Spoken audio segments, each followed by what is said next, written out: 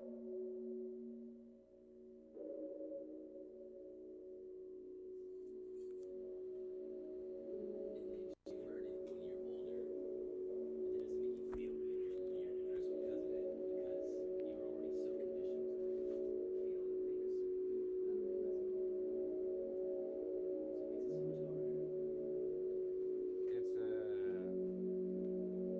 I hate thinking about it.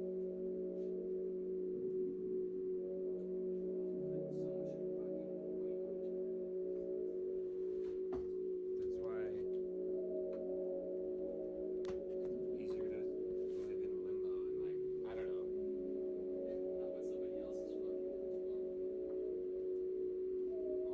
Yeah, but that's where the selfishness kicks in. Like I think that I fucking think that this is really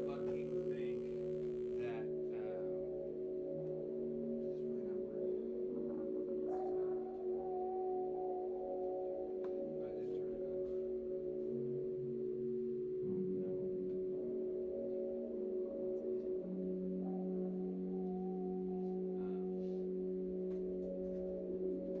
turn it on. It's all just a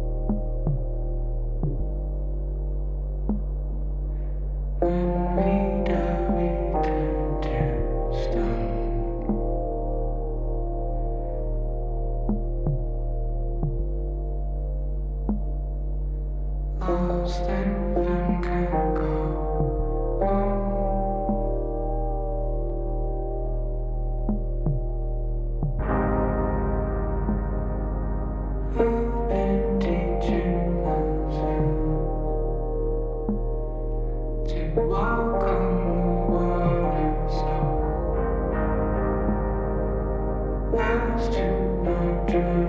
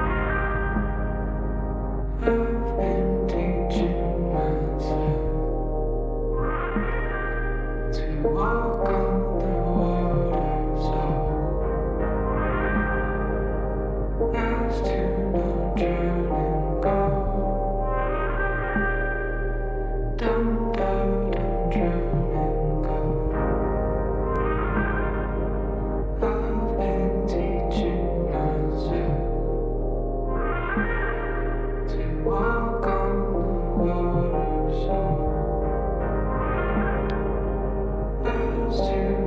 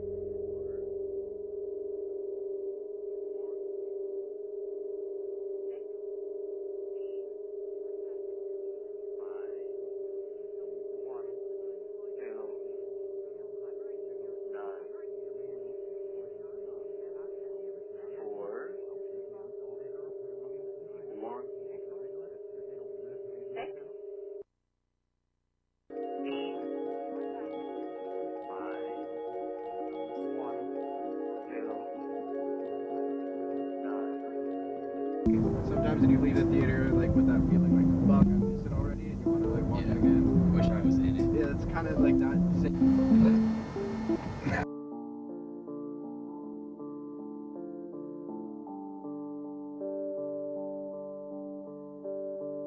Wither away in that comfortable place where I stay.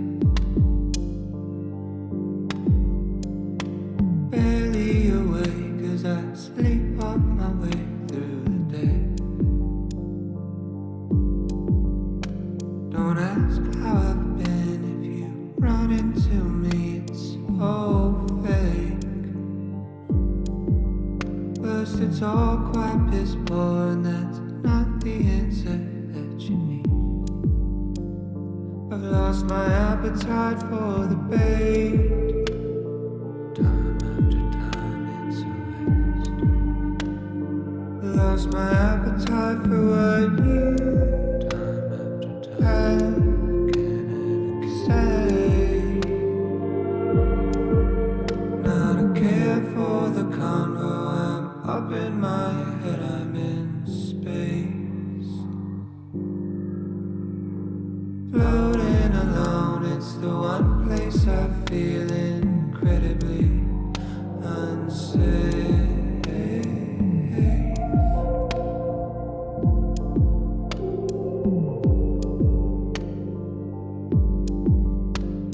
This heavy heart that beats in me will weigh me down a full 6 feet. If not these 750 milliliters, one for each of the secrets that I keep. Could you turn it down? Turn it down. It's all too loud.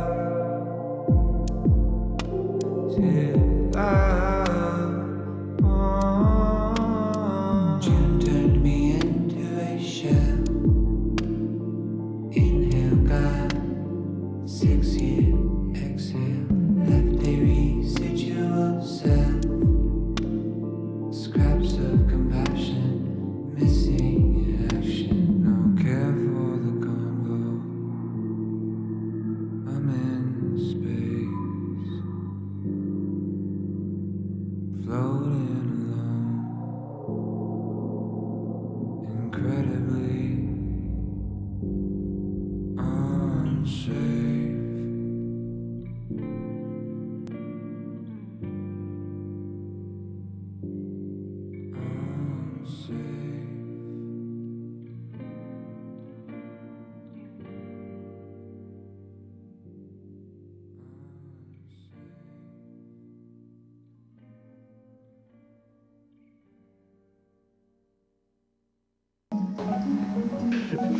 Anyway, I truly feel that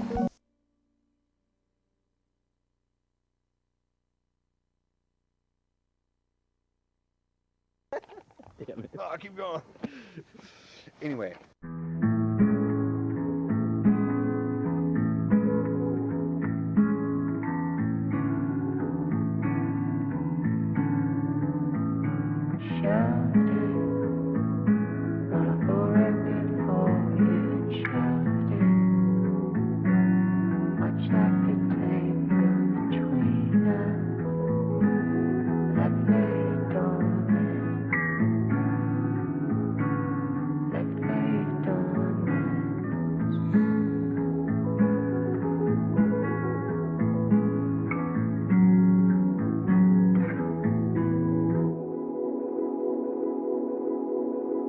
Do I miss you or a memory?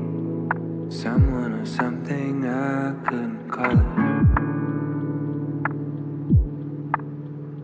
Is it your smile in the morning? Or just the prime of our 20s? I shouldn't bother.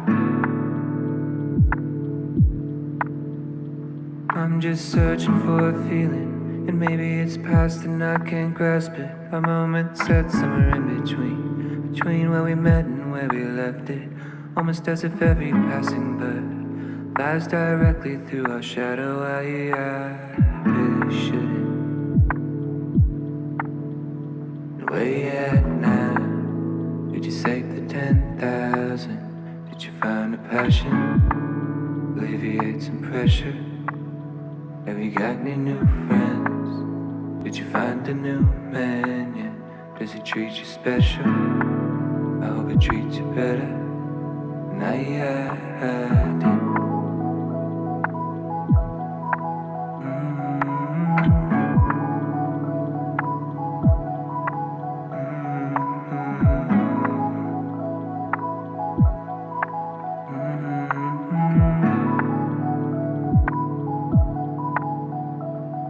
In a hoodie, in a backyard somewhere, we were talking. And your eyes all sparkly, got me nervous. Not a clue as to what it would be. Now you're leaving. Few years flew past you, and you worried. Didn't quite work out just like you wanted. Now packing your things in your car. And I'm still searching for that feeling. And maybe it's past and I can't grasp it. A moment set somewhere in between two moments I described it. And now that another bird has passed, I'm stuck thinking not of her but of you. I couldn't help it.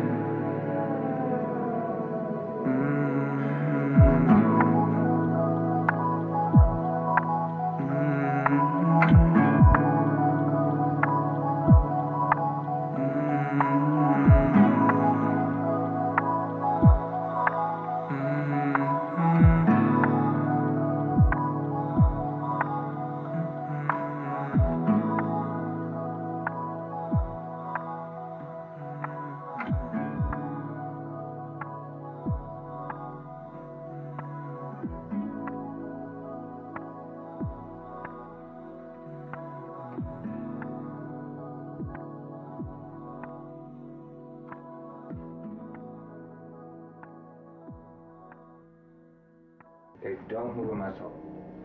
Back. Don't move.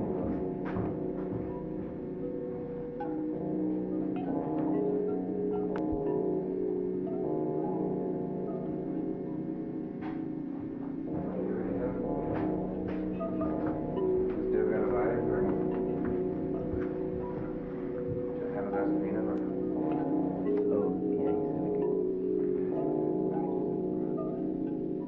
Give me his last name, bitch.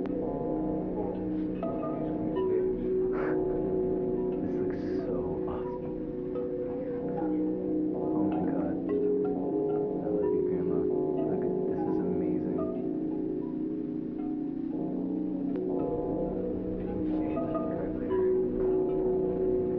Get your fucking hands. Okay.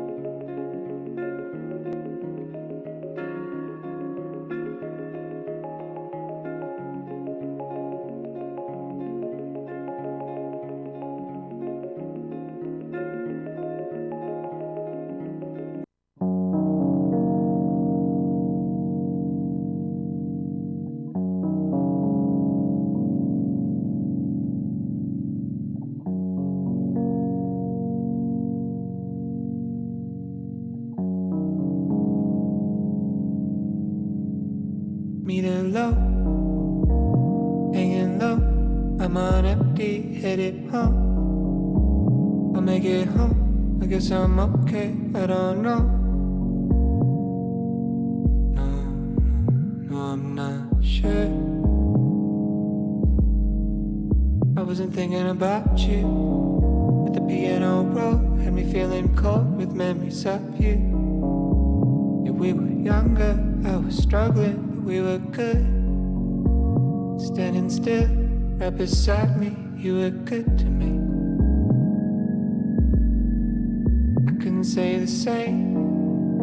But we laid the blame to waste by the wayside. You went away. Took the good times, took the bad times, let them breathe. Left in the wake, the space.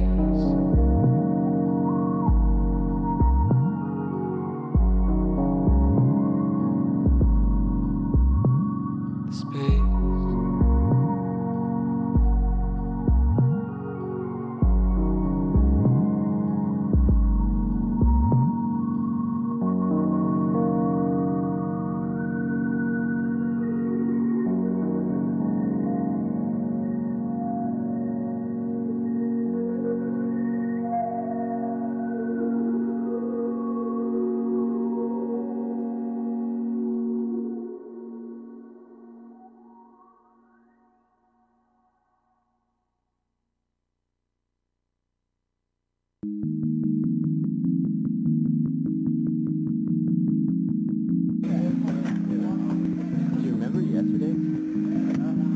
No.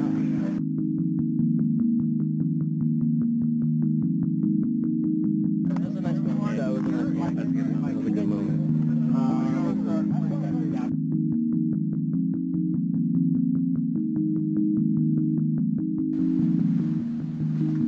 But I want you in it.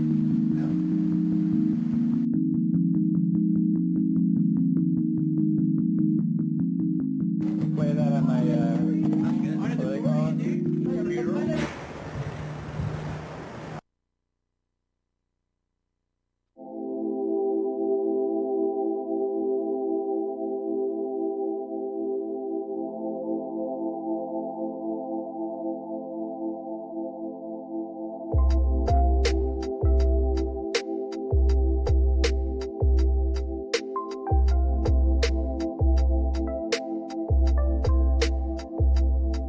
There's a question and an answer and a worry in the middle.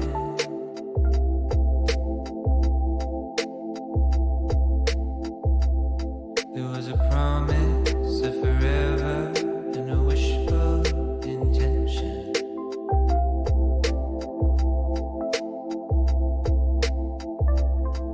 What a world it would be if we all made out like the books we read, all the films we see. It's a travesty. As the moon drifts by with the shifting tides, and you're lost in life, so the love floats into the ether. And there was something that you heard and heard, and despite your parents, you placed your bet on love.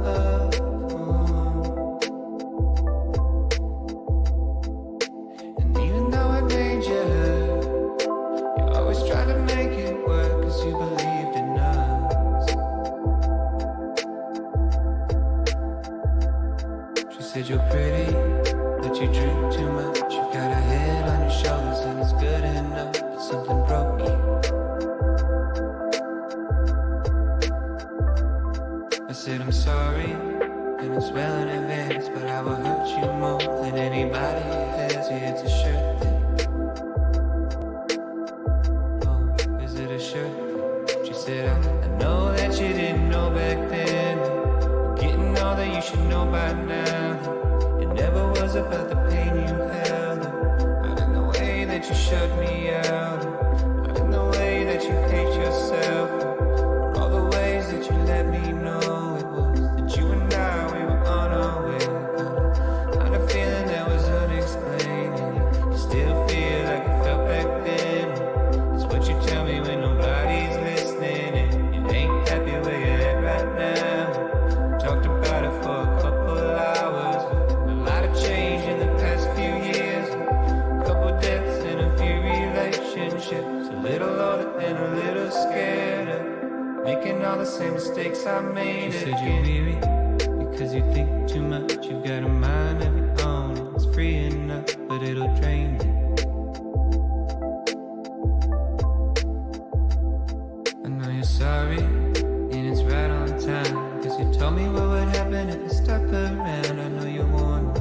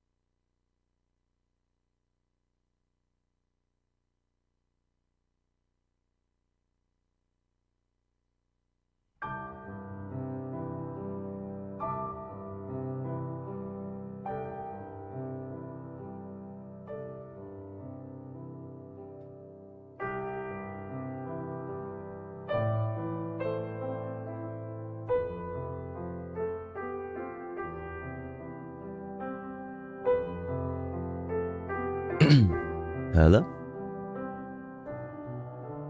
Hello, hello, hello, hello.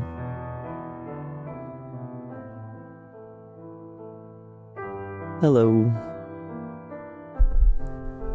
Hello, hello, hello. Hello, hello, hello.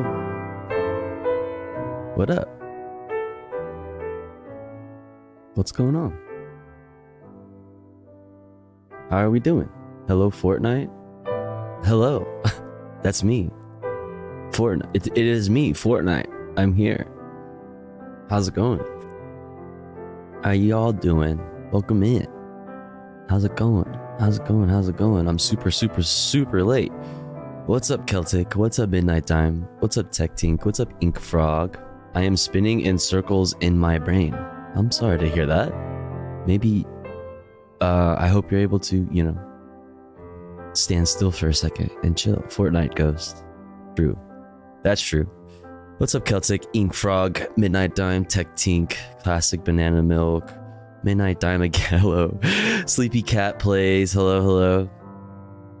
Nori. Hello. Tech Tink again. Hi. Lil Smooch. Yo, Mad Cat. Thank you so much for subscribing for 4 months. Thank you, thank you, thank you. I appreciate it. Thank you so much. What's up, Frankenstein? Fraught Ghost. Oh god. Oh god.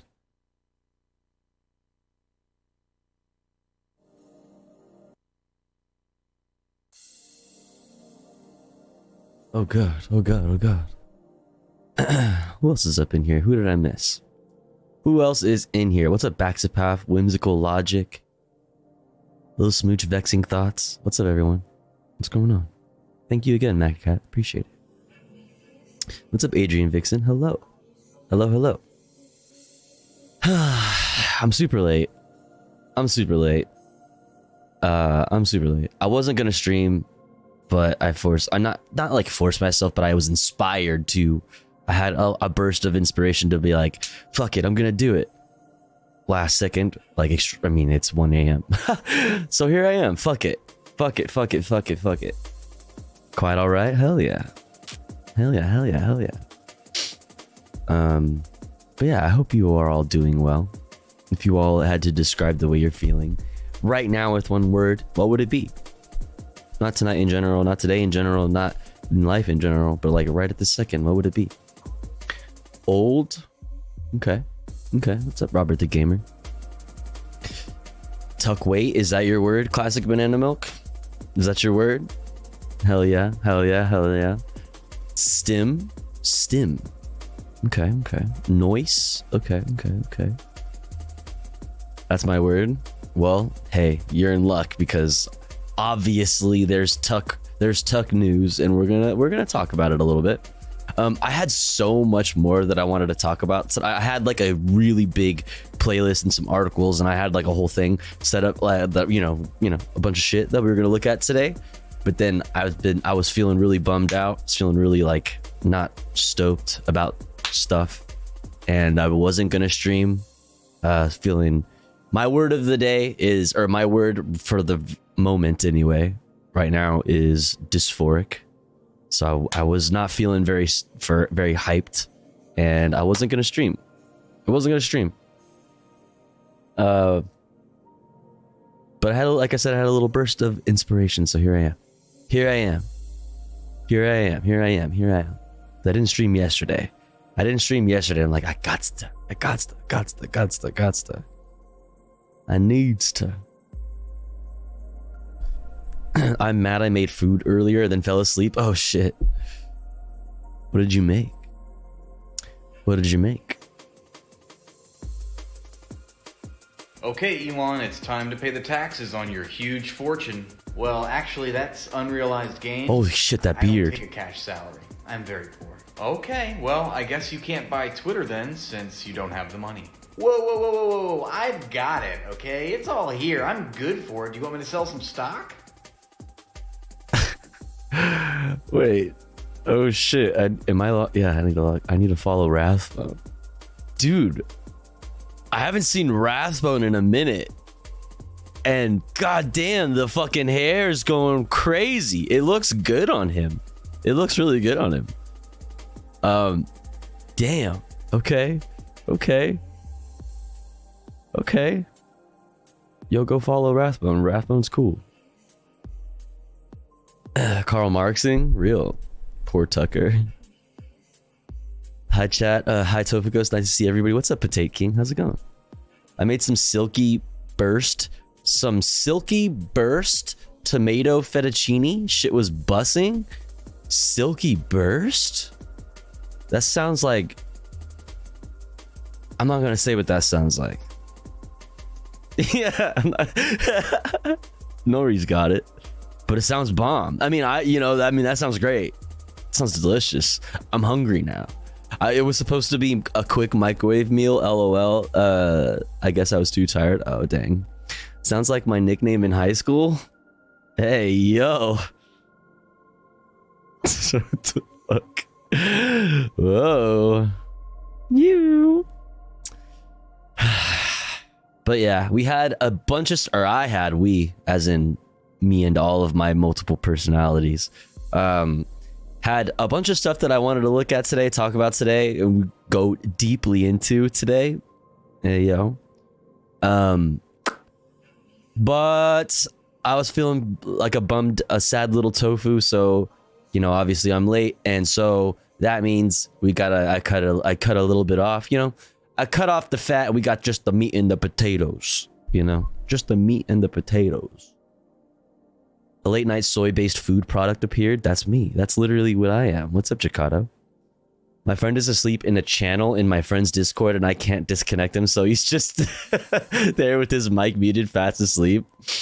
Oh, his mic is muted? Oh, that's okay then. I thought he was gonna be like snoring on the mic or something. What's up, Moldavita? What's up, Wormhole? How's it going?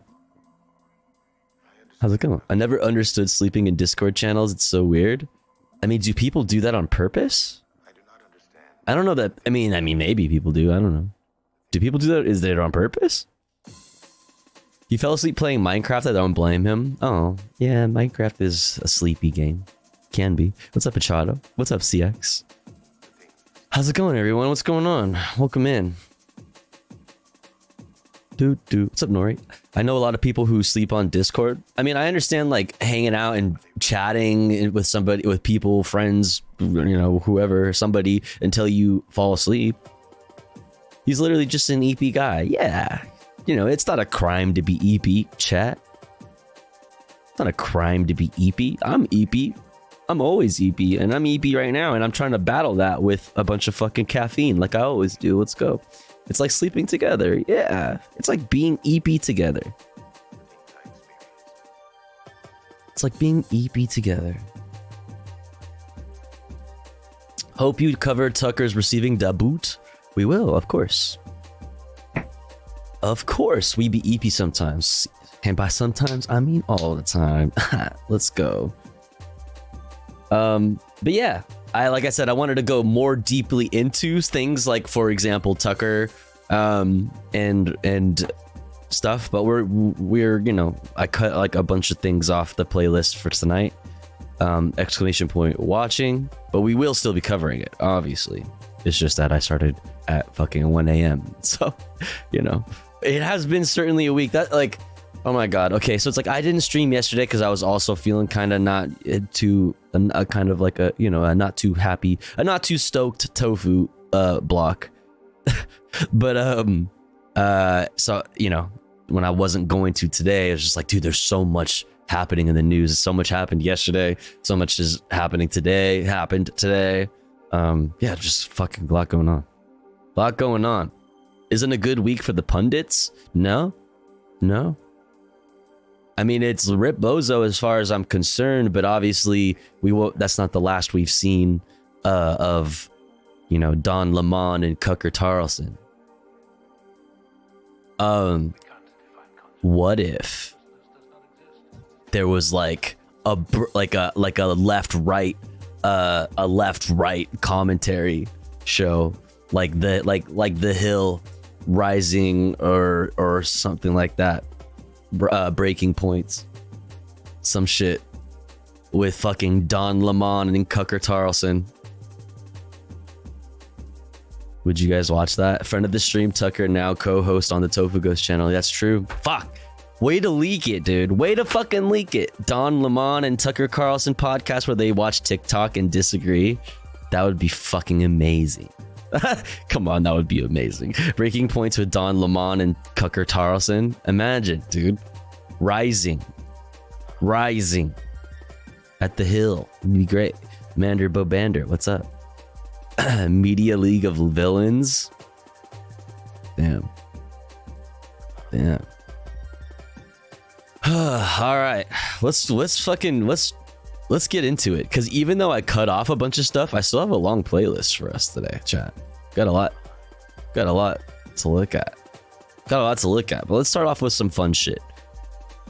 You know, they can have Crowder as a blood boy. Oh my god, we have Crowder news. Oh my god, I wanted to talk. There was so much hogwatch. I wanted to talk about Matthew Washington. We're gonna talk about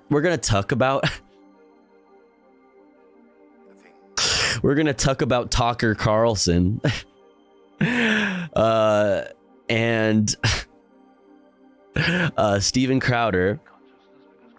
We're gonna also talk about Matthew Washington, but or maybe another time.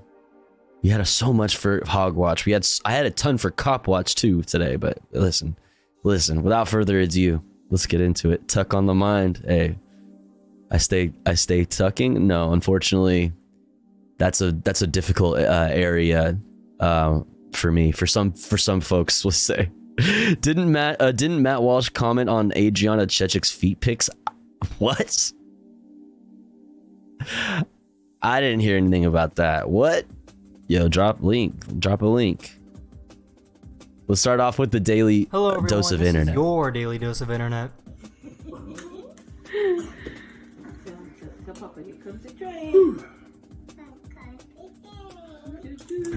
Don't worry, Grandpa wasn't hurt.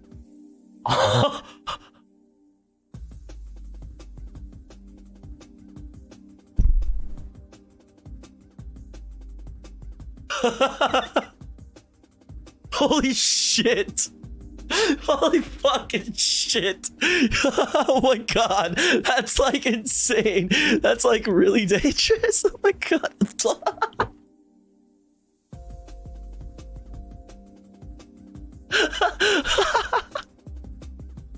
Oh my god, dude. Oh, I knew it was good to start off with the daily dose of internet. You gotta... I feel better already. Nothing like watching people suffer. Nothing like watching people suffer in a funny manner on the internet to like cheer you up, you know? There's nothing like it. Oh, I feel great now. I feel wonderful. Fuck. Oh god, not again. Likes cottage cheese. Ew, no. Somebody? Real based. Oh, just like me for real. Likes cottage cheese. Want somebody? What? That's so dramatic. Just like me. What is in your mouth? Oh my god! These two... Dude, this is just banger after banger today. Holy fuck, dude. Oh my god. This one is banger after banger. What the fuck? Why did she sound like Tommy Pickles? Why did she sound like Tommy Pickles or like fucking or like the fucking singer of the Distillers? Wait. Sound like Tommy Pickles in a hardcore band. Run it back.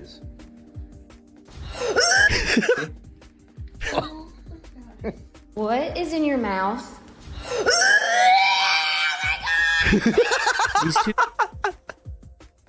Tell me that doesn't sound like Tommy Pickles. What the fuck? Car is parked a little too close to the SpaceX rocket launch. Oh, Jesus. Oh, shit. Oh, my God.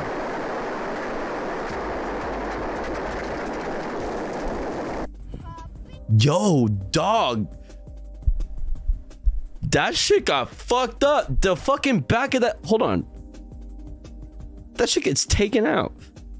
Look at the whole back is just gone. Wait, let's just watch the fucking minivan. Boom! Oh!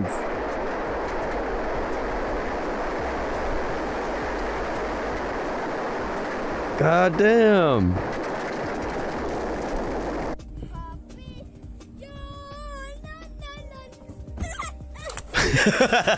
Have you ever seen a swan? Dumbass kid.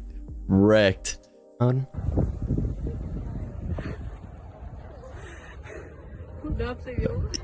Yo, chillin'. Yo, lowrider style. No one is here. No one. See? Look. No one. Stop barking. I guess this is what delivery drivers do on their day off. What? Legend. This guy gave his plant a speaker device that lets him know when the soil is too dry and needs water. Wait, what? Give it to me! Give it to me! Give it to me! Give it to me! Just give it!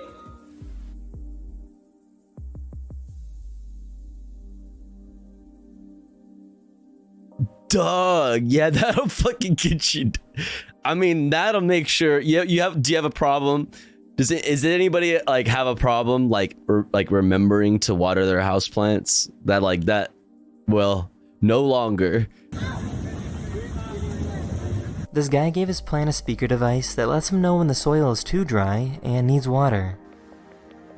Give it to me! Give it to me! Give it to me! Give it to me! Just give it! Damn, chill. What's up, Toaster Wave? Welcome in. I just found...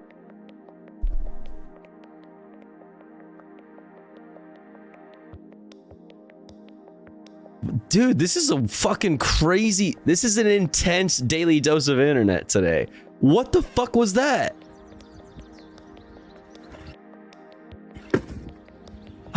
I just found out that Blue Jays sound like phone notifications. God damn, that was wicked as hell. The fuck? Hey, good bird. Yeah. Good bird. Oh, that's a sample right there. Yeah. Wait, that is a sample right there. That's some percussion. Good bird. Good bird. Yeah.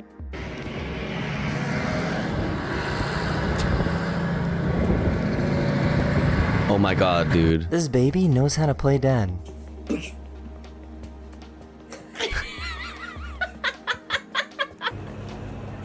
Wait, what?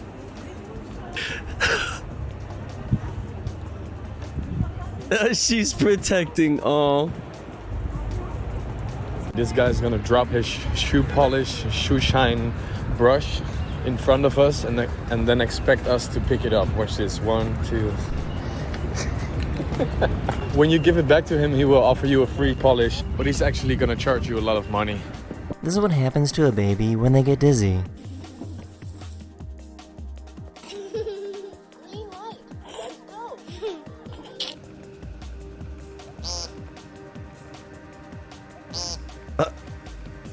What the fuck is that?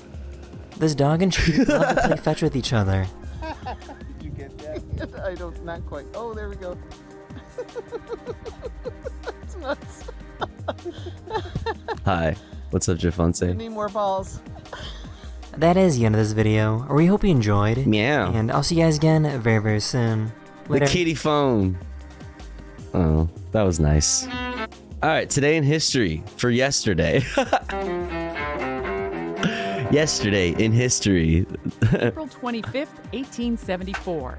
Radio pioneer Guglielmo Marconi is born in Bologna, Italy. In spite of the great distance, Bologna. you hear my voice as clearly and as distinctly as I think you should. 1507. America gets its name nearly 15 years after Christopher Columbus's first voyage to the New World. A German cartographer first uses the term on a world map to refer to the huge landmass in the Western Hemisphere. The name is in honor of Amerigo Vespucci, the Italian navigator. 1945, during World War II, American and Soviet troops in Europe meet on the Elbe River. It's a sign that the collapse of Nazi Germany and the end of the war in Europe are near. 1990. The first of NASA's great observatories is now on station at 330 nautical miles above the Earth. Space Shuttle Discovery deploys the Hubble Space Telescope into orbit around the Earth. And 1918. A tisket, a tasket, a brown and yellow basket. Ella Fitzgerald, one of the great jazz singers of the 20th century, is born in Newport News, Virginia. Today in history, Legend. April 25th. Sandy Kozel, The Associated Press. This is the weirdest. All right. Philip time. Story you're gonna hear today. So I'd like you to meet Nicholas Rossi, or Nicholas Oliver Dean, or Arthur Knight. It all depends on who you ask. And perhaps you've even seen him from this viral clip on Dateline. We were once a normal family, but thanks to the media, our lives have been interrupted. And we'd like privacy, and I would like to go back to being a normal husband. But I can't, because I can't breathe, I can't walk. People say that's an act. Let me try to stand up. Let me try to stand up. Exactly. What's happening? Exactly.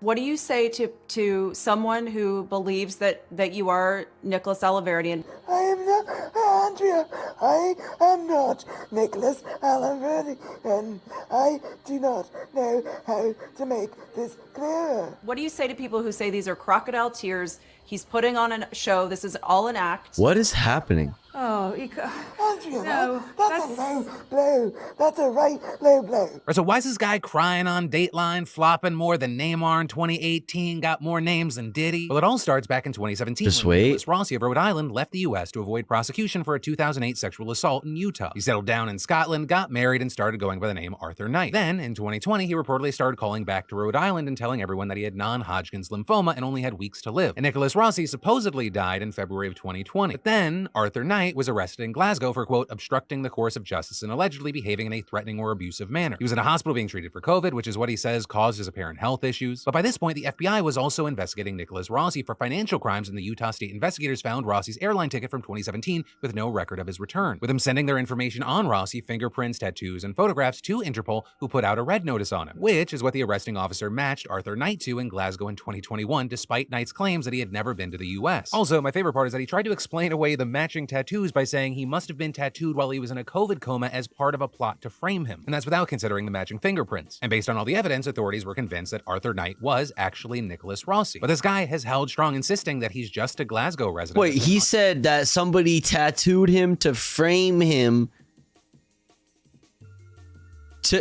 Tattooed him in the exact same way that this person who is charged for sexual assault in the States tattooed him just like that to frame him?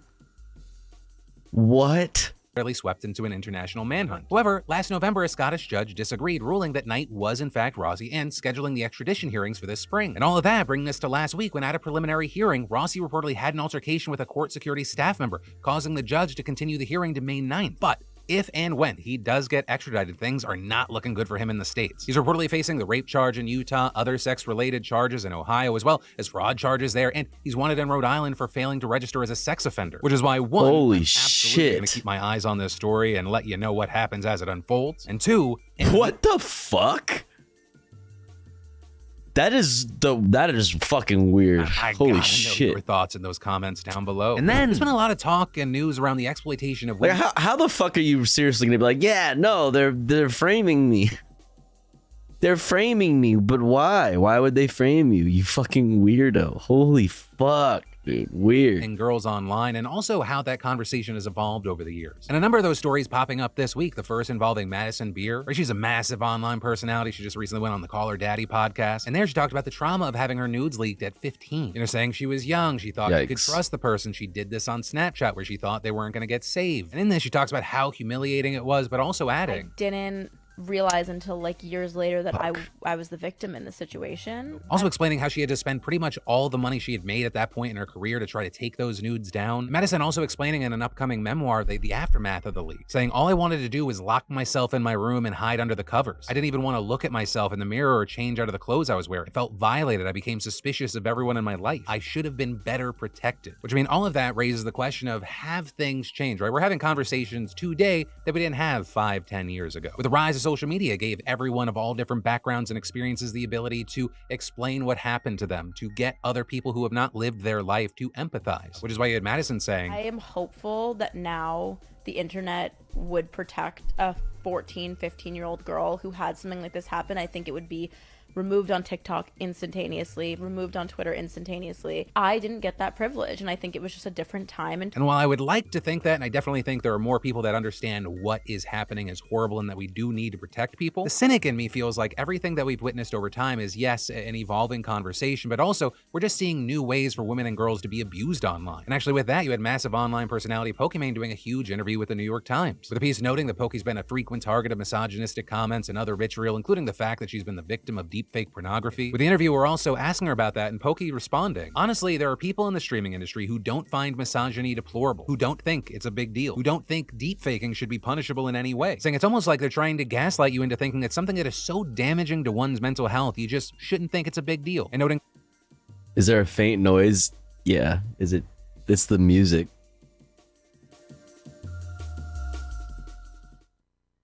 Turn it off.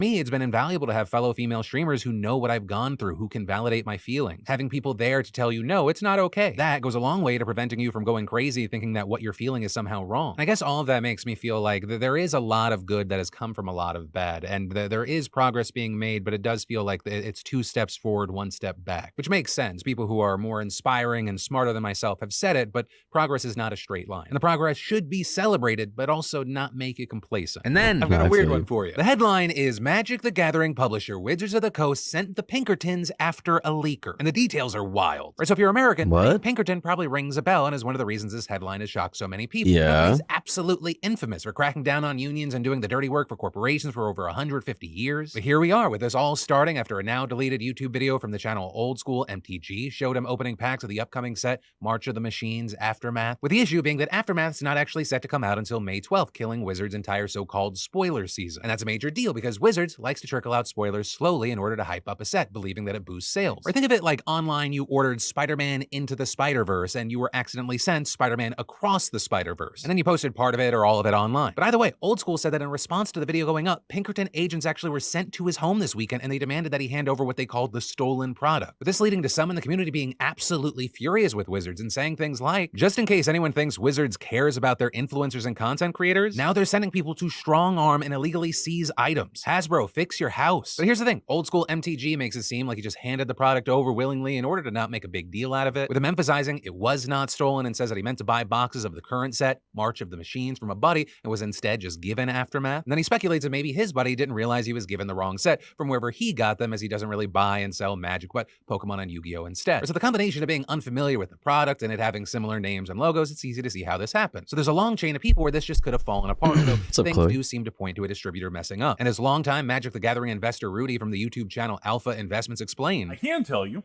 that the concept of distributors making mistakes and wrong product shipping and things showing up early is a real thing.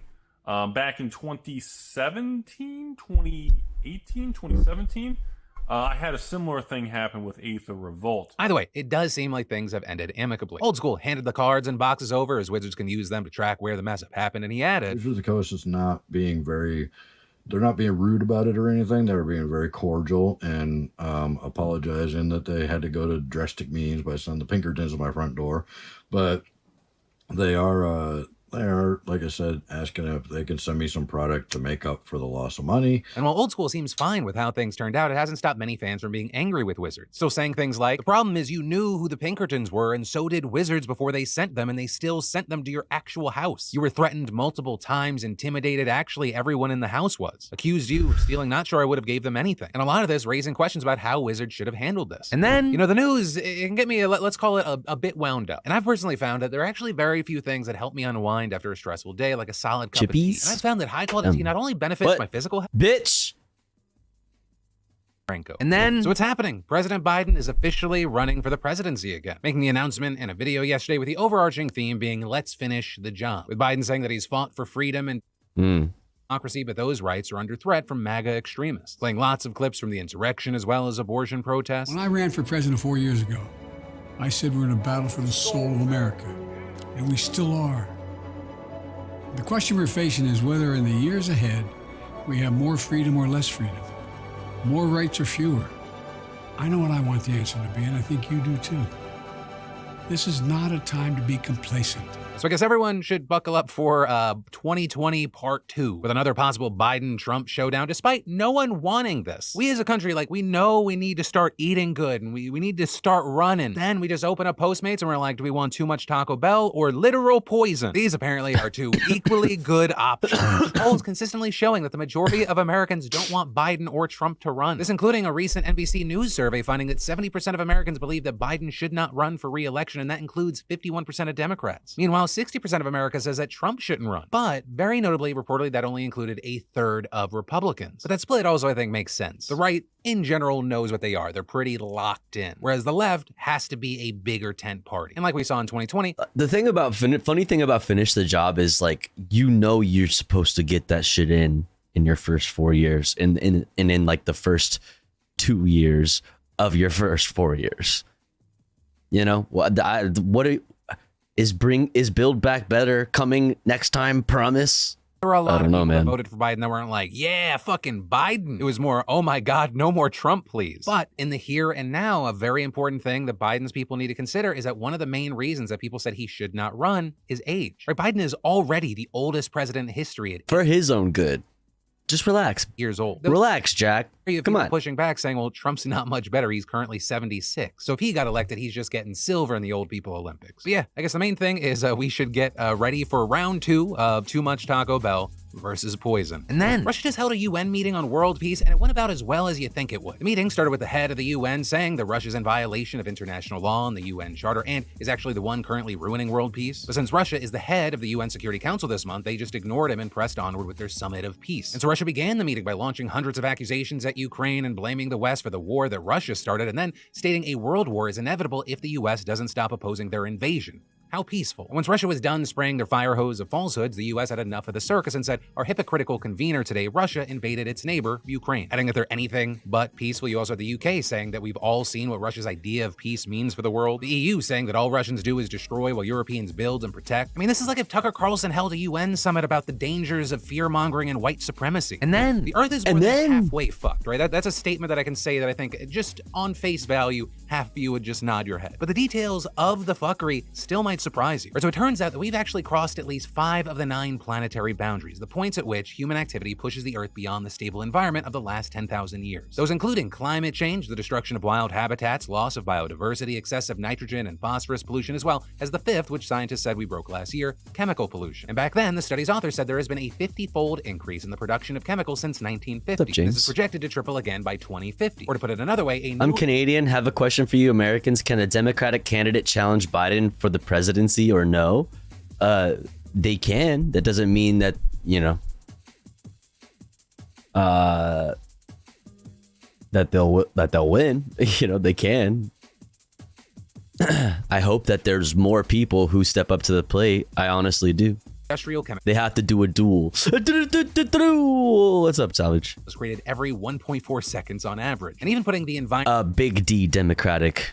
Big D, but not the good kind of Big D, anyway. Harms aside, this directly affects Support humans. filter. With the World Health Organization estimating that 2 million lives and 53 million disability-adjusted life years were lost in 2019 due to exposure to selected chemicals. So exactly 1 year ago today, the European Union devised a plan to tackle this growing crisis, calling it the Restrictions Roadmap, and it's seeking to ban up to 7,000 of the most potentially dangerous chemicals on the European market by 2030. We're talking things like synthetic compounds used in cosmetics, paints, cleaning products, adhesives, lubricants, pesticides, fucking everything. And these chemicals linked to serious illnesses such such as cancers, hormonal disruption, and reprotoxic disorders. And the EU took the novel approach of targeting entire classes of chemicals, which is actually smart because companies often evade bans on individual substances by simply tweaking their chemical composition, or they're monetarily incentivized to try to fuck regulators. Which is why when this plan was first revealed, activists were elated. But now, a year in, very little progress has actually been made, according to a new report, with the union using the roadmap to ban just 14 chemical groups, of which only 2 appear watertight. And the report points to the failures to clamp down on specific chemicals we know to be dangerous. Things like bisphenols, which go into plastics and resins used to make food and water containers, sometimes seeping into the actual contents humans are consuming, with regulators reducing the tolerable daily intake of bisphenol by a factor of 20,000 due to the risk of allergic lung inflammation and autoimmune disorders last week. Yet reportedly only 5 of the 148 bisphenols on the market face restrictions. And other examples include single-use diapers that contain dioxins, furans, formaldehyde, and PCBs, a ban on which was proposed and then withdrawn, with the report also saying a planned restriction on the use of calcium cyanide in fertilizer has been delayed for years, as well as proposals to restrict so-called forever chemicals just gathering dust for the past 2.5 years. And those chemicals were recently found at around 17,000 sites across the UK and Europe, contaminating the water, soil, and sediments. But then, even for the stuff that is banned, some of that just goes overseas instead, with an investigation revealing that for certain pesticides and fungicides banned by the EU due to them causing cancer, reproductive problems, and neurodegenerative diseases, chemical companies in Europe are still exporting millions of pounds worth of them to Brazil, where farms supply Nestle products in the global sugar market. But important to remember with all this negative news is that this change is not impossible. Or we're just talking about Europe here, but humans have done way more on a much bigger scale. Things like the hole in the ozone layer, for instance. We first detected that back in 1985, and it's now closing up thanks to global cooperation and strong regulation. It didn't just magically go away like some climate change deniers throw out there. Or what actually happened is that 99% of ozone-depleting substances have been phased out, and an estimated 2 million people are saved from skin cancer every year. And arguably, we can do the same for the world's remaining crises, as Sir David Attenborough explained. With CFCs banned, the ozone hole is healing. What's up, Yankee? Now it's time to take action again. Once more, we must come I mean, together it is true that, like, I feel we don't celebrate the W's that we've had, that we've gotten in the past, or that we get, like the ozone layer, or the hole in the ozone anyway, closing up directly because of like bans on CFCs and stuff like that. People should talk about that more, that like it works. Regulation like works, like coming together and being like, yeah, this is a bad thing, we should like stop doing this, is a good thing. But that's it for the news that you need to know today. My name's Philip DeFranco. You've just been filled in. I love yo faces, and I'll see you tomorrow. I love yo faces. All right, let's watch the first thought from yesterday because I didn't see it. Let's go. In today's biased news, Biden gets ready to run again, Credit Suisse is in trouble, and DeSantis meets with Netanyahu. Scribble. U.S. President Joe Biden is considering a formal video announcement for his re-election bid as soon as Tuesday, despite widening divides within the U.S. and precarious results in polling. Commentators are keeping an eye on a diminished schedule to suggest that age has made Biden less fit for the campaign trail, and for the White House. Biden and White House advisors seem much more positive, despite lackluster results with Biden's first term. Republican strategist Ford O'Connell said, "The allure for voting for Biden in 2020 was sort of the notion of getting back to normal," referring to Trump's time in office and the COVID pandemic. He continued, "The problem for Biden is that he's been in power, and things are anything but normal, especially when it comes to the economy and inflation. Biden faces serious issues over the next several years should he be re-elected, including waning economic growth, a potential recession, and forecast of rising unemployment. These are continuations of problems that took off during his presidency, which the public has yet to recover from." Bad of the bone. Trump, who has already announced his re-election bid and could be Biden's opponent again, faces opposition within the Republican Party that Biden doesn't within the Democratic one, a factor American analysts believe will play in Biden's favor. So far, Trump's competitors have tried to outflank one another towards the right, especially on divisive social issues like abortion and gun rights. Polling suggests that most Americans, including Democrats, would prefer that Biden didn't run, even as Democrats are still prepared to vote for him in a general election. Polling shows that just 26% of Americans, including 47% of Democrats, would like to see Biden seek a second term. At 80, Biden is already the oldest president in U.S. history. If re-elected, He would be 82 at the time of his second inauguration, Oh, boy. and 86 by the end of that term. This continues a trend within American politics What in the which fuck? the public is made to pick between one bad choice and another, with neither being anyone's first choice. Candidates don't represent the interest or will of the American people on healthcare, education, housing, or any other important issue. They are only sympathetic to their wealthy donors and to the powerful interest groups that have bought both parties. Israeli Prime Minister Netanyahu plans to meet with Republican Florida Governor Ron DeSantis when the expected What? 2024 presidential candidate visits Israel this week. The Oh, God.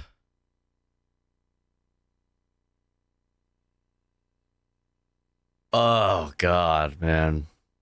visit coincides with protests over Netanyahu's plans to tighten controls on Israel's Supreme Court. Oh, boy.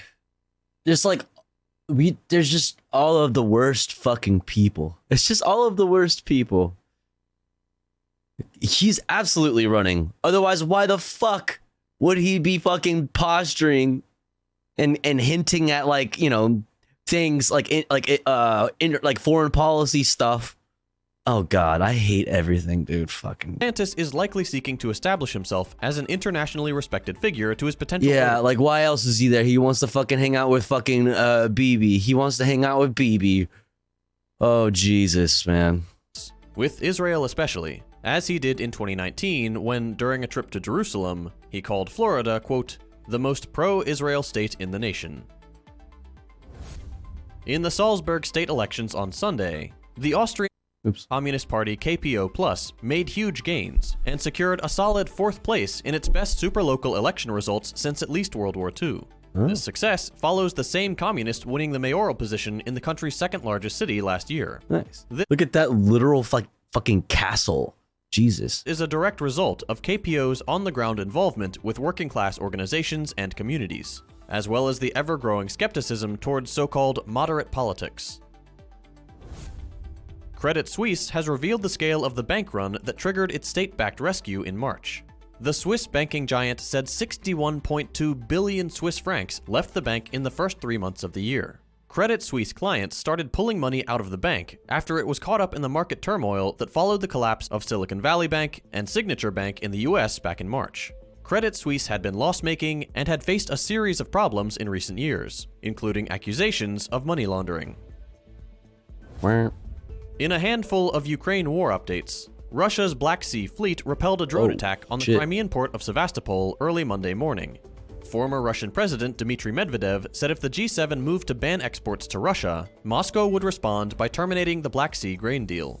Ukrainian advances have been reported in the Kherson region onto the eastern bank of the Dnipro River, which is controlled by Russian forces. And the highly publicized Ukrainian counteroffensive is expected to start very soon. In positive, late but still positive news, a panel in Japan's health ministry has approved the country's first abortion pill, in a major step for reproductive rights decades after other countries made abortion medication widely available. Good for them. The ministry's pharmaceutical... They're going forward. Meanwhile, in the United States... granted approval on Friday to the Mifigo pack, an abortion pill manufactured by British pharmaceutical Line Pharma, according to a spokesperson for the Ministry of Health, Labour and Welfare. That's all for today. We'll be back day after tomorrow with more news. If you missed them, be sure to check out our previous episodes by following the links on your screen. All right, cool. First thought from yesterday, which covers the last 3 days. And now let's look at Democracy Now! Welcome to Where I'm Democracy fucking Now, now. democracynow.org, the War and Peace Report. I'm Amy Goodman. In Sudan, a 72-hour ceasefire appears to be largely holding, though there are reports of scattered gunfire and shelling in the capital, Khartoum. Sudan's We are army Amy and the Goodman. paramilitary rapid support forces agreed to begin the 3-day truce at midnight following 2 days of negotiations brokered by U.S. Secretary of State Antony Blinken. At least 459 civilians have died since fighting between the rival factions of Sudan's military junta broke out on April 15th, though the true toll is certain to be far higher. Water, food, medicine, electricity, and communications remain in short supply. Damage to sanitation systems have spawned fears of waterborne diseases like cholera, as some residents have been forced to drink water directly from the Nile River. This is Rawan Al-Walid, who left her family behind in Khartoum as she fled to Egypt. I left behind my brother, my family, the rest of my aunts and my friends. Yes, I survived, but I'm still worried about those I left behind. The situation is extremely catastrophic. There are no hospitals. 55 hospitals are out of service. This is very bad. I don't know how they are living. Meanwhile, the World Health Organization is warning of a high risk of biological hazards in Khartoum after fighters seized control of a national laboratory holding pathogens including measles and polio virus. Ukraine's military has advanced onto the eastern bank of the Dnieper River in the Kherson region as part of a long-anticipated spring counteroffensive against Russian forces. A spokesperson for Ukraine's military refused to confirm the reports, but said heavy Russian shelling in the region had injured civilians and destroyed dozens of buildings, including a school. China's foreign ministry has walked back comments by a senior Chinese diplomat questioning the sovereignty of Ukraine and other former Soviet states. Liu Shai, China's ambassador to France, said on Friday the nations, quote, do not have an effective status in international law, unquote. That prompted several nations, including Estonia, Latvia, and Lithuania, to summon Chinese envoys to explain Beijing's official position. In a statement, China's foreign ministry said Liu's comments were not a political declaration, but an expression of personal points of view during a televised debate, unquote. We'll have more in this story after headlines. A new report finds worldwide military spending rose to an all-time high of over $2.2 trillion last year, largely driven by Russia's invasion of Ukraine. The United States accounted for nearly 40% of total military spending, even though it's just over 4% of the world's population. The U.S. also remained the world's largest arms exporter. Look at my fucking based peoples fucking standing up. Look at these motherfuckers. Giga Chads. President Joe Biden and Vice President Kamala Harris will run for re-election in 2024. Biden made the official announcement this morning with a 3-minute campaign video posted on social media. Freedom. Wait, was he like holding hands? Wait, who was that he was holding hands with? President Joe Biden and Vice President Kamala Harris will run for re-election in 2024. Biden made the official announcement this morning with a 3-minute campaign video posted on social media. Freedom. Who is that he's holding hands with? Personal freedom is fundamental to who we are as Americans. There's nothing more important, nothing more sacred. That's been the work of my first term, to fight for our democracy. This shouldn't be a red or blue issue. Kamala too. Yeah. Yeah. That's I mean, correct me if I'm wrong. I don't think that there's ever been, I mean, I don't know, maybe to my knowledge, in recent history, there hasn't been like a vice president that is like switched up, like for no, like without there being like a specific reason, at least, right? Yeah, like from the, you know, like for a re-election. As far as I know, it has happened. Yeah, I'd be curious to look into vice president history. Protect our rights, to make sure that everyone in this country is treated equally. So far, Biden and Harris face 2 Democratic primary challengers, self-help author Marianne Williamson, who also ran in 2020, and Robert F. Kennedy Jr., an environmental lawyer, anti-vaccine activist, and son of the former U.S. Attorney. Robert F. Kennedy Jr. Man. One of the last times I talked to one of my old friends, it was like a while back. I haven't really talked to him or this group of friends in very long. Started talking to me, and it was like, you know, during the pandemic time, started talking to me about Robert F. Kennedy Jr. and why, you know, I shouldn't get the vaccine. And oh, buddy. Oh, boy. General and assassinated 1968 presidential candidate Robert F. Kennedy. CBS News reports RFK Jr. was convinced to run by Trump's former campaign manager, Steve Bannon, who believes he will be a useful chaos agent in the 2024 race. Fox News announced Monday the cable network and its far-right primetime host Tucker Carlson, quote, agreed to part ways, unquote. His departure was totally last-minute agreement. Immediately. Interim Super last-minute agreement. Carlson, who has not commented about the reason for his firing.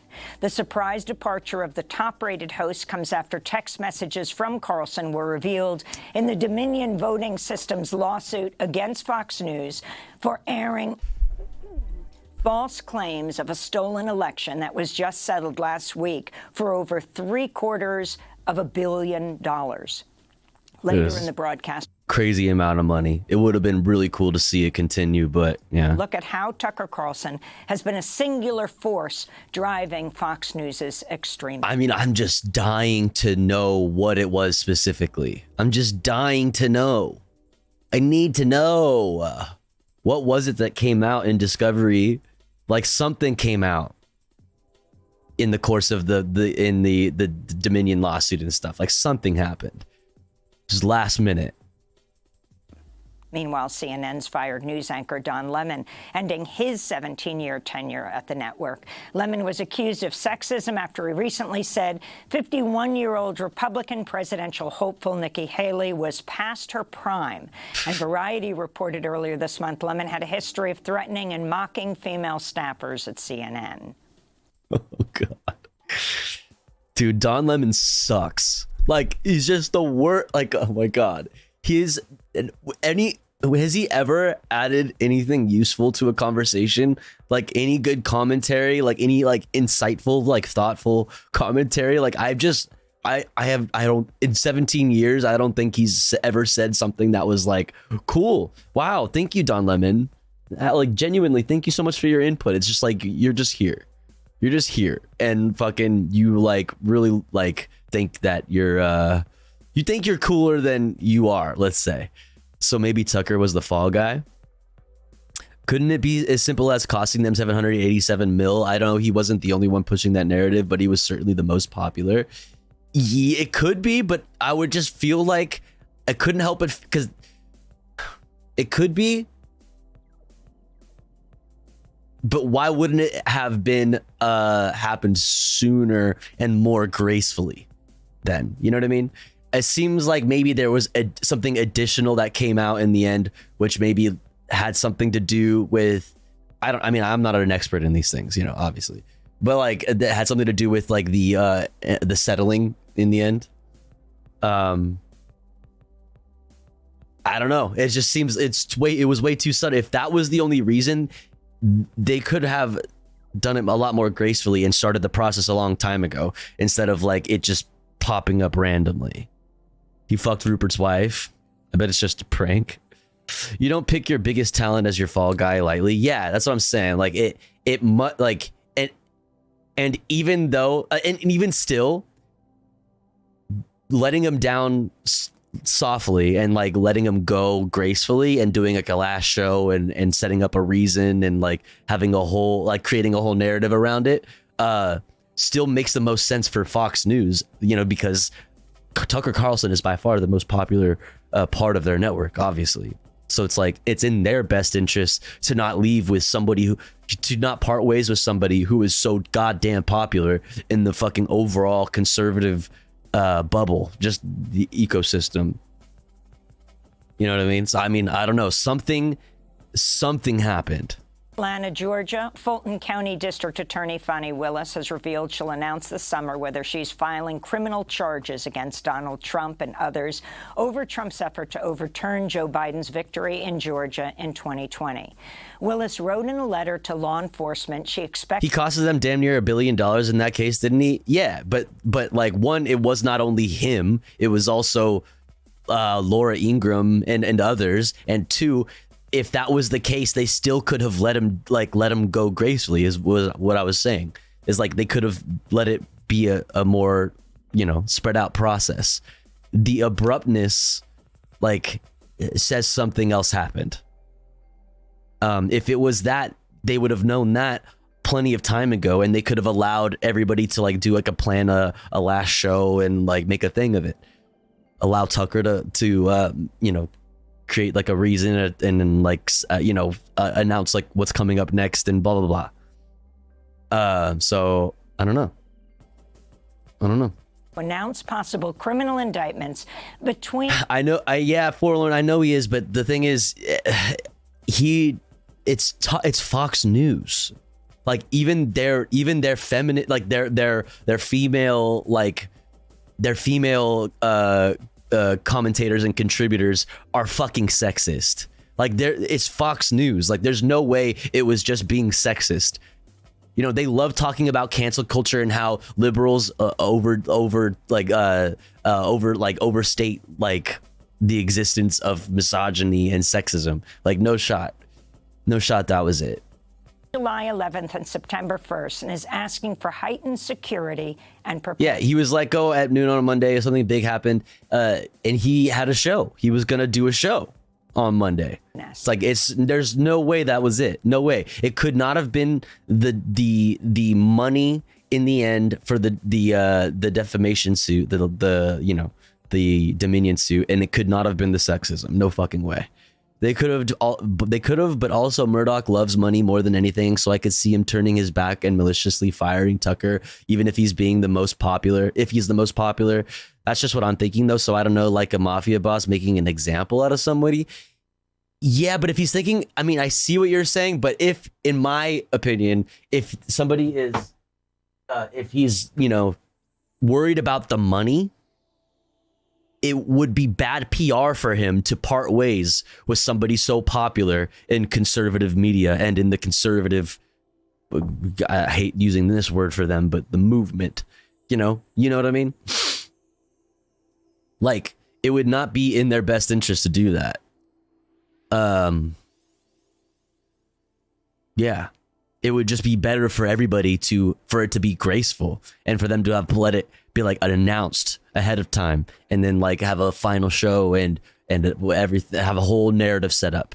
They're like this. I don't know. There has to be something behind the scenes, unless it was like something personal. Maybe it was something personal with like Rupert Murdoch. Maybe he said something specifically bad about Rupert Murdoch. Maybe there was texts that like where he was talking shit about his boss. I don't know. Maybe, but like it was something. Is my point. Here in New York, jury selection has begun in a civil trial against Donald Trump brought by author E. Jean Carroll. The former magazine columnist alleges Trump raped her in a dressing room at a department store in the mid-90s. Carroll can bring the case decades later because New York opened a one-year window on statute of limitations for adult survivors of sexual assault. The judge in the civil case has ruled 2 other women who say they were sexually assaulted by Trump can take the stand as well. The chair of the Senate Finance Committee has asked Texas billionaire and conservative activist Harlan Crow. Whoever loses, we win. Yeah, I mean, I don't, but it feels premature, right? Like, it's fun. It's obviously fun to dunk on Tucker. We still have so much more to go, and we're gonna talk more about Tucker later. But like, it feels weird. It feels premature. Rip bozoing him. Crab dancing. It's like it's fun to talk shit about him, but I don't think it's over for him. Like, he's definitely still the most popular, like, mainstream conservative pundit. Like, he still is that. So, and if anything, maybe that argument that people were making for Trump, that like him getting canceled or arrested or whatever the fuck, like him getting fired is just more of a, he can like now capitalize on like some like victimhood shit and be like, yeah, they tried to silence me, I'm too real. And now he could be like, now I'm he can market himself as like not beholden to mainstream media. He could be vice president. I thought about that. I don't know. I thought about that, but that wouldn't explain him getting fired. I don't know. And I don't know. If he went for vice president, he would have to take a huge pay cut, is the problem. And I don't think he would VP for Trump either, Matt Cat. Yeah. I agree. I think that there's too many egos involved there. Greedy billionaires hate it when the flow of money slows down. Tucker Carlson straight up cost them money as a direct result of his bullshit. They'll find another tool to replace him. Who?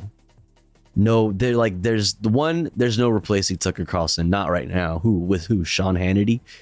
They're gonna bring Bill O'Reilly back? Like, nah. And still, I still stand on what I was saying earlier about, like, if it was about the money in the settlement, they would have still had the opportunity to start the process a long time ago and let it be more graceful and not make a huge fucking stink by firing somebody so abruptly. They're like, I just feel like there has to be something more dramatic than that, which that is not to like understate like the craziness of that $787, I think, million that they, you know, are now like in the hole because of the defamation lawsuit with Dominion. Because that's like historic and fucking huge. It's almost $1 billion. But I don't know. I just don't see it making sense to do it like to do this. I don't know. We'll see. We'll see. We'll see. To provide Congress with a detailed list of we have more on that later. Payments benefiting Supreme Court Justice Clarence Thomas, including private real estate transactions and the use of Crow's private jet and super yacht. In a letter sent to Crow Monday, it's not just a yacht; it's a super yacht. Quote: "The secrecy surrounding your dealings with Justice Thomas is simply unacceptable. The American public deserves a full accounting of the full extent of your largesse towards Justice Thomas, including whether these gifts complied with all relevant federal tax and ethic laws." Unquote. Meanwhile, Bloomberg News is reporting Justice Thomas failed to recuse himself from a 2005 Supreme Court decision to reject a case that benefited the Trammell Crow Residential Company, a real estate firm named after Harlan Crow's father that was partly owned by the Crow family. Harlan Crow was CEO and chair of the board. So basically, no matter what, even if you were like, even if those trips and all of that stuff originally reported on were not, you know, in exchange for favors or anything like that, this certainly proves that there was a conflict of interest regardless. So you're fucked either way. What are you going to do? What are you going to say? In North Dakota, Republican Governor Doug Burgum has signed into law a near total ban on abortion that would only allow people to get the procedure in cases of rape or incest during the first 6 weeks of pregnancy. The legislation is one of the most severe anti-abortion measures in the country. Reproductive rights advocates say most people don't even know they're pregnant at 6 weeks. That's fucking in Montana, protesters... Which is the point. That's why that 6 weeks was chosen. Yeah. Yep. Rallied inside the state capitol Monday and supported Democratic transgender state representative Zoe Zephyr after Republican lawmakers blocked her from speaking on the House floor for a third day.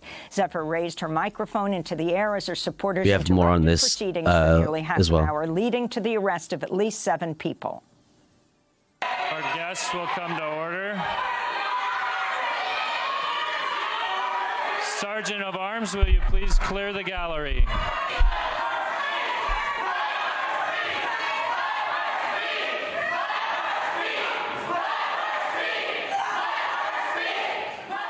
Republicans have denied Zephyr's repeated request to debate on proposed anti-trans legislation after last week she told them they would have blood on their hands if they banned gender-affirming health care for trans children and youth. Meanwhile, in Tennessee, Grammy-winning rapper and singer Lizzo invited dozens of drag performers on stage during a concert in Knoxville Friday night, protesting Republicans' efforts to ban public drag performances in the state. Tennessee Republican Governor Bill Lee signed the measure into law last February, but it was blocked by a federal judge the following month, arguing it was too vaguely written. President Biden Monday welcomed Tennessee Democratic Representatives Justin Pearson, Justin She Jones, said, "Come and Lori take Johnson it." to the White House for a discussion on gun reform. The lawmaker. Look at this. Look at this. Look at this. Like, you dumbass Republicans, God, they're so fucking stupid and they're so fucking sensitive and fragile. Look at what they did. Look at what you did. You dumbass bitches. Holy fuck. This is what you wanted to censor? You wanted to fucking make sure that these people couldn't get hurt, and now look at you fucking dumbasses. It's you stupid bitch. Holy fuck, man. Look at the swag too. Holy shit. Did you hear about this politics stuff? No. Do tell. What's up, Alex? Became known as the Tennessee Three after facing Republican-led expulsion votes from the state legislature for supporting recent student protests calling for gun control after 6 people, including 3 9-year-old students, were killed in a mass shooting at a Nashville elementary school in March. Pearson and Jones, who were the only 2 formally expelled, were unanimously reappointed to the Tennessee House of Representatives by local officials in Memphis and Nashville earlier this month. This is Justin Jones speaking Monday from the Rose Garden. We lifted this issue above the partisan divide, that this is not left or right, but we talked to the president about how this is a moral issue, an issue of conscience, an issue in the South where we are trying to build multiracial democracy and challenge these extreme forces that, rather than passing an assault weapons ban, they assaulted our democracy, as we saw when we were expelled from the state legislature. In Pennsylvania, the trial for the man accused of killing 11 worshipers at the Tree of Life Synagogue in Pittsburgh in 2018 began Monday. The mass shooting was the deadliest anti-Semitic attack in U.S. history. In Kentucky, the Carroll County Sheriff's Office has hired the former Louisville police detective who fired the shot that killed 26-year-old Black emergency room technician Breonna Taylor in her own home during a no-knock raid in March 2020. Miles Cosgrove was fired from the Louisville Metro Police Department in January 2021 for violating use of force procedures and failing to use a body camera. In Northwestern... Wait. Oops. God damn it, I fucking hit way too far back on accident. A Louisville police detective who fired the shot began Monday. The mass shooting was the deadliest anti-Semitic attack in U.S. history. In Kentucky, the Carroll County Sheriff's Office has hired the former Louisville police detective yeah, that's who what I thought. Fired the shot that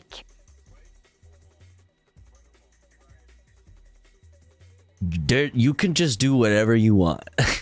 Oh no, I got fired. Well, that's fine because I'll just move over here and get another job at another police department so I can fucking shoot another fucking person. Like, you can't just get a fucking real job, you fucking loser. You're such a fucking loser that you had to go somewhere else and get a job. Like, you got fired because of how you did your job as a cop. And you just don't care. You're just like, nah, this is what I'm gonna do. Yeah, fuck that. This is my job. This is what I do. 26-year-old Black emergency room technician Breonna Taylor in her own home during a no-knock raid in March 2020.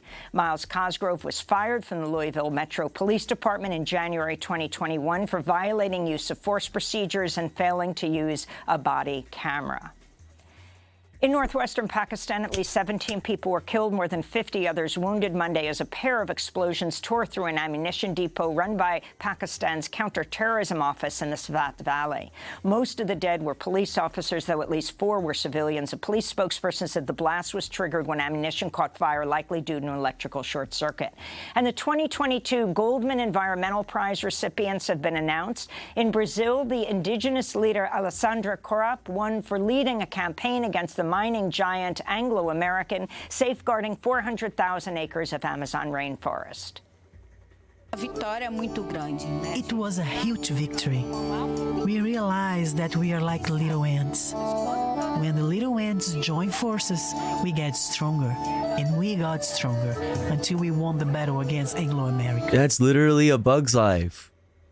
Here in the United States, environmental activist and fourth-generation shrimper Diane Wilson also received a Goldman Prize for winning a historic $50 million settlement in a case against Formosa Plastics for dumping toxic waste on Texas's Gulf Coast. The 2019 civil settlement was the largest in the history of the Clean Water Act. This is Diane Wilson. Formosa makes 1 trillion pellets or nurdles a day, and they lose lose a lot of the powder and the pellets through 10 stormwater outfalls, and so Formosa was discharging this plastic everywhere. And they have been doing this for 27 years. And those are some of the headlines. This is Democracy Now!, democracynow.org. The War and Peace Report. I'm Amy Goodman. All right. Next up, we got a little piece of LA news about a bullet train that I want to look at. Then we're going to look at Marianne Williamson criticizing the DNC's latest action with Nina Turner. And then we're going to look at the news but we're going to look at the news surrounding the Montana GOP and everything there. Yo, Speed Razor, thank you so much for the 5 gifties just in time for the ad break because we're running an ad right now. Thank you so much, Speed Razor. Thank you. I really appreciate that. That's very, very fucking generous. Thank you so much. Thank you. If you got a gifty from Speed Razor, please thank them. Now 5 people no longer have to see the ads during the ad break.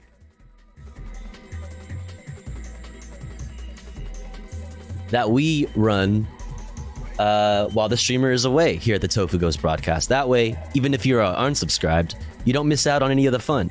However, if you would like to support the stream, get access to cool Tofu Ghost emotes, and an ad-free viewing experience, all you gotta do is subscribe for $4.99 or for free with a Twitch Prime by connecting your Amazon Prime account to your Twitch account. Yo, Alex, thank you so much for gifting to Spy Check. Thank you so much. I appreciate that. Hell yeah. Also, shouts out Alex. Everybody go follow Alex. Thank you so much, Alex. Thank you.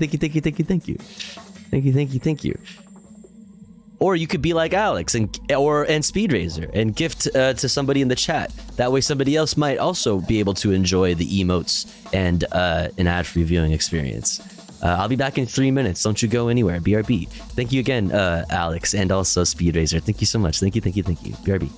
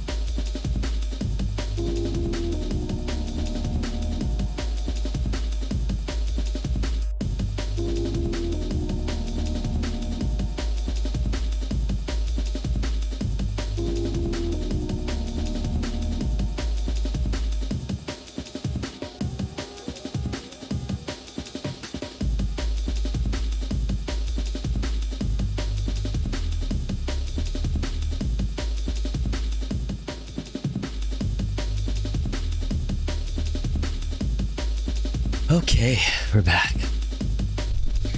Boom, boom, boom, boom, boom, boom, boom, boom, boom. Bing, bing, bing, bing, bing, bing, bing, bing, bing, bing, bing, bing, bing, bing, bing. All right. Where were we? Oh yeah, let's look at this.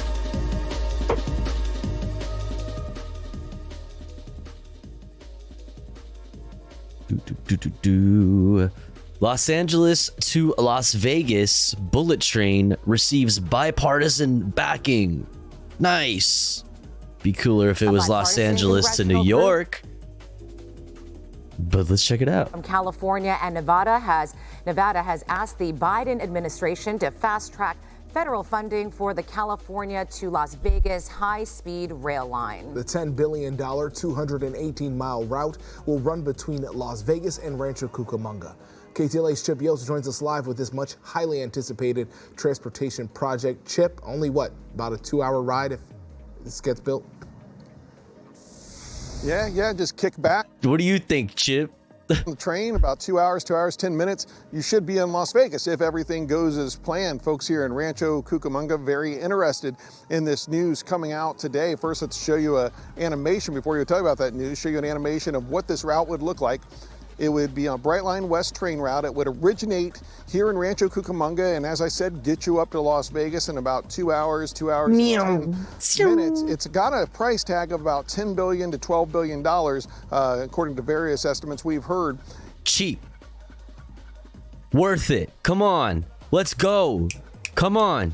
It's being pitched by Brightline West as a public-private partnership. Well, the Nevada Department of Transportation has applied for about $3.75 billion from the bipartisan infrastructure law. Yesterday, a bipartisan group of federal lawmakers got together and sent a letter to the Secretary Chronic of the Hempog run Transportation path, encouraging him to expeditiously approve this money and get it out so the project can keep on track. True, Raylan. Folks here from Rancho Cucamonga, very happy to hear that. Only interesting thing to ever happen in Rancho. True. It looks like everything's going forward. And fucking Victorville. Fuck it. Well, I mean, never mind. I was thinking of Victorville. Planned, and again, the recent letter from both states supporting the use of federal funds for the project is great. A station here in Rancho Cucamonga is a big deal for the region.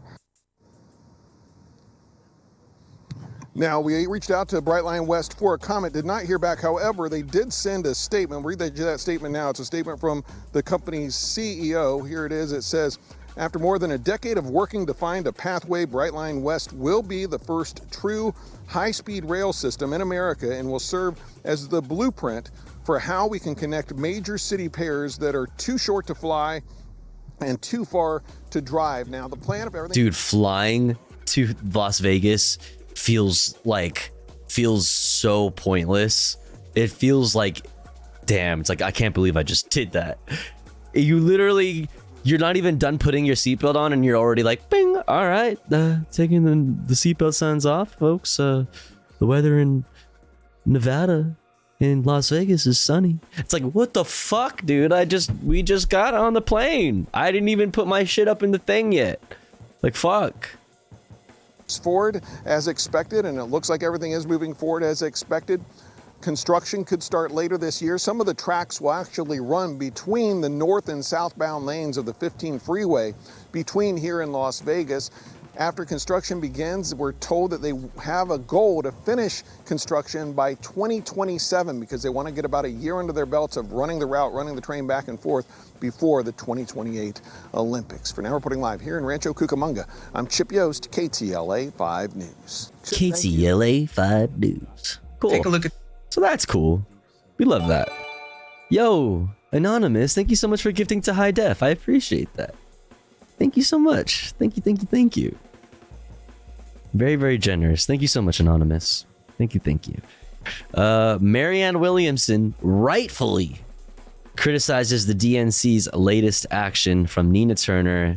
Let's check it out. Headline from Fox, and that's right, Fox News. this headline right here. Biden's 2024 challengers use Democrats' democracy slogan against them, say primary is rigged. The DNC plans to hold no primary debates in the race for the party's nomination. And that seems very definitive, whether it's this year or next year. They're making it very clear, I believe, to clamp down expectations and to really try to stop people from getting in this race, that they do not plan to have primary debates. Maybe that may change, but that's where it stands right now in April of 2023. And now the two challengers, we're talking about two announced challengers so far on the Democratic side, still a lot of runway to go, which is Marianne Williamson and Robert F. Kennedy Jr. don't like this, obviously, because they are announced candidates. Let's put up what Marianne Williamson had to say about this issue. The DNC plans no primary debates, as though there simply are no other candidates, no other ideas we should discuss about ways to win in 2024, or other ideas we should discuss about ways to repair the country. Too many people are too smart to accept this. And I agree with Marianne Williamson. And I can tell you something, as somebody that supported Senator Bernard Sanders both in 2016 and 2020, both of those presidential elections were animated by the progressive agenda. Now, the progressive candidate did not win, but obviously the talk about Medicare for all, about strengthening unions, about making sure that we expand the social contract to include college for all, those kinds of, they would have never been a part of the Democratic platform or in the psyche of the American people, but for the courage that Senator Bernard Sanders from Vermont showed to jump in the race, even though other people told him not to jump into the race, because in 2016, it was a foregone conclusion about who the nominee was going to be. So Marianne Williamson's point about the expression of ideas is so vitally important. Let's turn to what RFK Jr. had to say about this. I have known and liked Joe Biden for many years, but we differ profoundly on fundamental issues such as corporate influence. Go ahead, vaccines, RFK, in government, censorship, civil liberties, poverty, corruption, and war policy, among others. I look forward to engaging him in debates and town hall meetings in a primary election that is honest, civil, and transparent. I invite him into a new era of respectful dialogue in these times of division. So, Jordan, what both candidates so far, and I hope other people jump into this race because those ideas are very important. What both of these candidates so far have said, I mean, there's very little to disagree with them about. Yeah, I mean, you don't have to like any of these people to support an idea or support the concept of debates in this primary. And I don't feel great about any of them, but I think they should have some sort of dialogue or interaction.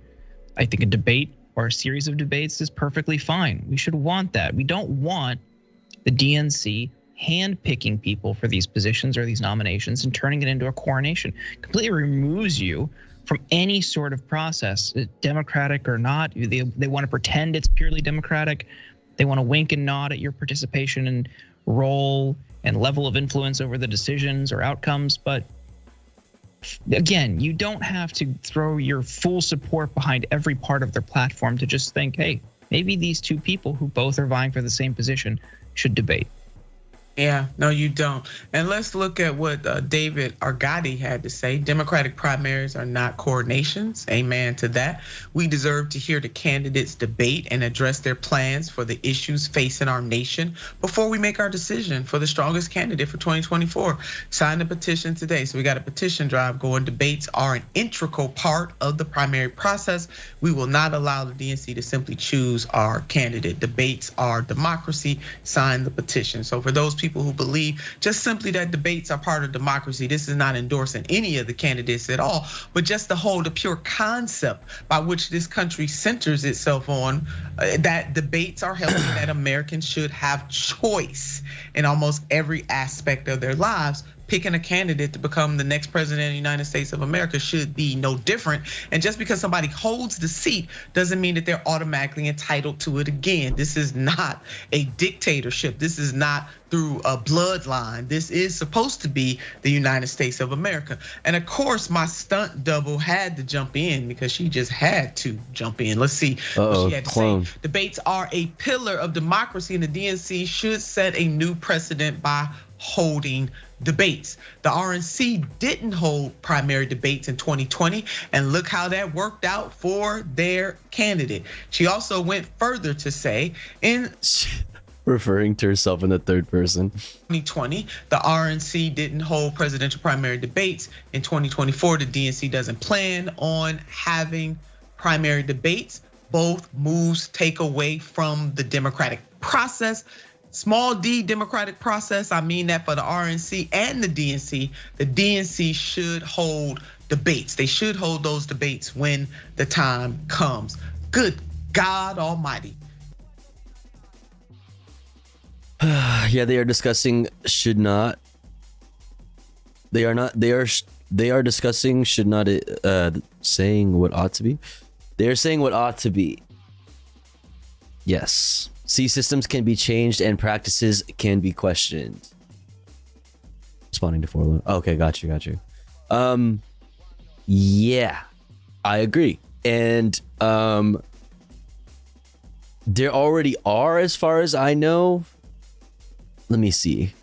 Requirements as far as polling.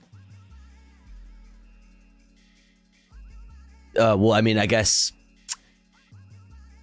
that's DNC rules. So that could have just been for the 2020, and it could not be the same because it's up to the DNC, right? It's not like done through the US government. It's like done through the DNC.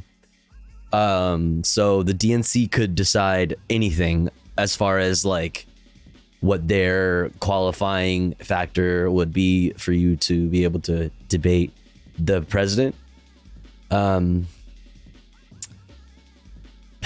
It should be really low. It should be extremely low. It should be at the most 1%. At the most 1%. Like, because how we see polling shift after debates. Like, how are people supposed to know about the other options, the other candidates, like the other like legal candidates for the office of the president of the United States? The people should know who is running. Like, that's like the law or whatever. You know, so like it sucks that the DNC, the Democratic Party, obviously has, you know, the power that they do, and they can kind of just decide on their own to do whatever the fuck they want. So to support the president getting reelected, they probably won't end up allowing there to be any any debates, just like the RNC did. So I don't know. Also, how do we know the polling is accurate? It's only polling. It's been famously inaccurate for years now. True. So why don't we let polls decide president?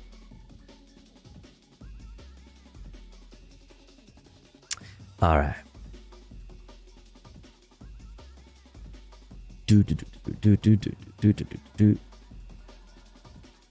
Let's move on. Representative Zephyr, we will not be complicit in our own eradication. A little piece from Representative Zephyr, and then I had more on this, but like I said, we started way fucking late, so I trimmed off some. So we're just gonna look at this from Aaron in the morning of her speaking, and then we're gonna check out the Humanist Report video on the Montana GOP censoring her. Tofu, did you see my last message? DNC's nuts. That's great. Thanks so much. Thank you so much for your contribution. Thank you for that. Let's check it out. What you heard today is people standing for democracy, people standing to let their voices be heard in that floor. And what you're watching here is you're watching people who do not want to see democracy in action. They want to strip us of our rights, and it's not enough for them to get the harmful bills through. When someone stands up and calls out their bills, for the harm they cause, for the deaths they cause. They want silence, and we will not be complicit in our eradication.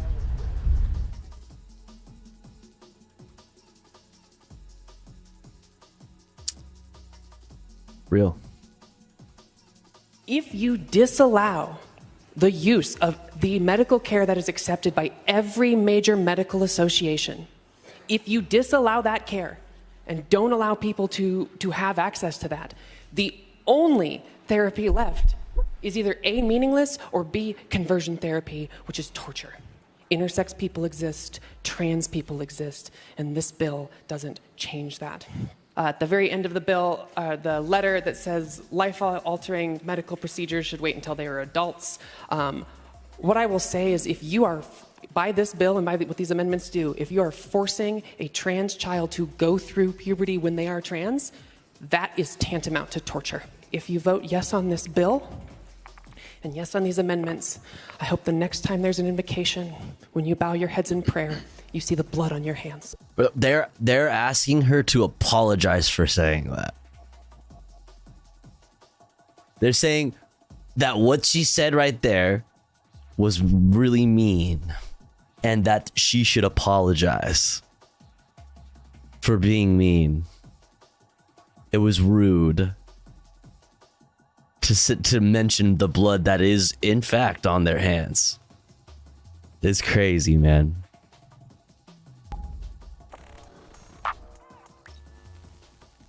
You just listened to a speech from Zoe Zephyr. She is Montana's first openly transgender lawmaker ever, and we heard her eloquently explain the dangers of their proposed ban on gender-affirming care for minors. But apparently they didn't listen because the bill passed, and Montana's Republican Governor Greg Gianforte has signaled that he will be signing it into law when it comes to his desk. And like that, Montana becomes another state that banned gender-affirming care for minors in a year poised to be one of the most deadly for trans people in American history. The ACLU has tracked a total of 469 anti-LGBTQ+ bills proposed in state legislatures across the country this year, and the overwhelming majority of these bills are anti-trans. And in Montana, they can't feign ignorance here. None of them can, really. But in this instance, they had an actual trans person explain to them the dangers of this bill. But not only did they refuse to listen, they punished her for speaking out. I report they punished her for what we heard her say. Vice reports, GOP politicians in Montana aren't allowing the state's first openly transgender representative to speak about bills on the House floor for the rest of this year's legislative session, after she spoke out against a bill that bans gender-affirming care for minors, saying those who voted for it would have blood on their hands. What ensued were repeated GOP-led attempts this week to silence the first-term representative. On Tuesday, House Majority Leader Sue Vinton called Zephyr's comments inappropriate before the deeply conservative Montana... Inappropriate. You know what's inappropriate? You know what's inappropriate? How you lie about you fucking caring about children, you know? You know what's inappropriate? Like fucking mandatory genitalia checks for children. Like you fucking psychopaths.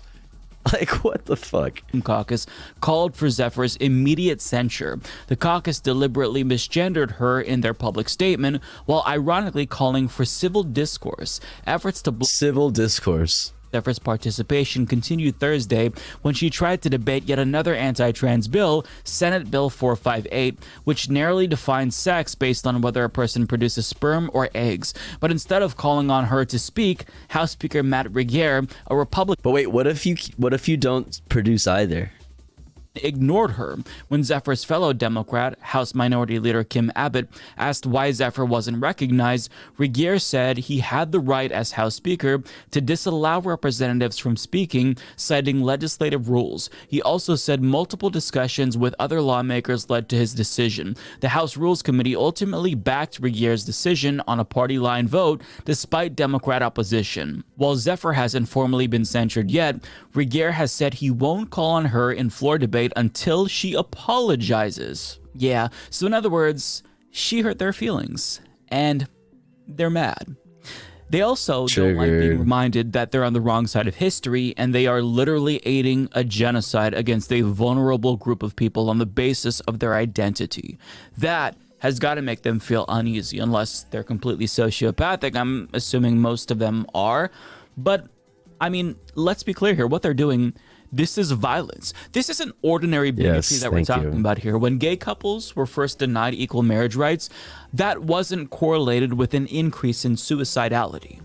In this instance, however, it has been shown that gender-affirming care has a direct impact on trans youth. It decreases depression and suicidal ideation. This is motherfuckers be like, there's no, this is all experimental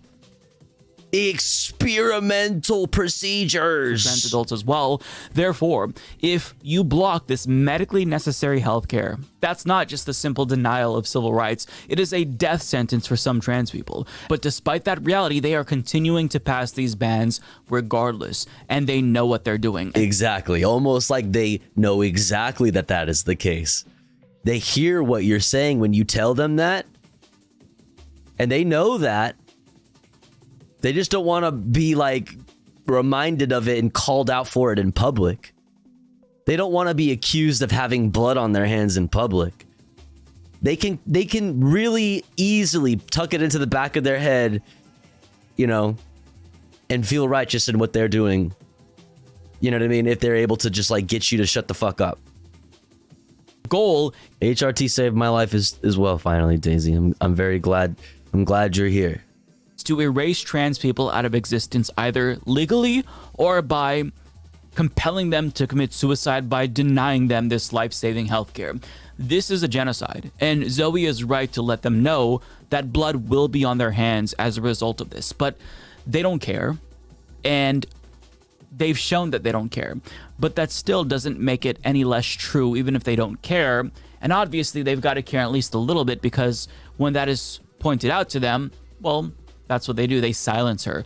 But Zoe is not taking this lying down, and neither is her constituents, because a petition with 3,200 names, all demanding that Speaker Regeer let her speak, stretched from the House all the way to the rotunda. So, needless to say, there's been backlash here in the same way that Tennessee Republicans faced backlash after they voted to expel 2 black lawmakers. Now, she spoke more about this in an interview with Jake Tapper, and I think that what she says here is really important, because we can talk about, you know, why it's bad that they silenced her. We can talk about the statistics and why it's necessary for people to have access to gender-affirming care, but nothing can compete with a trans person sharing her lived experience. So let's listen. Speaker Regeer has stated that he's not going to recognize me on any legislation, regardless of topic. And what I will say is I was elected on behalf of my constituents to come here and debate bills and have the... Like, what the fuck is...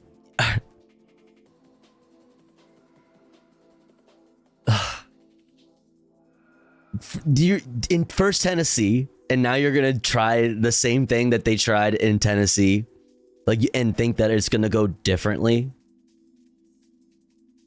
You know what I mean? It's so stupid. It's so fucking stupid. Discussions, and I will punch in on every bill that my community would want me to speak on, and what the speaker does with that is up to him. So let's talk about what you said, because you know, I think the Montana Freedom Caucus is correct that you tried to shame the legislative body. I'm not judging whether that was right or wrong, but you definitely were. So the fuck what? It's politics, dude. Come, wait, okay, wait. Let me let him cook. Amount to torture. Let me let him cook. Why do you think that lawmakers who vote against allowing trans kids or kids who identify as a different gender than the one they were assigned at birth, having puberty blockers, for example, why would that cause there to be blood on their hands? So I know as a trans person, the joy and how we come alive when we are allowed to transition. And I know the pain that comes with not being able to transition. Also, in terms of blood on their hands, I have lost several trans friends to suicide this year. I have had trans family members tell me, or trans Montanans and their parents tell me about suicide attempts in their family, including one trans teenager who attempted to take her life while watching a hearing on one of these anti-trans bills. That's the impact that this legislation has, and that's why I rose to defend my community and hold the Republicans accountable for their actions. So, obviously, a lot of opposition to the transgender community is rooted in ignorance and bigotry, without question. What might you say to somebody who says, look, there just isn't enough research on trans kids getting these procedures done, whether it's puberty blockers or, you know, a more severe step, such as a sex reassignment surgery. And sometimes it happens every now and then that somebody regrets it, and we want to make sure that that doesn't happen. What would your message be to that person? I would say first and foremost, we acknowledge when it comes to other procedures, any other type of medical care, we go with the recommendations of the major medical associations. And every major medical association says that gender affirming care is important. It's life-saving for trans people. And when it comes to people saying, well, if there's some person may regret, there may be a detransitioner down the line. You look at something like knee surgeries that have a huge 5% regret rate. The regret rate for transition is minimal. The regret rate for gender affirming surgeries is less than 1%. Insignificant. This care saves lives. We know it. We know it reduces suicidality. We know the regret rate is minimal. This care is important, and my community needs access to it. I appreciate Jake Tapper bringing her on and giving her a platform, and I'm sure that with these questions he was asking, he was just playing devil's advocate, but all of those questions that he asked should have already been answered by the network, because during this unprecedented wave of attacks that we're seeing on trans people, it is incumbent on every single pundit in America to supply viewers with the objective facts about gender affirming care. That is very, very important. It's a matter of life and death. But with that being said, Zoe proved how important it is to speak to someone with this lived experience. You can talk about statistics and studies until you're blue in the face, but hearing from a trans person and their perspective, that is crucial here. But getting back to her being silenced, this move comes, as I stated, weeks after Tennessee's legislature voted to expel 2 black lawmakers. But that didn't work out too well, and I guess that Montana didn't see how Tennessee's GOP had to learn the hard way that using undemocratic tactics to silence political opponents is always going to backfire, because not only are you turning these lawmakers into martyrs, but you're also shining a light on your own disgusting behavior here. But I don't expect that to dissuade them, because Republicans are ghouls and they will continue to do ghoulish, disgusting things, because it seems like the only purpose of this party in 2023 is to inflict as much pain and suffering on normal people as they possibly can. With that being said, I stand in solidarity with Zoe, and I really, really appreciate her voice, because it's got to be intimidating being the only trans lawmaker in your state to speak up. But her voice is invaluable there, and I would implore other people across the country to speak up, because now is the time to not remain silent. Real. This is it. Because, like, not everybody has the strength, like, you know what I mean? Come on. This is putting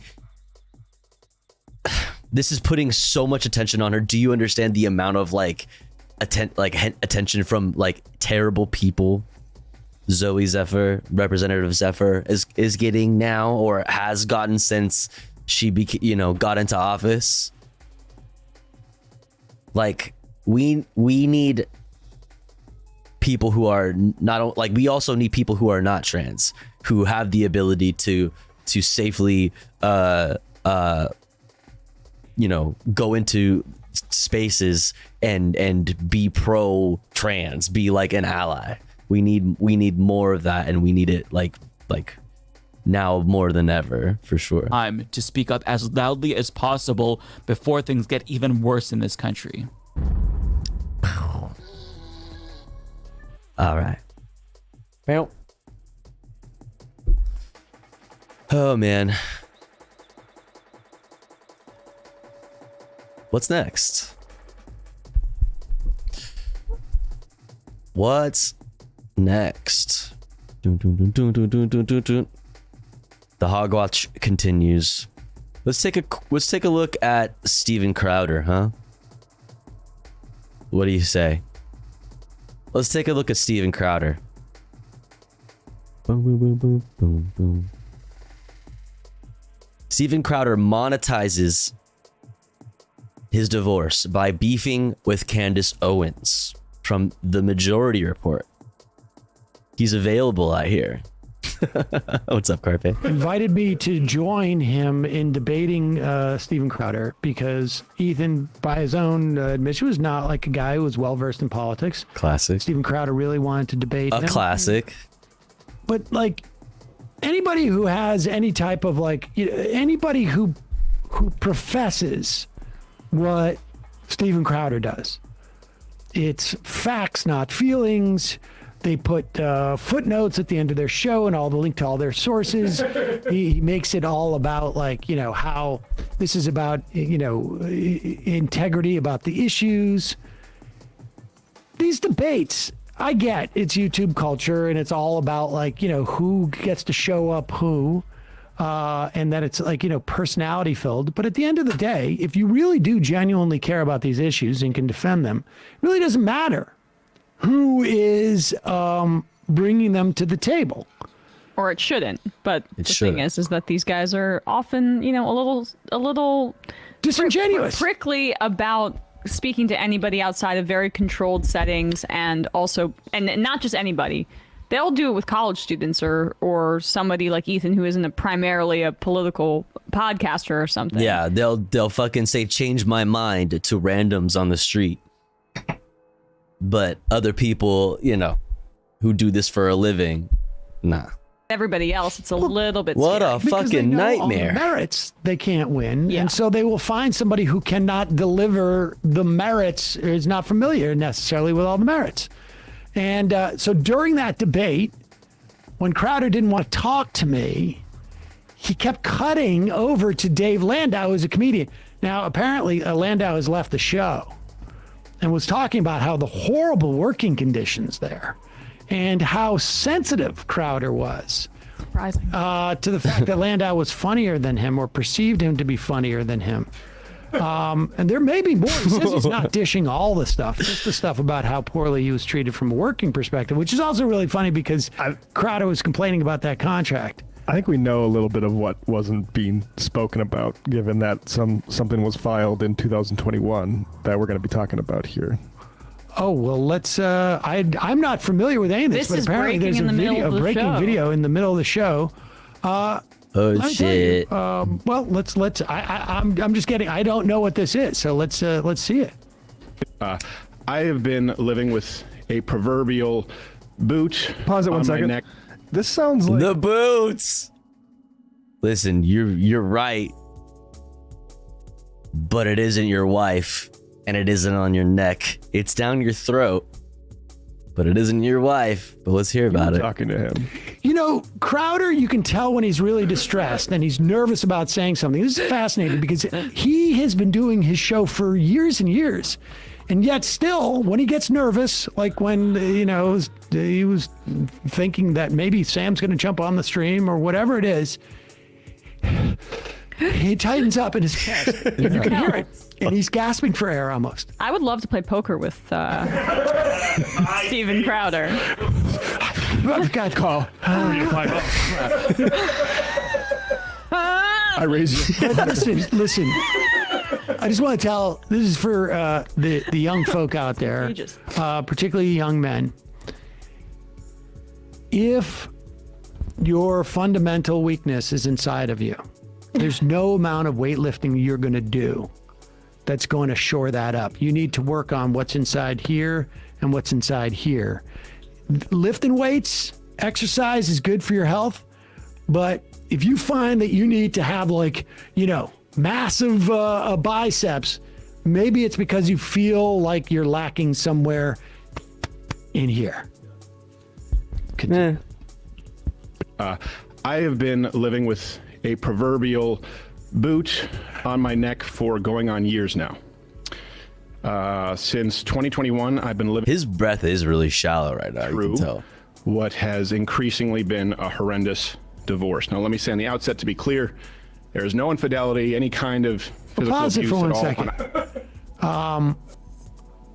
Didn't he just have his kid last year? I just the twins. When are his twins born? Yeah. Well, they were born. They had to have been born after. Weren't they born after the debate? When did that debate happen?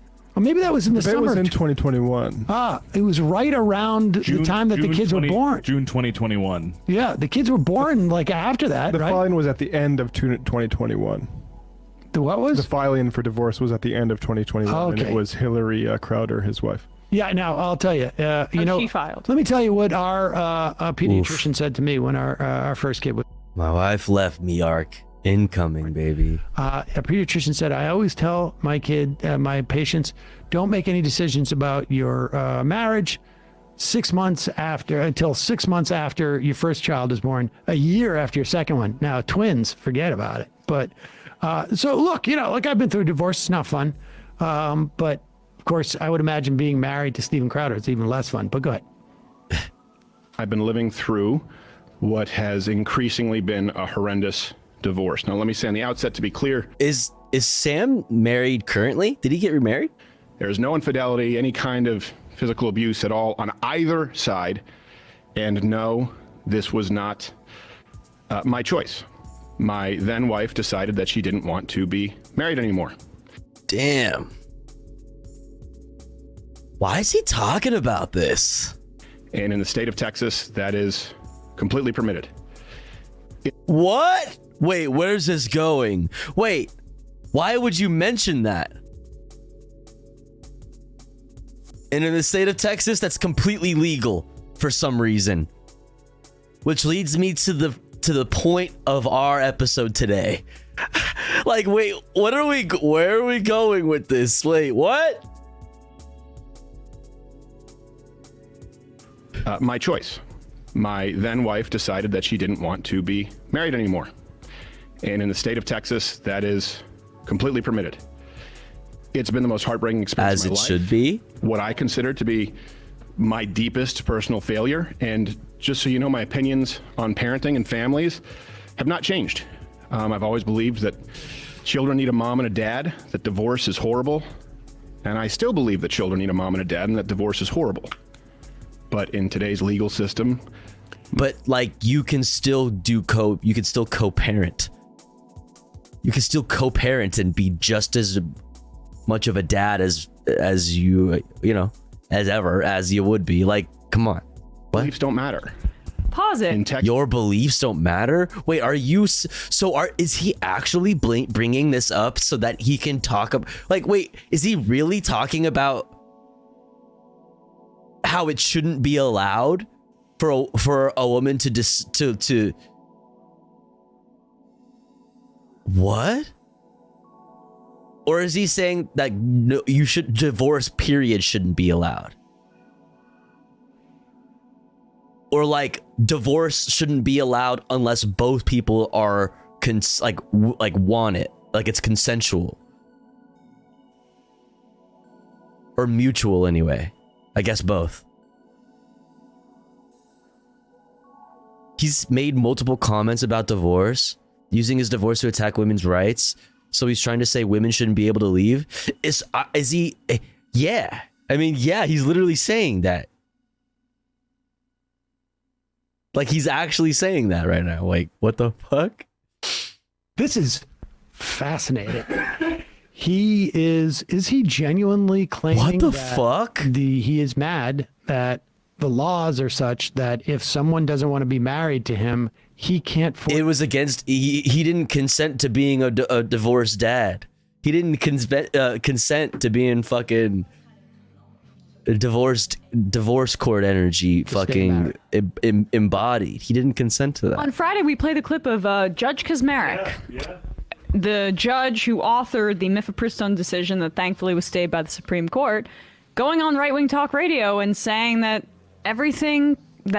all the societal decay started when no-fault divorce really became more promulgated in the sexual revolution, which means that women have the power to leave marriages that are abusive in some way, or if they're not happy. Steven Crowder is bemoaning that his ex-wife, too soon to be, had the agency to file for divorce without his permission. Now, I also want to say, look. What the fuck? And I should say this because Stephen made it clear there was no abuse on either side. Yeah, he really made it clear to, that on either side. And no infidelity. He didn't say either side, but one doesn't know. I want to say, just for the record, I had nothing to do with this. I've never met the former Mrs. Crowder. That it wasn't like I don't know if she saw. Sam, wait, what?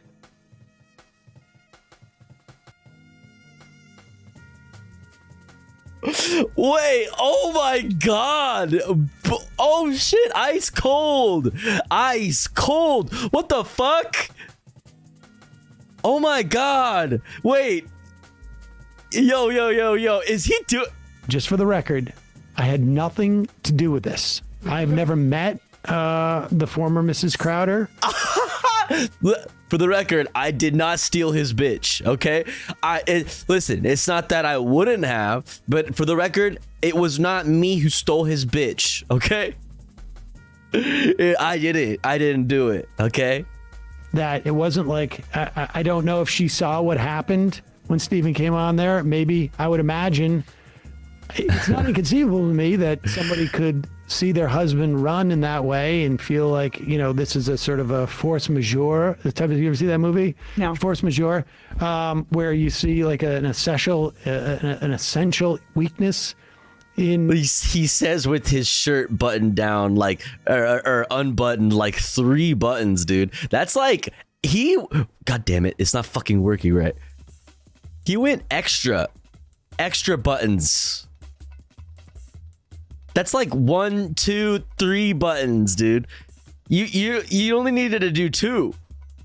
But he did 3 buttons today. He said, listen, I could have fucked this bitch. But I didn't. So don't blame me, all right? But look at my chest. Aren't I a sexy man? Your person or a flaw, and you can't get past it. She got the ick. I just want to say, that was never my intention. I know people say like, oh, you sent Stephen Crowder into the hospital. And that may be true. You'll take credit for that. He's fucking, oh my God. He's crab dancing on his ass hard. Wasn't my intention. He said no bitches?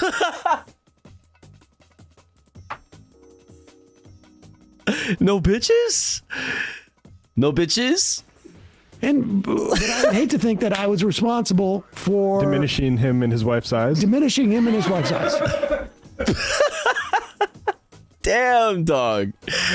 Okay, Sam. Honestly, I love this, Sam. We need more of this, Sam. Yeah, maidenless. Cross, and in some ways, I also like. It makes me also think like maybe we should force women to stay in marriages that they don't want to be married to people. Yeah, like what the fuck are you saying, dude? You know you're on camera? Like, we can all see you, bro. We can all see you and hear you. And the things you're saying are crazy. Why are you admitting this? Why are you talking about this? Bro, you should have just kept this shit to yourself and kept talking your shit about other stuff. Like, now you just, oh my God, dude. You look really weird. This whole thing where you can get a divorce if you're a woman and decide you don't want to be involved. Maybe that's too liberal. Yeah, and the state of Texas allows this. It's like, wait, I thought y'all loved Texas because it's fucking free and shit. Y'all love freedom or whatever. But not like that. Of a policy. But let's hear more what he has to say. Divorce is permitted when one party wants it. Period. So he's saying period, not necessarily just a woman. If one party wants to get divorced and the other does not want to get divorced, he's saying they should not be allowed to get divorced. That whoever it is that wants to stay married, their feelings matter more. That's crazy. That's fucking insane. Like, there's literally nothing you could tell me. There's nothing that you could tell me that, like, there's no logic you could try to spin to me that would even come close to making that make sense. There's nothing you could say, like, period. That is the most psychotic shit ever. Because obviously, what could go wrong? What could go wrong with that? Why would somebody want to get divorced when another party doesn't want to get, the other party maybe doesn't want to get divorced? What are some situations we can think of where that might be the case, chat? Like, I don't know. Is it fucking like abusive situations maybe? I don't know. Fucking insane, dude. So for well over a year, in the best interest as well as physical safety of my children, we've decided to keep this issue private and to resolve it privately with the appropriate attorneys. As you should, fine, which is fine. Fine, of course you should do it privately, which is like, why are you talking about this right now? Just like, take your L, dude, and fucking, like, you didn't have to tell all of us about the L. Physical safety of his children, I think he means like I think he's saying in like a doxing kind of way. But I don't really know how that like doxes them. But like, you should have your privacy, man. Like, keep it, you know, yeah. You're a human being, like, you know, do it privately. Absolutely. Don't like put your personal like family baggage, especially when kids are involved, out there to the public. You know, like, especially when you're in like would probably describe your own self as like an inflammatory like political commentator. Like, you should know better than that. Of course you should do it privately, and everybody should have their privacy, period. Stuff like that should not be public. It's not anybody else's business. What have you, legal jargon. Now, in all this, one thing I want to be really clear about is certain. True north here is that my children are blameless. He means that his mug club will go after his ex-wife and kids. Oh, what's up, Joy Specialist? Without fault. And so we decided to resolve these issues. I noticed he's taking the holsters off lately. But he's also like wearing like tight shirts to like show off his muscles. Could be that. As it's in their best interests, both emotionally and physically, to do so. Wait, let me run that back. Legal jargon. Now, in all this, one thing I want to be really clear about is certain. True north here is that my children are blameless, completely without fault, and so we decided to resolve these issues. I was blaming Wait.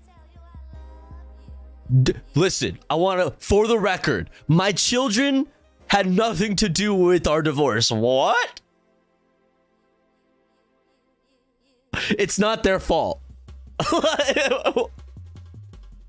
Why are you saying this? This doesn't make any sense. Why are you saying that? I don't understand. Yeah, who the fuck asked? And no shit. Like, they're children. Of course it doesn't have to do with them. Well, like, like, at least in the sense that, like, they caused it. Like, what? Like, it's their fault. What are you talking about, bro? So as it's in their best interests, both emotionally and physically, to do so. I'm so confused. Now, the other issue is... Aren't the kids, like, less than 1 year old? Like 2 years old in June. They'll be 2 They're years like old. literal toddlers. They're like little tiny babies. Like, they can't even like say words and shit, bro. Like, those kids, the fuck, they're babies. As if like these little babies like sabotaged their fucking marriage and like did everything they could to get their own parents divorced. Like, what are we talking about right now? This is so weird. Yeah. Okay. Yeah, May or June. So he's like, don't blame I've met my some mean ass babies. That's true, dude. You can't fucking trust babies, bro. You can't fucking trust babies. That's true. That's true. You know what? children for my not infant or my toddler children for breaking up my marriage. Yeah, how about you? Can I blame you? Yeah, I'm down. Well, no, it's clearly the law and the woman. You know, if the divorce was filed within like 2 or 3 months of the children being born, I suspect that there was, you know, a lot of regret building about who. Remember, have you considered maybe that Sam is the father of the babies? Hey, yo, said it was entirely medical. I wonder if it. The kids are starting to grow up. Oh God, the kids are starting to grow up, and they're starting to grow. They have a little mustache and they wear glasses, and they say, starting to sound like Sam Cedar. They're like, oh God.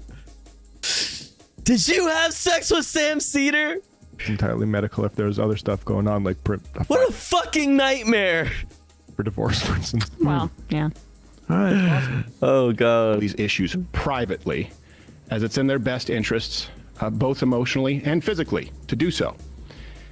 Now, the other issue is, and this is something that I've kept private for likely far too long. I'm gay. I am super gay. Oh my God, please just admit it for fucking once and for all. You hinted at it already, dude, with the bi shit. Just say it now, dude. Just say it. I know what we all know what you are. We all know what you are, but it's time for you to come to terms with it. You're gay. Say it right now. Many other people knew about this behind the scenes. The gay shit, right? Some, not all, but some of them in position. Don't do bi erasure. You're right. You're right. Of power, influence, leverage. You're right. You're right. You could be a bi king. You're right. You're right. Knew of this. They also knew that the safety of my children included keeping it private. So if you're familiar with the idea of extortion. Oh. Wait, is this where Candace Owens comes in? Wait.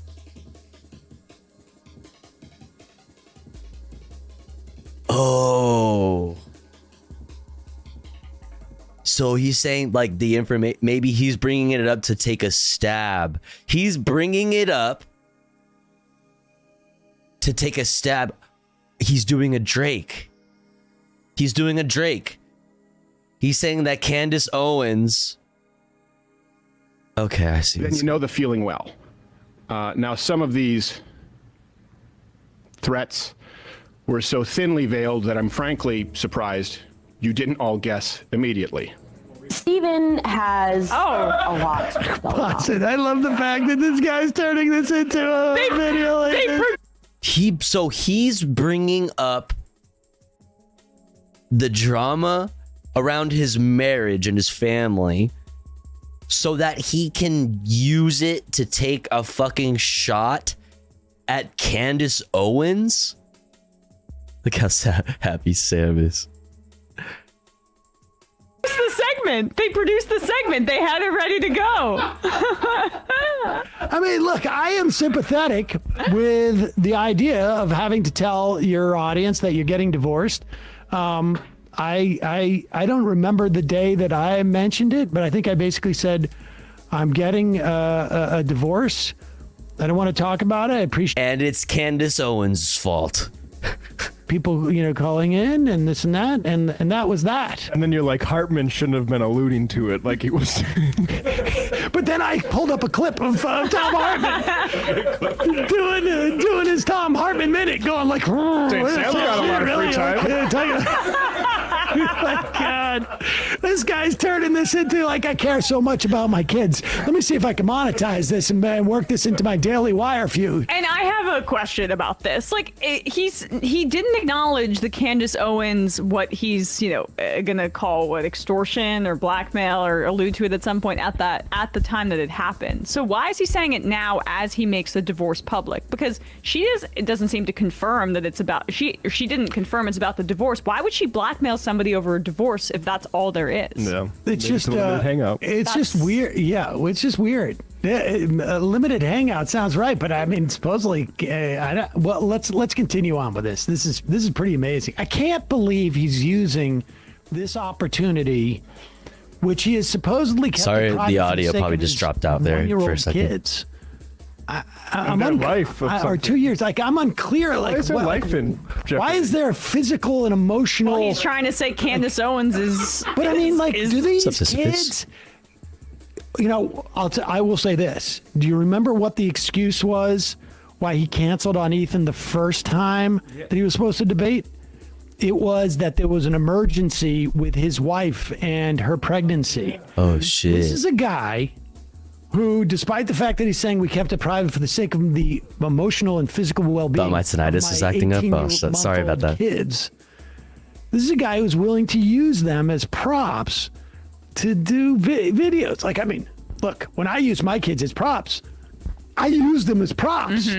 Although, you know, Saul is still grounded for his interview that he did on here last summer. But let's. Wait, his kids did an interview? Wait, how old are his kids? This is amazing. This is really almost more despicable. I was sympathetic at the beginning of this, but now I'm starting to be nauseated by it. Go ahead. Threats were so thinly veiled that I'm frankly surprised you didn't all guess immediately. Stephen has a lot going on. I guess is the best way to say it. He has a lot going on, and that should be clear because people don't do stuff like this if there's not a lot going on in their lives. I would like to implore my audience and everybody that isn't paying attention to the situation not to condemn him, but to pray for him. So wait, he's saying that this was her alluding? What the fuck? That is such a stretch. That is such a stretch. Dude, and if anything, that's her, if she knew, which I'm assuming that's what he's saying, is that he knows that she knew. That's her doing her, like, her part and actually not saying anything. Oh, come on, dude. You're such a pussy. Oh my God, you're such a pussy, dude. Shut the fuck up. You are seriously so hungry for a fucking beef to go viral? You're that fucking down bad for a viral moment. Dude. This is not how it fucking... Dude. This isn't... That's not how you do this, okay? That's not how you do this. Oh my God. That's so crazy. Wait. That's not the original clip. That's not the original Defending Candace. clip of her blackmailing him, is it? Is that, or never mind, or I think allegedly it is? Okay, so That's her alluding. He's saying, like, I can't believe nobody figured it out already. Like, because of that, he's got a lot going on, which could mean anything. Which, like, when all that was going on with the Daily Wire beef, like, yeah. Like, that is a pretty... Like, I mean, yeah, you got a lot going on, dude. What the fuck are you doing? You're just trying to make a stink. You're just trying to make a stink. keep going. I thought there were two instances, but there might be. This was like the one one where that he's she playing. says back off of him. There was an original video where she alluded Among to other something else. Daily Wire people, right? I think you're Yes, talking about, yeah. yes. Live. I would like to implore my audience and everybody that isn't paying attention to the situation not to condemn him, but to pray for him. Sometimes people need a Like she said the equivalent to like a Southern person saying, "Oh, bless your heart." You know, that's like, well, that's what she said. And she's like, look, Steven got a lot going on right now. Dude's wilding, all right? He's fucking a goofball. Sometimes people need a scripture. You know, Stephen purports to be a Christian. I am unsure at this moment if it is my place to say more than that. You know, maybe if I feel in further defense, some things should be said, or maybe if I feel that the public has a right to understand certain circumstances. Was she okay? She was kind of alluding that she had Okay, look at his stupid fucking face. Look at his stupid fucking face. Okay, it did kind of seem like she was alluding to something like she knew something that we don't or whatever, but like she didn't fucking say it. What the fuck? So that is proof then that she was gonna extort him. All my children have a right to privacy. Now, some other issues have been, or I should say... Where's the background noise coming from? Is that from Steven Crowder's? No way. Inferences have been more pernicious behind the scenes with demands and threats to use this information that they believe would be so publicly embarrassing to me and my wife at a difficult time. Pause it for 1 second. Like what? I mean, I think I was wrong, by the way. I think that was the same video. but, okay, anyway. but wait a second. I'm sort of confused by this because, like, look, it sucks to get divorced. Nobody gets married with the plan to get divorced. I was uncomfortable. I wouldn't say nobody. Hesitant about bringing it up on the show, and I was, because people have channel quality took a nosedive after leaving the Daily Wire. Wait, is that really his audio? No shot. It's like if you have editings, you clearly have some kind of editing software. Guaranteed, it has a noise gate. Guaranteed. Huh? What the fuck? Really? Is people have that listened to bad? me for almost 20 years now. Lost his editor? He just doesn't know how to do a fucking noise gate? Damn. And, he's really down bad. He really does need people to talk about him. He needs Sam to fucking cover his fucking divorce. That's why. That's what it is. And maybe it's like a Hail Mary. His numbers are so bad, it's a Hail Mary to reach out to fellow divorced dads out there, to fellow, the true demographic that he's reaching out, that he's trying to reach. Janine was hosting the show when he lost the noise gate in the divorce. You lost. Nice. Hi, this is so funny. Found you on my recommended. Crowder is so weird and vile. Your stream sounds better than his show with multiple paid producers. Thanks, iJules. Welcome in. Hope you're having a great day. Married and literally saying Sam's in his wedding right now. And listen, don't condemn. Listen, chat, do not condemn Steven Crowder's audio. Okay, I just need you to pray for his audio. But I don't understand why this was so you could be blackmailed over it. You should have went public with it then if it's such a liability. I mean, what's the lie? I can also see I don't want to talk about it during the process. It's a difficult time. But keep referencing the children. Children are 2-year-old kids can't tell what's going on. Yeah. What does it have? This kid's a human shield. It's honestly what was that? Yo, good night, Kasara. Thanks for hanging. Movie with Christopher Walken where he was I think it was, or somebody it was a Stephen King maybe, where he would see visions of the future and he tried to assassinate a politician, and the politician grabbed the kid and held it up and it destroyed the politician's career or something. That sort of feels like what Crowder's doing a little bit here. But go ahead. What's up, Panda? Demands and threats to use this information that they believe would be so publicly embarrassing to me and my wife at a difficult time that it could be used, knowingly putting my children in harm's way. So to those self-styled Christians, conservatives, and allies. Wait, but how does it exactly put them in harm's way? It doesn't...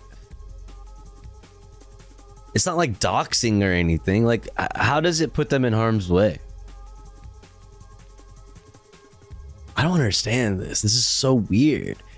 Is he really that down that bad? I mean, Rumble is fucking asshole. Rumble is fucking asshole. So maybe it is that bad. Maybe he lost a good amount of the fucking money he took to fucking leave or whatever. Unless he said it and I missed it. Wait, what? I believe the movie he's talking about is The Dead Zone. Oh, I didn't catch that. He's using religion as a shield when he goes all the way with bullshit. Because his ex is a lesbian and he spent the last year framing queer people as groomers. That's my theory. Wait, really? Based on what? What is this? My theory, his ex-wife realized she's a lesbian, and if that leaks, then they're gonna go after his ex for being a groomer because they've made such they've made this such an evil thing to their audience. I mean, why does it have to be his wife? Maybe his wife discovered that he, you know, that he really is still bisexual, even though he said he had a bi phase, that it wasn't a bi phase and that he is still bi. What if it's that? What if his wife, like what if like he doesn't want to be outed as a groomer? Lost the holsters in the divorce. Oh, it all makes sense, dude. I want to know how much of that sweet Rumble and Mug Club money she got in the divorce. Probably a good amount, man, right? Well, not in my book. Now, if you find yourself, I don't want to get into details, so this is going to likely be the only time I have to address this or want to address this. If you're asking yourself... To be honest, bi isn't a phase. I mean, I know that. Wait, you don't think I know that? I'm like the most bi person. Like, I don't know. Wait, I know that. X person or did Y person know? The answer is likely yes. Which will be made alarmingly clear as this process of discovery continues. And it also, by the way, makes me that much more appreciative of those who did know about this and in understanding the best interests of my family, my children, kept their word and used discretion. I can't thank you enough. Sincerely, I appreciate it. Won't forget it. It's pretty simple. I loved a woman so much that I married her. A woman who, despite all of this, I still love as the mother of my children. Oh, God. Okay, dude, but you don't need to do this on air. God, it's so cringe. It's so cringe. Ew, ew, ew, ew. It's so cringe. Oh. She wanted something else for her life. That's not my choice. She simply wanted out, and the law says... Ew, why are you saying this, dude? Stop! Dude. Oh, fuck, it's so bad. Just shut up. Just stop talking. Ew, ew, ew, it's so cringe. Bro, you don't need to do this. You don't need to do this. Like, you don't need to do this. Stop broadcasting your L's, dude. That's so weird.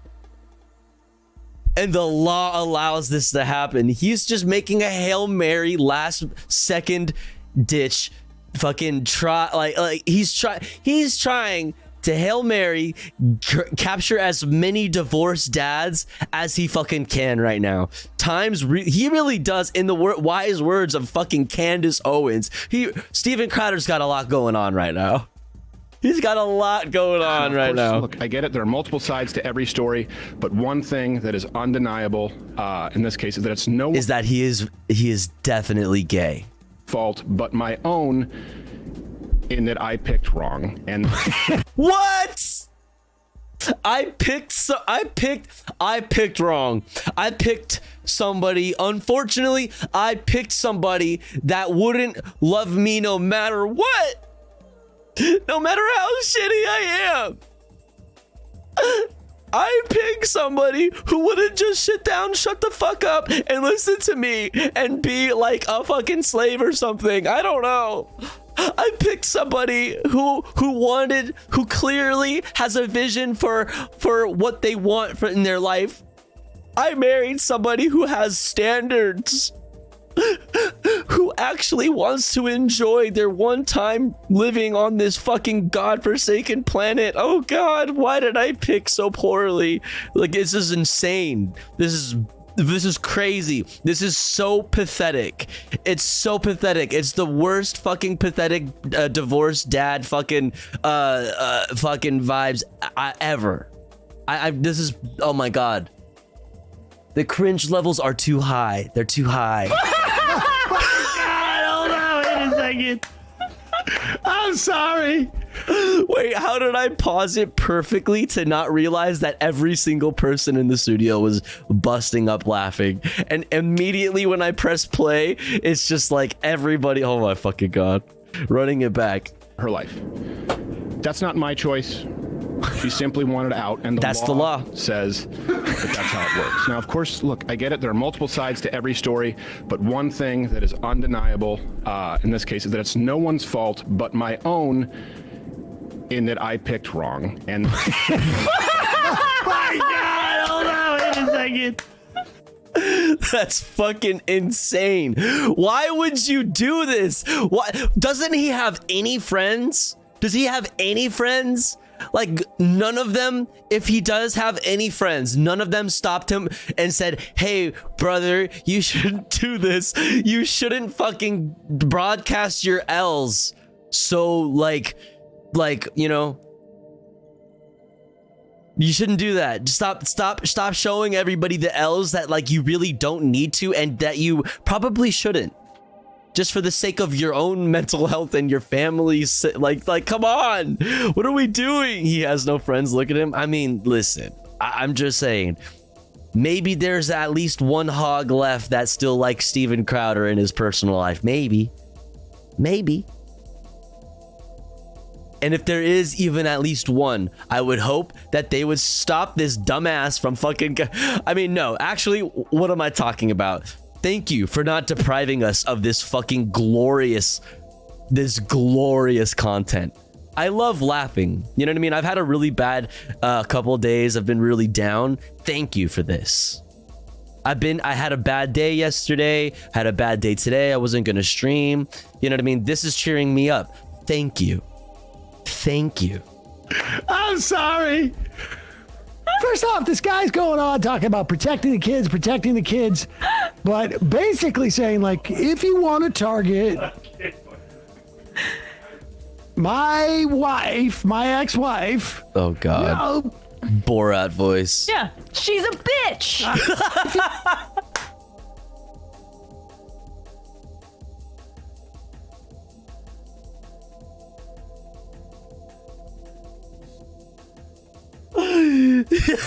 Yes, Emily. Oh my fucking God. Did I call her Emily? I just called her Emily. Emma. Oh my God. Running it back. We had to run that back. Talking about protecting the kids, but basically saying, like, if you want to target my wife, my ex.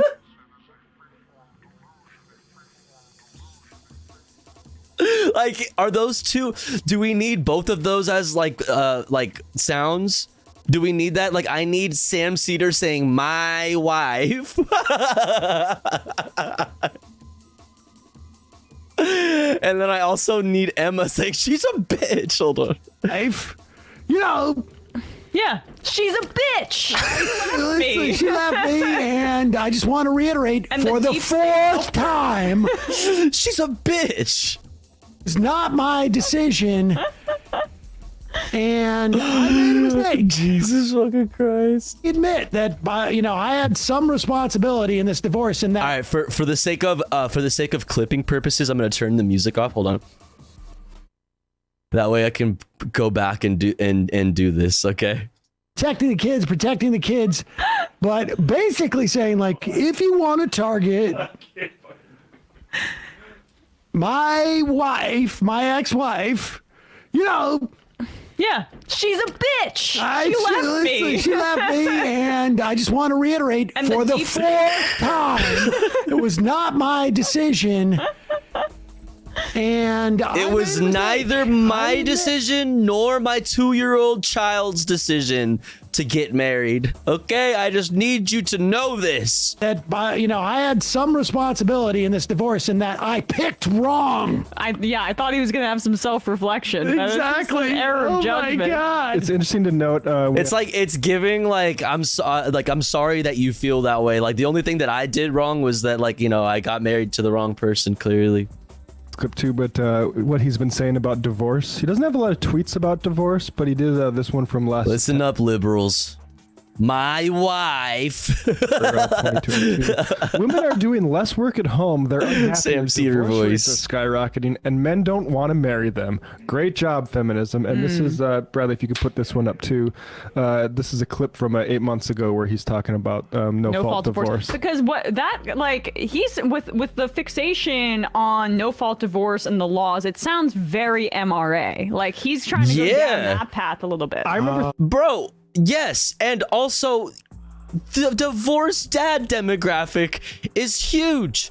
What are we talking about, right? Are we just completely ignoring the fucking, like, the this whole section of people, the whole libertarian divorced dad, like, there's a whole, oh my God, that's like the main market. It's huge. It's like the entire fucking market for fucking, like, Joe Rogan and everybody, all of this. It's all of it. When I saw this, I remember this from last year. Like, this is the first time I thought, like, is this guy getting a divorce? And it's like, that would be catastrophic for his entire, like, credibility on some of these issues. But yeah, let's go ahead. But if this broad leaves and takes half, that's also a problem that we have. This is the only contract that I know of in this country right now that exists with no-fault divorce states, which really means it's the fault of the primary provider. Sometimes that's a woman. More often than not, it's a man. It's the only contract that I know of where one side is financially incentivized to break it. Bro, what the fuck? What the actual fuck is this war crime on this fucking idiot's face? What the fuck is this? Dog, this is crazy. And you know what this shit does? It points directly to the fucking mustache and the fucking chin shit, the goatee, that doesn't connect. They miss. It's like they were trying to meet up and then they completely missed each other. What the fuck? This shit's going this direction. That shit's going that direction. What the fuck is this? What is that? Oh my God, dude. Yeah, no wonder she left. In other words, today, if you're a woman or you're a man, but it's rare. It's an uphill battle. He probably did this to his facial hair when they got divorced, and he's like, you know what? I need a change. New me. You know what I mean? I'm gonna start over. You know, it's like the equivalent to like dyeing your hair or something or cutting your hair when you get in a breakup or whatever. Like it's they gotta fucking do something crazy with their facial hair. In no fault states as a man to sort of get the alimony settlement, but it does happen. So I'm speaking. She called me mid, so I had a midlife crisis. Let's go. Generalities here, so people understand. But if you're a woman, let's say, who comes from meager means, let's sort of separate Amber Heard and Johnny Depp for a bit. If you're a woman who comes from meager means and you want to get wealthy, you've never worked, you didn't get a degree, you have no skill set, but you're good looking. Your best path to victory is to simply marry a man, leave him, and take half. It's a legal guarantee. Wow. That's like it's like such an old school misogyny. They've got nothing. It's just reruns from the 60s. Like straight up, it's just reruns. They've just been doing reruns the whole time. It's crazy. Yeah, it's huge cope too. The cope is what leads them to fucking, people relying on fucking goofy ass talking points that have been recycled for fucking decades. It's so stupid. Whoa, I guess we don't know that Stephen is talking about the mother of his children, as he says. But what was the tweet again, Matt? About how women they're feminists and they don't want to be doing work in the kitchen. They're less happy. Yeah, exactly. Right, so they're less happy. They don't want to be doing work in the kitchen, but at the same time, women are Venus flytraps who are getting men all stuck in it, and they have no skills. So I mean, where's the lie? Divorce Dads Club. Yeah, Divorce Dads Club. Let's keep going here. This is a sensitive moment for Crowder. He's not even packing heat here, as far as I can tell, unless he's got one. Oh, he's got it on the table. Yeah. No holster. Oh, he's probably got his ankle. He just called his penis small. Unprofessional. Ad hominem. Right. So let's go here. One thing that is undeniable in this case is that it's no one's fault but my own for picking wrong. In that I picked wrong. So fucking weird. Certainly not the fault of my children. Why would it be the fault of your children? Nobody asked if it was the fault of your children. Why are you telling us this? Like, It's so weird. He is literally just using, I think like Matt said in the background, that like he is literally just using his children. Like, it's just like, that's where he can get the sympathy. Like, that's where the righteousness comes from. He can invoke children for some reason. Like, that's what makes, that's what brings, like, you know, gives any sort, that's what gives, like, extra weight to the words he's saying, because he's, like, made it about his kids somehow. Yeah, sympathy farming. Pause it. How many times does this guy have to say it's not the fault of my... Like, nobody thought it was, because why the fuck would it be the fault of your children, you weirdo? Oh, it's so weird. Seriously, don't blame the kids who are under physical threat for some reason. I keep invoking. Don't blame the kids. Yeah, like, are you gonna hit your kids if you don't get your way in this? Like, are you gonna hit your kids if you don't get your subscribers back up, or what? Is that is this a threat? Like, what's happening? Breaking up my marriage with a bitch. I repeat, he's like, the safety of my children are on the line. If she doesn't get back with me, I will start beating my children. Like, is that what we're talking? What is the why? Not their faults, particularly not Magnuson. Please don't blame him. Who keeps saying? No Who keeps saying? infidelity and no abuse. Yeah, like nobody abused anybody. Yet. Like, what are we talking? What's going on? You know, I wonder if this is his way in his mind to keep saying it's her fault. It's her fault. Like, I mean, it's one way of saying it's not mine like, either. My fault was that I picked wrong, but it's not my kid's fault that this divorce is happening.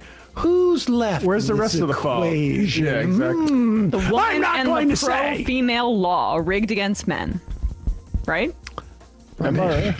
I mean, none of those guys are explicitly MRA like these. I mean, maybe Matt Walsh is a little bit, I guess. I but mean, like, Jordan Peterson a little bit, Yeah, that's right? right, But yeah. this is a way for him to get on the Jordan Peterson, Andrew Tate. Well, I mean, it's different than, those two are different than people who would like self-describe as MRA. Like, there are people who self-describe as MRA or red pill or like things like that. Like, those are a specific type of person, and those are like extremely online fucking really weird people. Okay, so like I don't think like any of the people that they just listed like self-describe as that. He can go full divorce dad, men's rights energy. Or it could be, hello, Stephen. You're who's laughing now, Stephen? I don't get it. Okay, so that's no one's fault but my own, in that I picked wrong, and that's certainly not the fault of my children. Believe that. And I will say that what's in the best interest of my children is not internet drama, speculation. So then why are you doing internet drama? This is so stupid. There was no internet drama for your kids until you just made it right now. You just made it. Wait, what? Dude, what is this planet we live on? What is the planet that this motherfucker lives on? It's Cuckoo Town. It's Cuckoo Town, man. It's what the fuck? Not blatant or veiled shakedowns or dragging their father or What's up, mother, and I can't be clear on that enough, or their mother through the mud. And to anyone who tries it, I'm no longer going to pacify, capitulate, or sidestep, because I love them a whole lot more than I love you. And I will continue to do whatever is necessary to protect my children. What is threatening your children exactly? Like, who is the threat to your children? Please tell us explicitly. Who is threatening your children? Are they in the room with us right now? What's going on? I know what you're thinking. Oh, Steve, you're so handsome and straight. It must be the kids. It isn't. Don't blame the kids. They suck, and I'm rad, but that's totally unrelated. Do not blame my kids. Instead, blame the Daily Wire, the state of Texas, my wife, feminism, and Mercury in retrograde. True. The divorce any further on social media or on this show or in any public space is not what's best for them. Let me be clear. I have never put this Rumble award, this like million subscriber or whatever, or 100 follower, whatever the fuck it is, Rumble stick in my ass before. I have, for the record, I have never put the Rumble stick in my bum. Moving on. I'll be handling this through the proper legal avenues and channels available as a matter of record in which I have more than full confidence. So I'd ask that you understand the need for and respect our privacy in what is obviously a pretty tough time. And I hope that nobody would have talked about it unless if you didn't talk about it. That's crazy. I wouldn't have known that you got divorced. What the fuck? Why are you talking about this? It's so weird. It has to go any further than that. That's him saying the conversation's over here. This is what Candace Owens was definitely referring to. Do not look any further because it would be in bad taste. Also, I'll get No the more lawyers involved, which is or maybe he is trying to get ahead of like Candace Owens dropping some shit on him. I mean, maybe, or maybe he's just afraid of it. Maybe he's just like thinks everybody's out to get him. He's probably genuinely just like going into fucking. I'm not allowed. I can't. Not that I'm not allowed. I'm not saying the S word anymore. He's being very. He's delusion posting on Maine, like heavily right now. Maybe he just thinks that everybody's out to get him and he's trying to get ahead of things like ahead of things like that aren't even happening. I don't know. It's a sad day because Crowder, who purports to be a free speech guy, is now threatening to silence someone's speech. Wow, here is Candace Owen. I never see her. Hey, what up? Unelectable Airwaves, thank you so much for the raid. Hello, how's it going? Hello. I hope you had a good stream. What's up? What were y'all up to? We're learning about divorce and why it should be abolished.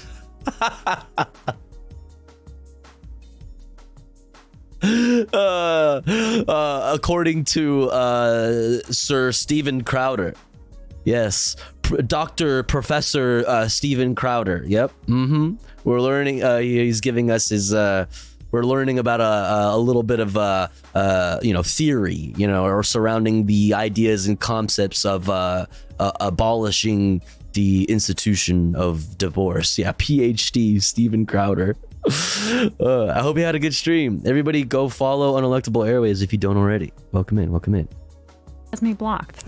Steven Crowder accusing me of extortion is so patently insane that it honestly makes me question how there are still people who cannot see how thoroughly undone he has become. This is not stable behavior. He is a man on a spiral.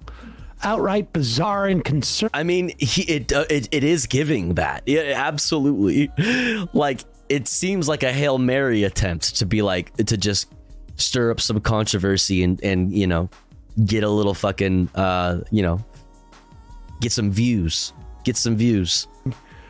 She follows up by saying, if you're going to use your children as human shields, I mean, you know what? Listen, far be it from me, dude. Yes, I stand with Steven. Anything that Candace Owens says, but it was quite clear. That's our independent conclusion. Yeah. Divorce dad solidarity. Broken clock here. As human shields to block people from digging further into your divorce. See? Oh shit, real. Yo, okay, so yeah. It could be, yeah, you know what? He probably is delusion posting on Maine. Okay. He is delusion posting on Maine. He probably is assuming that people are going to look deeper into his divorce and start finding, and he probably is trying to get ahead of it. Otherwise, why would you broadcast your L's so fucking carelessly? That actually fucking makes sense. That actually fucking makes sense. There's probably some shit that he's closeted. He's closeted. That has to be. He has to be closeted. That has to be what it is. Please do so without inserting me in the narrative, Steven Crowder. To remind people, the video Steven used in his show of me was a video of me responding to Steven's first set of bizarre attacks against the Daily Wire. Steven is not the victim. He never was the victim. He's just a bad person who continues to burn a lot of people. And then we have all the people who paid $8 to be the thing, and it's not worth. For all we know, Steven Crowder could be responding to that, but you'd have to scroll all the way down to see, unless he paid for his $8. I'm sure he did. Wow. Look, folks, and I want to say a couple of words as someone who has been through exactly what Steven's going through. Exactly? It was, maybe not exactly. Yeah, like exactly what he's going through. Exactly. I mean, my kid's largely to blame.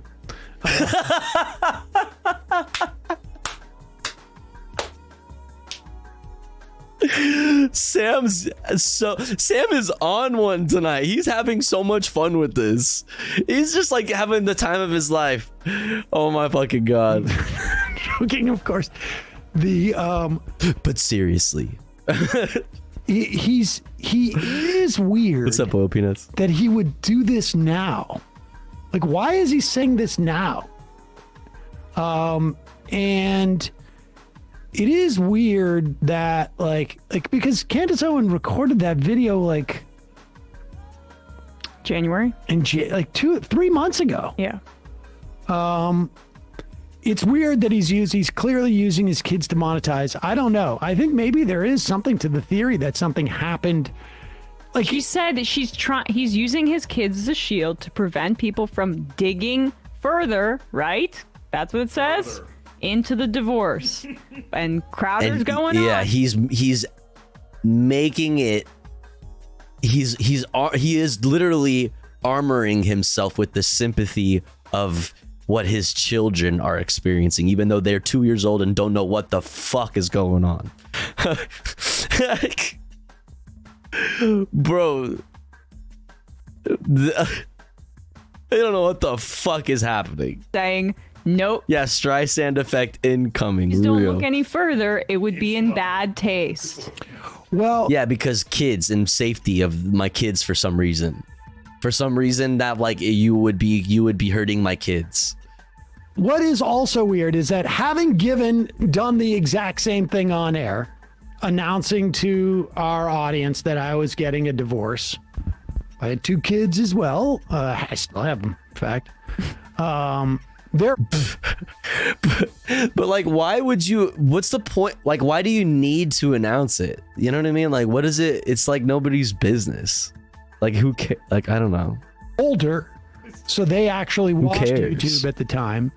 Here, hot take: just don't get married. You don't want to get divorced, chat? Don't get married, because it's really likely that you'll get divorced. Actually, just everybody, not specifically you, but like just generally, like it's really likely that you will get divorced because crazy thought, crazy concept, people change. You know what I mean? Like that is like just like some shit that happens. People change and then or like, you know, and that's okay. That's like fine. Like there's nothing wrong with that. It's not natural. Like just it's okay. You don't have to fucking force yourself to stay together. No. Like that's ridiculous. It's ridiculous. Silly. They can Google stuff. It never. So who are you getting a divorce? Yeah. To me, to say, I'm getting divorced from my fucking haters. You feel me? I'm divorcing myself from the world that my haters live in. You feel me? Yeah. Boom. Yup. Listen. Actually, no. I think we should abolish divorce because as a married person who is married to the game, I can say that there's no separating me from that shit. Okay? I'm a player in the game. We go together like fucking ketchup and french fries, bitch. Real shit. This is not about infidelity or domestic abuse on either side. I'm married to the bag, chat. You dig? Now, which is not to imply that there was domestic abuse or infidelity, but it just never occurred. Yo, USA hole. Cutie raid. Cutie raid, cutie raid, cutie raid. What's up, what's up, what's up? I hope you had a great stream. How's it going? How's it going? How's it going? How's it going? Welcome in, welcome in, welcome in. What were y'all up to? Cuties, what's up, cuties? Hello, hello. Hi, hi. Hope you had a great stream. Everybody go follow USA Hole. Go follow, go follow. Hope you had a wonderful stream. I'm Tofagos if you've never been in here before. We're talking about Steven Crowder and why we should abolish divorce according to Steven Crowder. Oh, Jesus Christ. I hope you're having a great day. Welcome in, welcome in. Quick little 12-hour stream. God damn, what the fuck? For real? Damn. Well, get some rest. Get some rest. To sort of feel like I needed to say that. I know what you're all thinking. I know what you're all thinking. I'm doing And you good. didn't Doing say the good. state Thanks of for New asking. York's totally rigged against men. Laws against men. Somebody's reminding me, didn't Crowder maybe attack me at some point for being for being divorced? I don't think so. Well, Did he? I feel like I'm not it's possible, sure. but yeah, I mean, the reason that Prager refused to debate you is because you got the number of divorces wrong. That's true. his That's- marriages. That's true. You mainly talked about your velveteen eyes. Yeah. Well, But I also want to make this offer to Steven Crowder. Steven, I am willing to talk to you through this divorce. I have. Steven, what are you doing next Friday? I know you're single. What's up? Like, what's going on? Is he reaching out? Is he what? well, But I also want to make this offer to Steven Crowder. He unbuttoned an extra button in the shirt today for this. Steven, I am willing to talk to you through this divorce. I have navigated these waters. It's not easy, but I am happy to do a sit down on camera, of course, to talk about talk about divorce things and help you navigate them if you need some help and some advice. Maybe share on camera, of course. breathing exercises. Yeah, I mean, one of those things is don't forget. Oh, breathing exercises, real. Yeah, he definitely needs those. Man, what are we gonna get tomorrow? We got Tucker fired on Monday and know. Crowder divorced on Tuesday. And it's a gift for you, Matt. Welcome back, yeah, gift. this is the lack gravitational pull. Well, exactly. I did like the idea of I picked wrong. That was my So one great. mistake. The only mistake I made was that I didn't pick a wife who would just fucking shut the fuck up and not divorce me no matter what. You know what I'm saying? That's the only thing that I did wrong. My kids didn't do anything wrong either. I'm just getting ahead of you because I knew you were going to ask that. My kids, they didn't do anything wrong either. Okay? The only thing I did wrong is get married to a damn bitch. In the marriage. So stupid. Well, also, you know what else you picked wrong? You shouldn't be living in Texas. You should have gone to a state which would not allow a woman to get divorced without, or you should have, like, you know, in some like fundamentalist religions, you know, the woman can't really get a divorce without you saying yes, right? Like you need a get, I think, amongst like Hasidic Jews. I don't know about the other stuff, so. I mean, maybe he could just move to Saudi Arabia and then keep her as chattel. Dude, I mean, unironically, they love Sharia law. It could have been an option. They love it. We don't have time for any Big more Sharia law folks. fans. Gosh. I mean, it's going to take me a while to process this stuff. I got to say. Was hilarious. not expecting this. It really came out of the blue. I mean, you know, one of the problems with divorce in this country is that people like Steven, like nobody even had to inform me that was happening. Mm-hmm. Not at all. Like, that they were getting a divorce. You just had some sort of like. There's like I mean, it's like you can't. You know, a potential YouTube rival should be informed before any of this stuff happens, so you have a chance to plan. I just want to thank Shut the fuck Jay up. Schiavone on Twitter, a Marta listener who clued me into the the news, so I can Just a heads up, Bessie. Sharia law already means law in Arabic. I mean, that's I don't know. Oh, okay, yeah, thanks. Also, let me also say, Candace Owens, if you want to spill the beans to me because you don't feel comfortable, I'm not Muslim. spilling it. I'm thanks. happy to because I'll make this promise. I'm not going to extort. It's the law. Stephen Crowder or blackmail him. La. Release the information if I get it. Drop the tea. Spill it. Spill the tea, sis. All right. That was a fucking wild ride. Don't you worry, chat. We have more brain rot to come. We have to talk about Tucker Carlson. We're going to check out the Democracy Now! Piece on Tucker Carlson. Then we're going to see what Hassan had to say about Tucker. But here's the thing. Before we continue Hogwatch, it's been almost 2 hours since our last ad break because that segment kind of took a bit, which is okay because we were having fun. But it's ad time. And here at the Tofu Ghost broadcast, we run ads while the streamer, that's me, is away. That way, even if you're unsubscribed, nobody misses out on any of the fun. However, if you would like to support the stream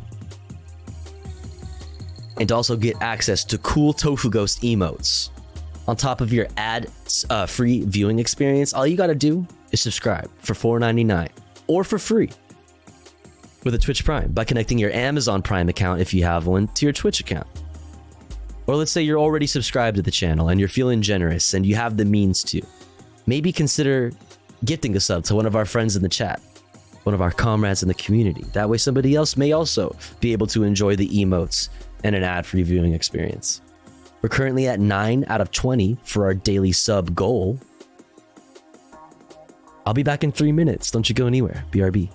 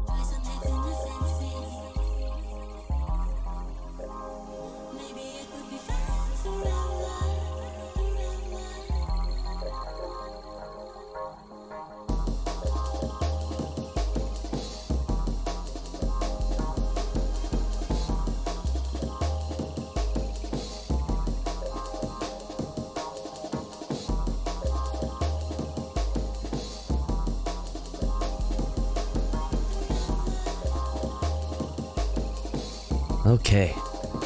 We're back. We're back. Boom, boom, boom. Yo, Classic Banana Milk. Thank you so much for gifting to iJules. Thank you so much. Thank you, thank you, thank you. Thank you very much. I really, really appreciate that. Thank you so much. Now we're at 10 out of 20. Halfway to the sub goal. Thank you so much. Is there a synth gear list somewhere? A list? No. But I mean, synth-wise, I only have a Korg Minilog, which is this guy here. Korg Minilog, and then a Waldorf Rocket right here. And then I have these two Akai drum machines that have bass that are analog synthesizers. Head over here. This is not a synthesizer, this is just keyboard. This right here has an analog synthesizer. The Electribe sampler. And that's it. Yeah, that's it. I used to have a micro Korg too, but it wasn't really mine actually. I was just borrowing it for a really long time. Cool, thanks for the rundown. Yeah, no problem. No problem. No problem. All right, let's get into it. We gotta talk about we gotta talk about it. We gotta talk about Tucker Carlson. I understood about 5% of what you just said, not gonna lie. That's okay, don't worry about it. None of those words that I just said are in the Bible, so you don't need to know them. Doesn't mention the samplers. Well, they were only asking about the synths. The synthesizers. These aren't synthesizers, those are samplers. I mean, this is a synthesizer and a sampler, so there's that. So there's that. All right. Why did Fox fire Tucker Carlson? Far-right host helped Fox mainstream hate conspiracies to millions. From Democracy Now!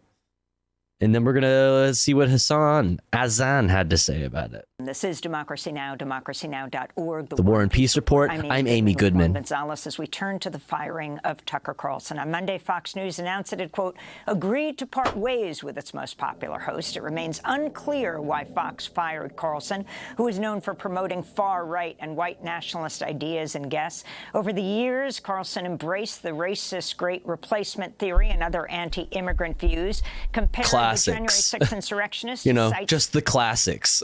Who are peaceful, orderly, and meek. Carlson also recently called on Texas Governor Greg Abbott to pardon a man who was just convicted of murdering a Black Lives Matter activist. No big deal. Carlson's firing came a week after Fox agreed to pay $787 million in the largest media defamation suit in this country to settle a suit by Dominion Voting Systems for airing false claims about the 2020 election.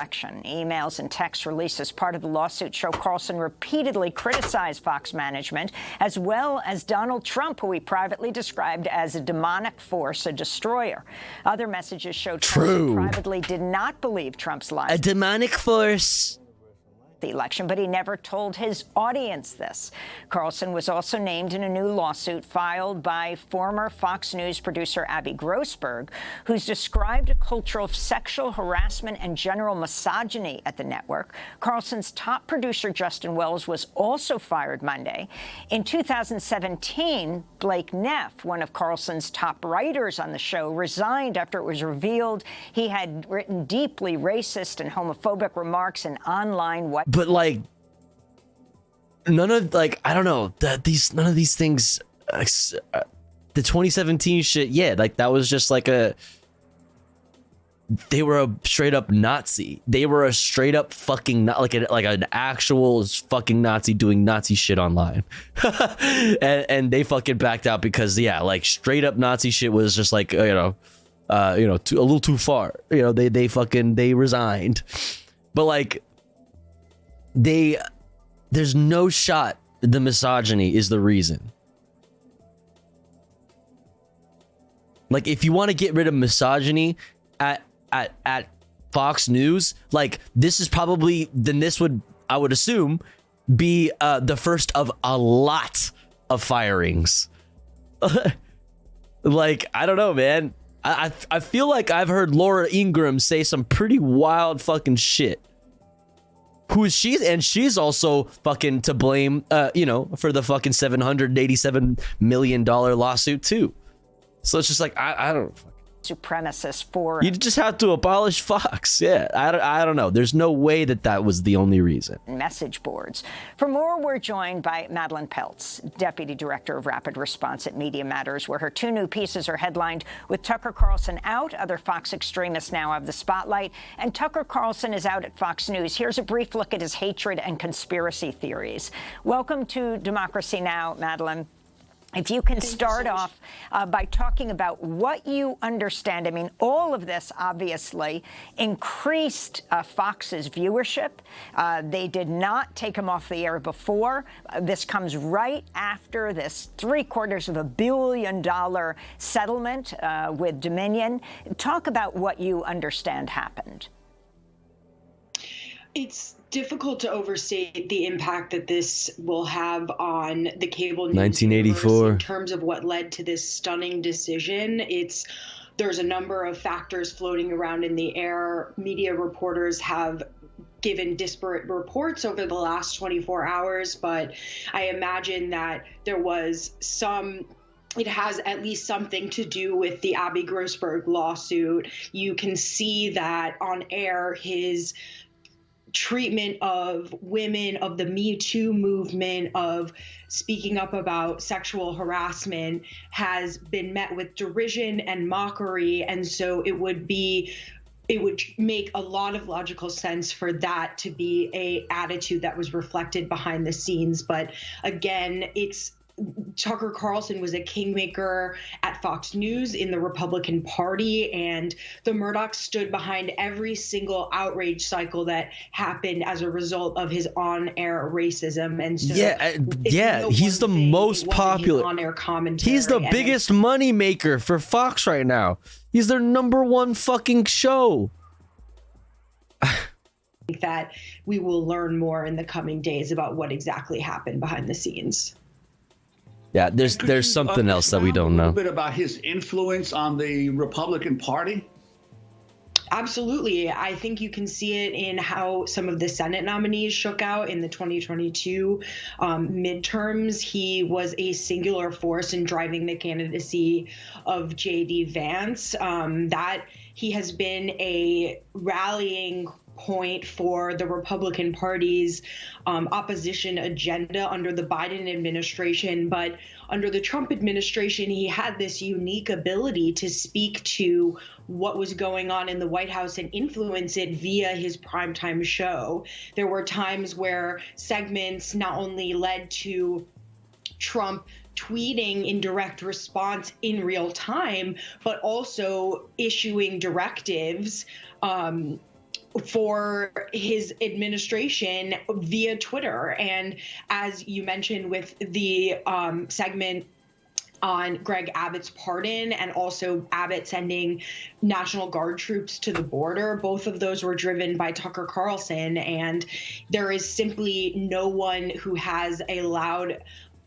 in the past 6-7 years has been able to exert that type of influence over the Republican Party, and it creates a major vacuum in the right-wing media ecosystem.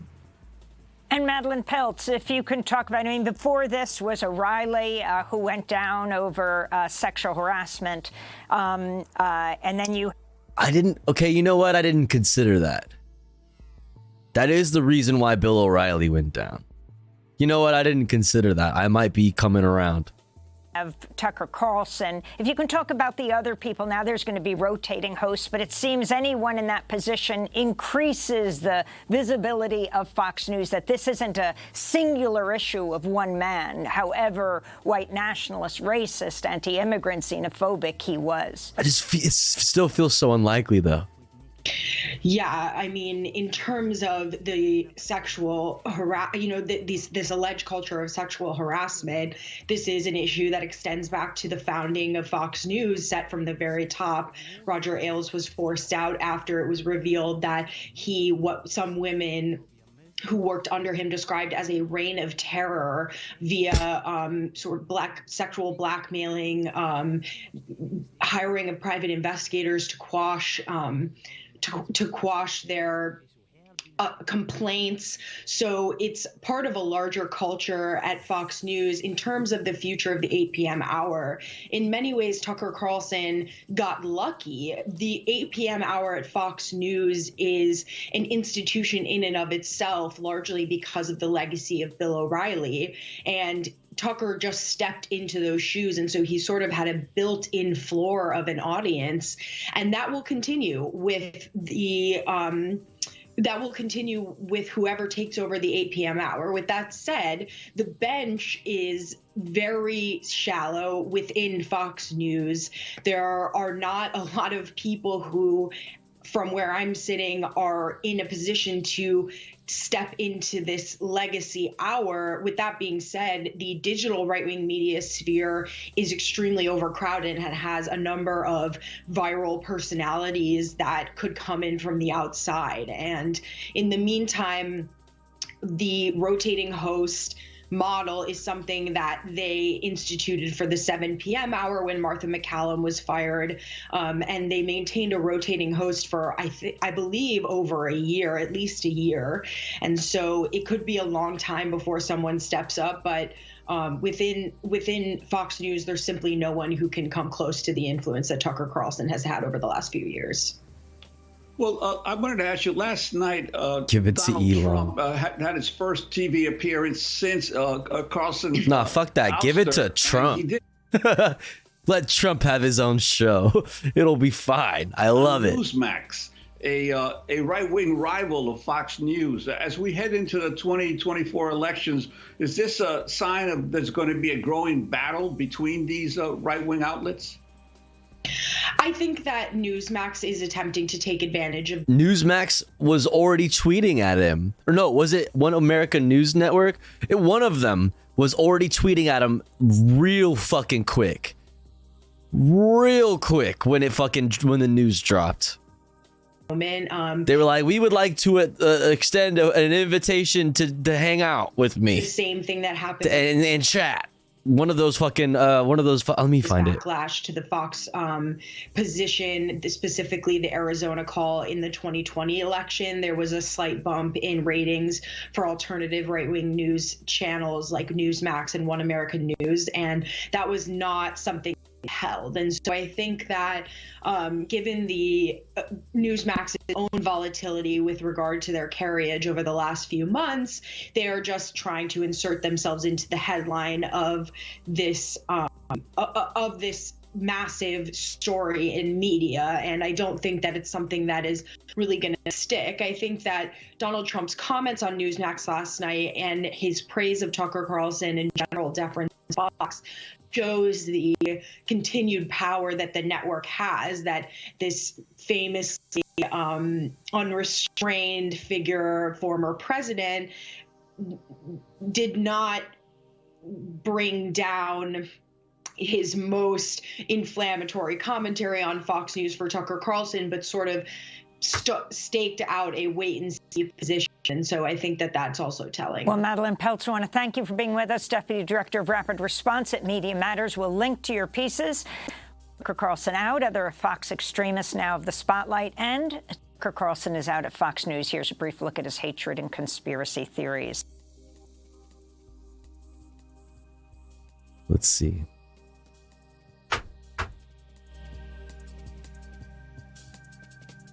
Still trying to find it. Unless they deleted it? Why would they do that? Oh, here it is. Oh, no, it's not it. Fuck.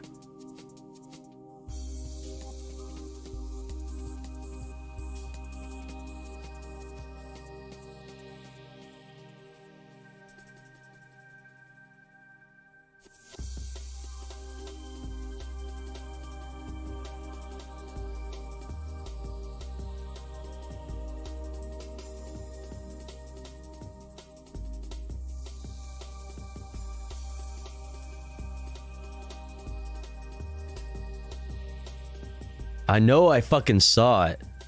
OAN founder. Oh, I mean, this is on it, but not the same tweet. OAN founder said he'd pay Tucker Carlson $25 million to join network. That's it? Dude. You're gonna need to get your fucking cash up, homie. 25 million? The fuck?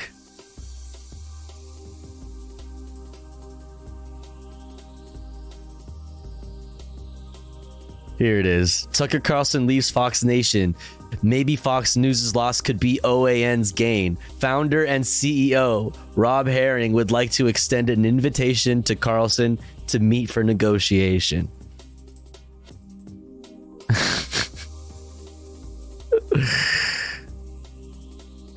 Man.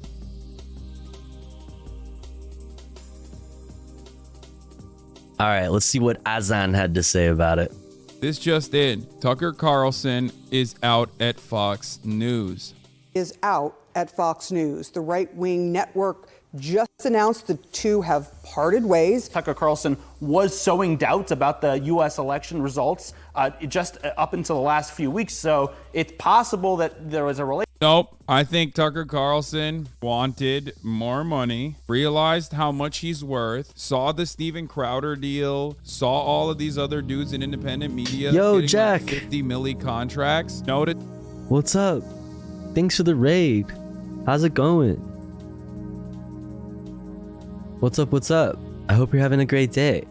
I hope you had a great stream. What's up, Raiders? Hi. Hello. If you don't already follow Riverboat Jack, please go do so. Do it right now. Jack is the coolest. They're very based. Go follow. Go follow. Go follow. What's up? What's up? Welcome in. We're just going over the Tucker Carlson situation.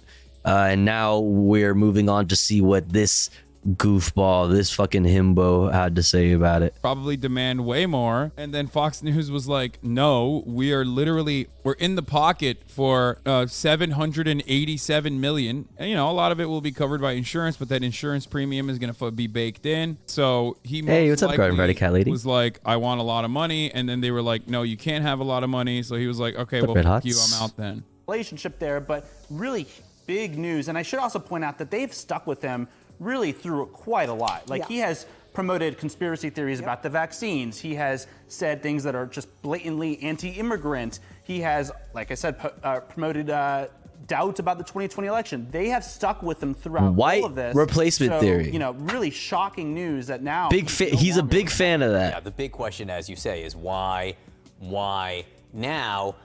Fox has let their number one people go before. I mean, Bill O'Reilly, they pushed out when he was number one. Yeah, Bill O'Reilly was pushed out when he was number one for like a biblical amount of sexual harassment. Like Bill O'Reilly is responsible. Biblical. Bill O'Reilly out of Fox after harassment allegations has been the most watched program. Blah, blah, blah, blah.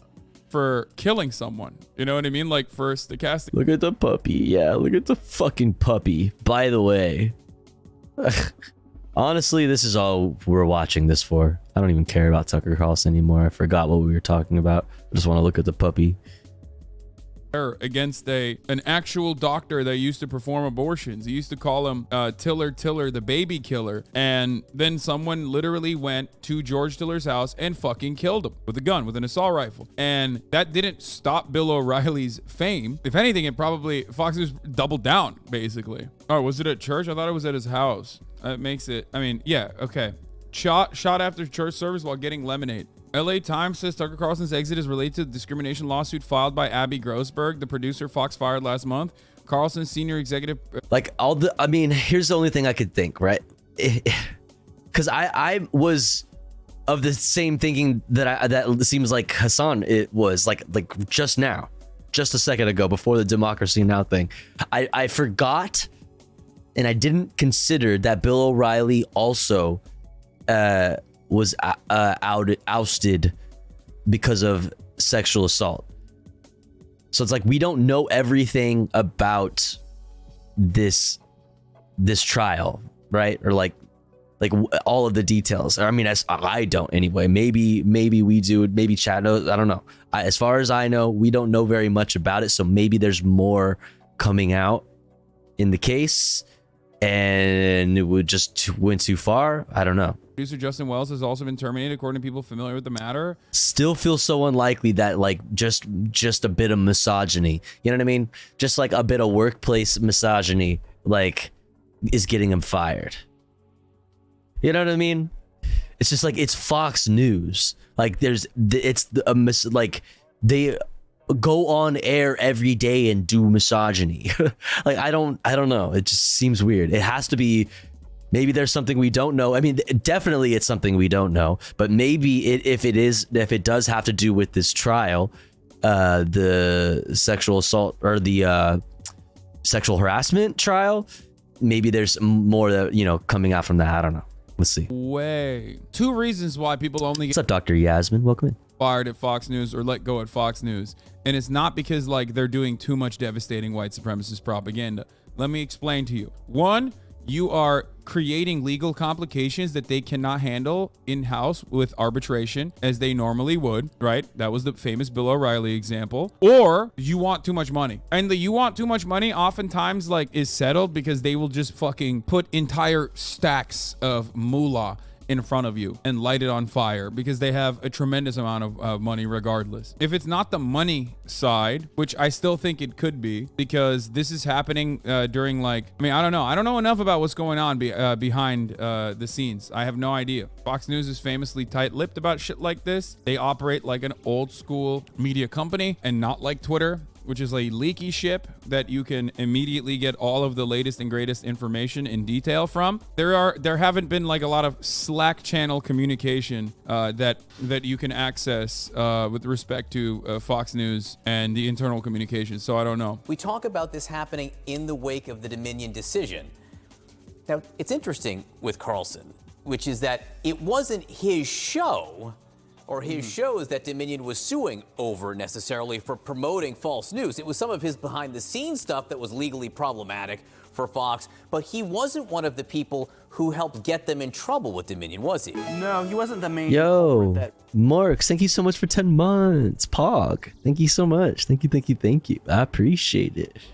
Let's go. 10-month-arinos. Hope you're well. On this lawsuit. But, you know, it's not to say also that other hosts could not be eventually leaving the network as well. I mean, this raises a lot of questions about whether the network potentially is trying to at least rein in some of the more extreme people on the channel. I mean, of course, Tucker Carlson, the most extreme probably on that channel. This is the narrative. The prevailing narrative, it seems, is that Tucker Carlson, who was leaving Fox News, and there's more, this is breaking. There's more information coming out about this all the time. Oh my God, look at the dog.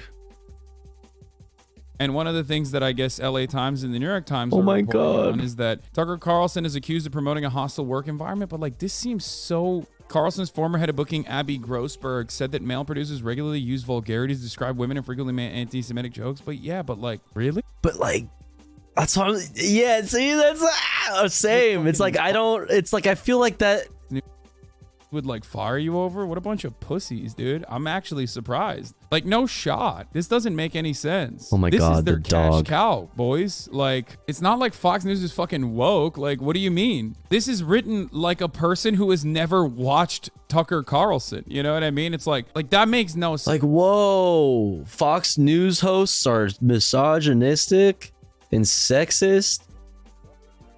What? Like, we didn't know that. I didn't know that. I'm just finding this out. I mean, I've often talked about how like these are still, everyone's a liberal at the end of the day. Fox News is a neoliberal institution. So ultimately, like, yes, they will do certain things that you would find strange. Like Matt Walsh will always misgender people. Fox News, on the other hand, I mean, Tucker Carlson might misgender people every now and then, but Fox News is an institution as a style guide, and they will usually not misgender like a trans person deliberately, other than the editorial staff, which might take like, some editorial independence. So like, there is weird things like that. Obviously, that would never cause someone to get fired, though. You know what I mean? I just, it seems very, very strange. They don't have to misgender you necessarily, but you can certainly like say it. Be like, she does this, like she says, like, you know, if they're like, you know what I mean, they could be like, well, they said the following. Like you can put like emphasis on. You don't gotta just like straight up misgender someone. You know what I mean? You could put the fucking sauciness on it and be like, we know exactly what the fuck you're saying. You know, it may not exactly say it, but I know what the fuck you're saying. Strange that this is happening in the way that it is what Yashar Ali said. Honestly, just say a slur, dude. Just say a slur. Just say it. Just do it. I would prefer that. Totally complete shock of Fox News in response to Tucker Carlson announcement. The decision to fire Tucker Carlson came straight from Fox Corp chairman Rupert Murdoch, according to people familiar with the situation who were not authorized to comment. Murdoch said to be concerned over Carlson's coverage of the January 6th insurrection at the Capitol, where the host has promoted the conspiracy theory that it was provoked by government agents. Tucker Carlson has called Ray Epps, a Texas man who participated in the storming of the Capitol but did not enter the building and FBI plant without any evidence. Epps was interviewed on 60 Minutes where he said he has been subjected to death threats as a result of Carlson's statements about him. The FBI also told 60 Minutes that Epps never worked for them. The decision is not related to the $787.5 million settlement. Benjamin Norton. No shot, because then Laura Ingraham, like that's not just Tucker. That would have to be like 3 or 4 of the their head fucking main talking heads. What the fuck? Can't just get rid of you can't just get rid of everybody. That's their whole cash cow. They are a money-making operation. Absolutely correct on this. Reminder that Tucker Carlson applied to join the CIA. What? Really? Wait, applied? Does that imply? Does him applying to join the CIA imply that he wasn't accepted? Nicaragua to support the CIA's fascist Contra squads, is the son of a head of the CIA propaganda front. I don't know about that part. Constantly lobbies for war. Wait, son of head of CIA propaganda front? China supports colonialist Monroe Doctrine in Latin America. In 2006, white supremacist colonialist Tucker Carlson said Iraq is a crappy place filled with a bunch of semi-literate primitive monkeys. He did say that. I have zero sympathy for them or their culture, where people don't use toilet paper or forks. They can just shut up and obey. While meddling in Brazil, making propaganda. Holy fuck, man. Which is Bolsonaro. Tucker Carlson complained, under Biden, the Monroe Doctrine is no longer enforced, praising the 200-year colonial policy. He also spread new Cold War propaganda, fear-mongering about Cuba. He's also the mainstream figure I know of that advocate for, oh God, these guys are so fucking stupid. Anyone claiming Tucker is anti-war is a useful idiot. He's just a neocon 2.0. The only reason he criticizes war in Russia. He has never been anti-war. He is anti-Democratic Party. Dude, he has never been anti-war. It's so funny how he'll have he regularly has on fucking people. I think I saw on Hassan's stream once. Now that I'm thinking about it, I feel like while I was watching, I think I saw on Hassan's stream, Tucker Carlson, like a long time ago, Tucker Carlson having on a member of, is it not BlackRock? Is it called BlackRock or Blackstone? One of the Blackstone, or like a fucking natural occurring, phenomenon. So what is it? Whatever. One of those like the military contractors, BlackRock, Blackwater. There's so many black things. That sounded weird, me saying that. That sounded weird. God damn it. Blackwater. That sounds... Okay, moving on. He had on a member or like the leader or some.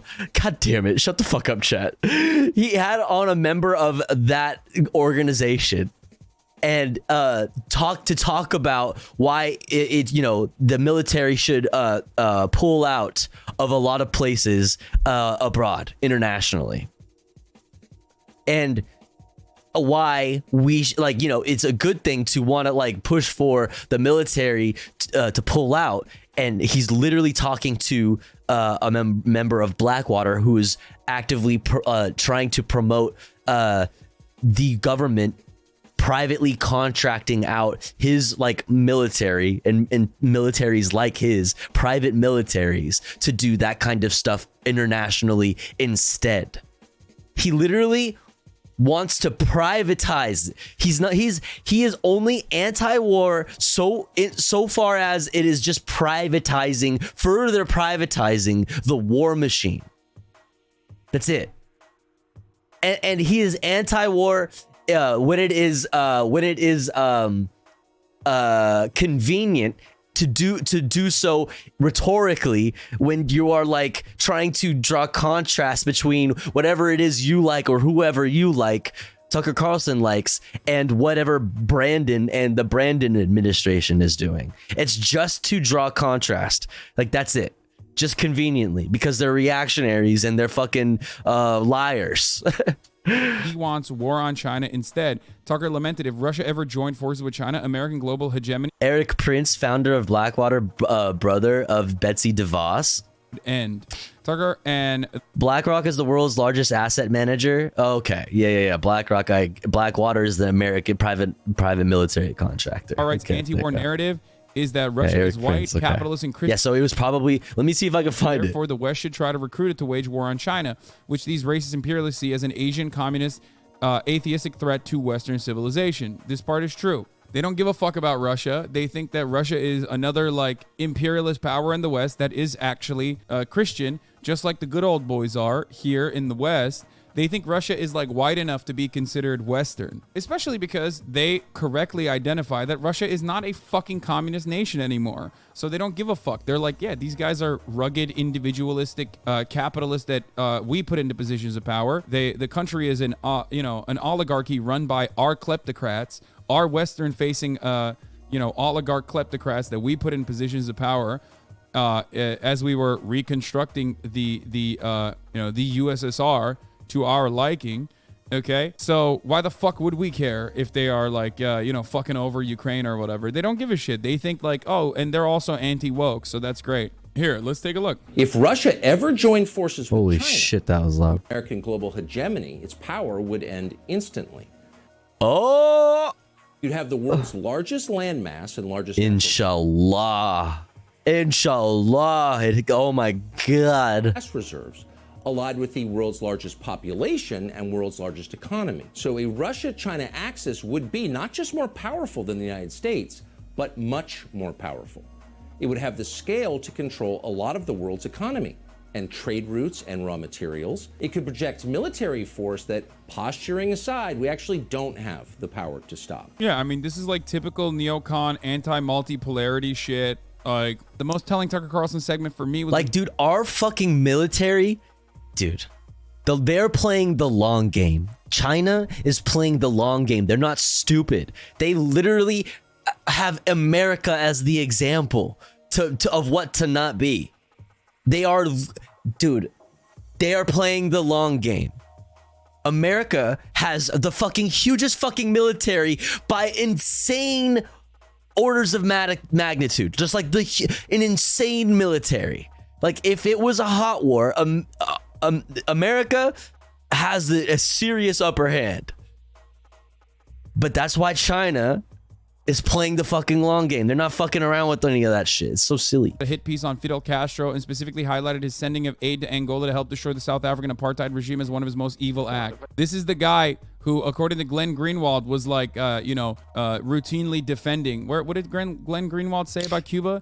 He said, this is real quick, while we were talking about it, I'm pretty sure Blackwater founder Eric Prince, we should fight in Afghanistan with armies run by companies. Like, this is who they bring on to talk about why war is bad and how we should do war in the future, how war should change. Like, this is who they have on. Blackwater, dude. Yeah, we should back out. The American military should back out. And you know what? Just like contract it out. It's bewildering to me. So Afghanistan, the president apparently is considering sending more U.S. troops there. You spent a lot of time there and in that region, and you have an idea for what we should do with Afghanistan. What is it? So we're spending as a country $42 billion there this year. There's 8,000 troops. 3/4 of them never actually leave the base. If you look back in history, the way that he's saying it's not efficient enough. He's saying it's not efficient. He's saying it's not efficient. Y'all are doing socialist military over there, public government funded. Nah, it's wasteful. There's you know what I mean. There's bureaucracy. You just need like 20 really well paid, trained fucking super soldiers. You need capitalist armies, not socialist armies. They had this public funded shit. Run by companies and no English soldiers. What's up, Punk Plays Junk? Welcome in. Very cheap, very low cost. Hell yeah. Carter and Gremlo Frog, very welcome here. Very based. Very, very adaptable. The president needs to appoint one person in charge in Afghanistan. We've been through 17 commanders in 15 years. That's not even counting ambassadors and all the other officials. So you put one person in charge and allow them to negotiate with the Afghans the rules of engagement. Because right now the rules of engagement are so tight that when you have soldiers in contact fighting for their lives, they have to talk to a lawyer 500 miles away sitting in air conditioning to drop a bomb. It's not a serious way to. So you would replace a military occupation with the American South Asia Company or something like that. Ah!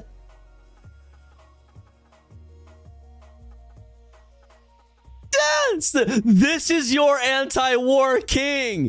This is your fucking anti-war advocate. This man. Yeah, okay, buddy. Like that, sure. You already have a 300,000 person Afghan security force, but they fall down because they lack logistics, they lack the professional enabling functions, because we rushed into people that were largely illiterate and not capable of doing. What you should have done was contracted out to a private military that would have done it efficiently for get you the most bang for your buck. Yo, Debate Queen, thank you so much for the raid. I hope you had a great stream. What's up? What's up? Hope you had a good one. How are you? Everybody go follow Debate Queen. And they fall short on fuel supply, on air support, on all these basic things that the home team should have in fighting against the Taliban. So it sounds like, finally, you don't see any kind of conventional military solution where we just occupy it into submission. Not at all. We've fought for the last 15 years with the 1st Infantry Division model. Now we should fight with a East India Company model. He's saying we need to innovate. We need the marketplace to innovate the way the military-industrial complex funds itself. Instead of prolonged occupations by a government's military, it needs to be by multiple sting operations, operation by professionals. By professional teams. Just all it is innovation in the fucking military industrial complex under capitalism. It's fucking amazing. This is your anti-war king. Anyway, let's get back to this. Objected to regime change efforts in Cuba. Come on, Professor. Why are you making... Look, that's monstrous. He put people in prison for criticizing him. He sent, as you know, a lot of his doctors an awful lot to places like Angola and Venezuela to help other revolutions in progress. There's no... Based. Excuse for that. And here's my no excuse for that. Based. I mean, not what Tucker Carlson to say. What Fidel Castro did. Why does the left make excuses for a monster like Fidel Castro? Why? Come on, Professor. Why are you making... Look, a monster like Fidel Castro? Yes, the answer is because he's fucking hot, dude. That's why, because he's sexy. In all the deranged denunciations of Castro by conservatives and liberals, I've never seen anyone mention his sending of aid to Angola. But Tucker did, as he adores South African apartheid regime. Here's Mandela thanking Fidel personally for helping end that fascist regime. Is this important politics? Yes, I think that the unceremonious... One guide, dude.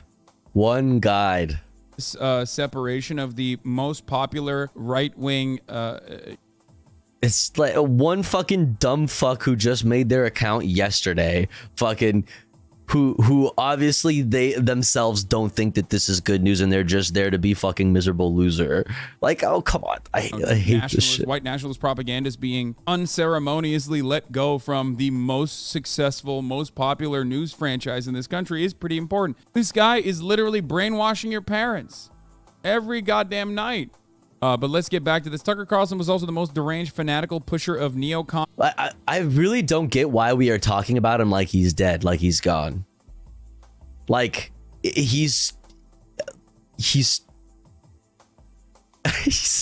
we're gonna hear from him again. Like military-industrial complex, CIA security state push for a new. This is a good Twitter account, though. This is a great Twitter China account to follow. Almost single-handedly entered it into the mainstream of the U.S. and pushed Wishful people to thinking. follow suit. I don't agree with that. I don't think Tucker Carlson was single-handedly doing that. But the idea that Tucker Carlson wasn't regularly and routinely fucking agitating against China in the same way that like MSNBC does, in the same way that like everyone does on the liberal side, is true. The China threat, China is the real threat, not Russia. Yeah, Sisyphus. When you think how the Russian Wagner Group was able to recruit directly from Russian prisons, a private mercenary group able to recruit directly from U.S. prisons, you would have a supply of cannon fodder without health insurance.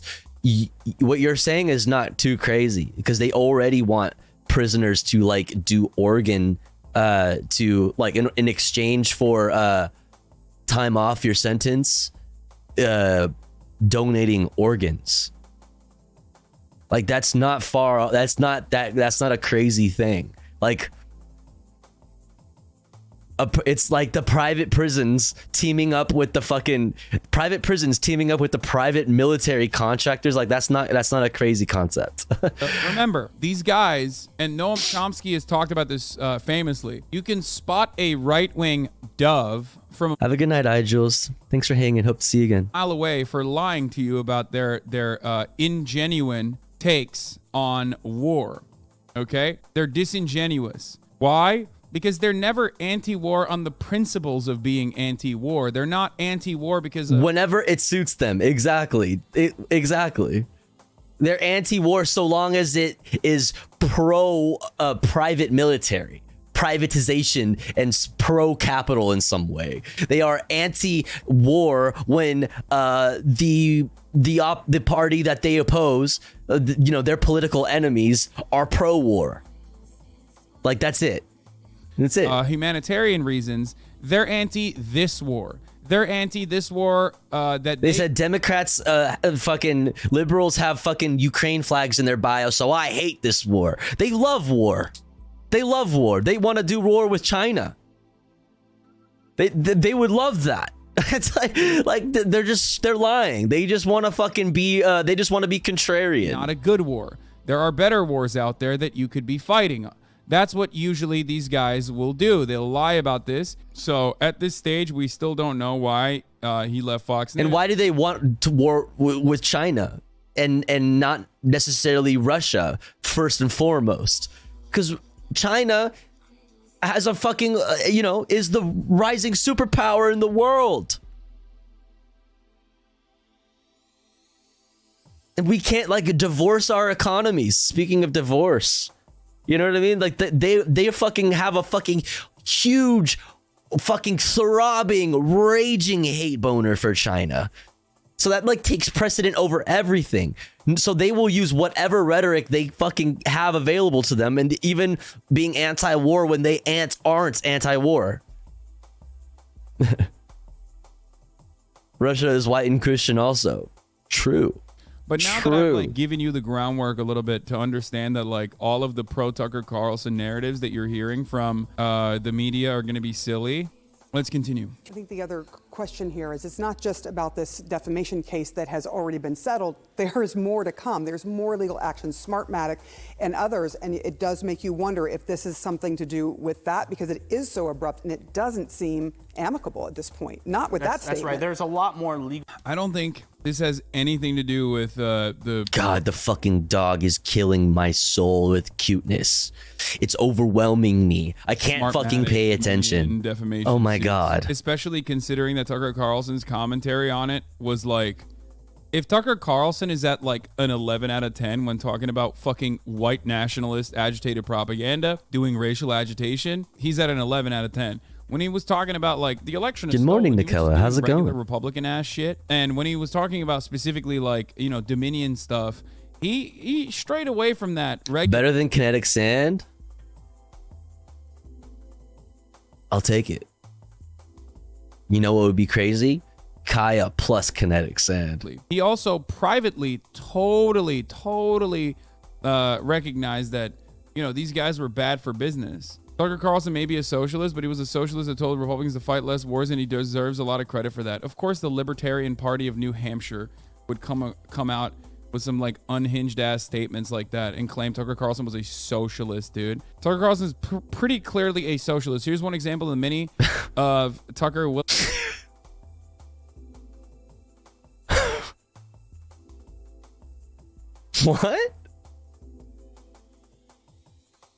The Libertarian Party is wildin'. What? Once again, libertarians proving that they don't know a fucking single thing about political theory and thought. Like, they don't know anything about political ideology. Like, they have no idea what they're talking about. Libertarians just have no clue. What the fuck? Tucker Carlson is pretty clearly a socialist. Here's one example of many of Tucker willing to use the state violence to redistribute resources.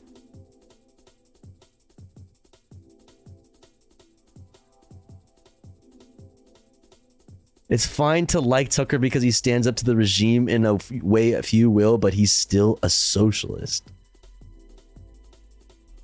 What? Use state violence to redistribute resources. It's fine like Tucker. It's fine to like Tucker because he stands up to the regime. What? You will, but he's still a socialist. Cleared by Babylon Bee. You hate to see it. Fox News fires the only reason people watch Fox News. Oh my God.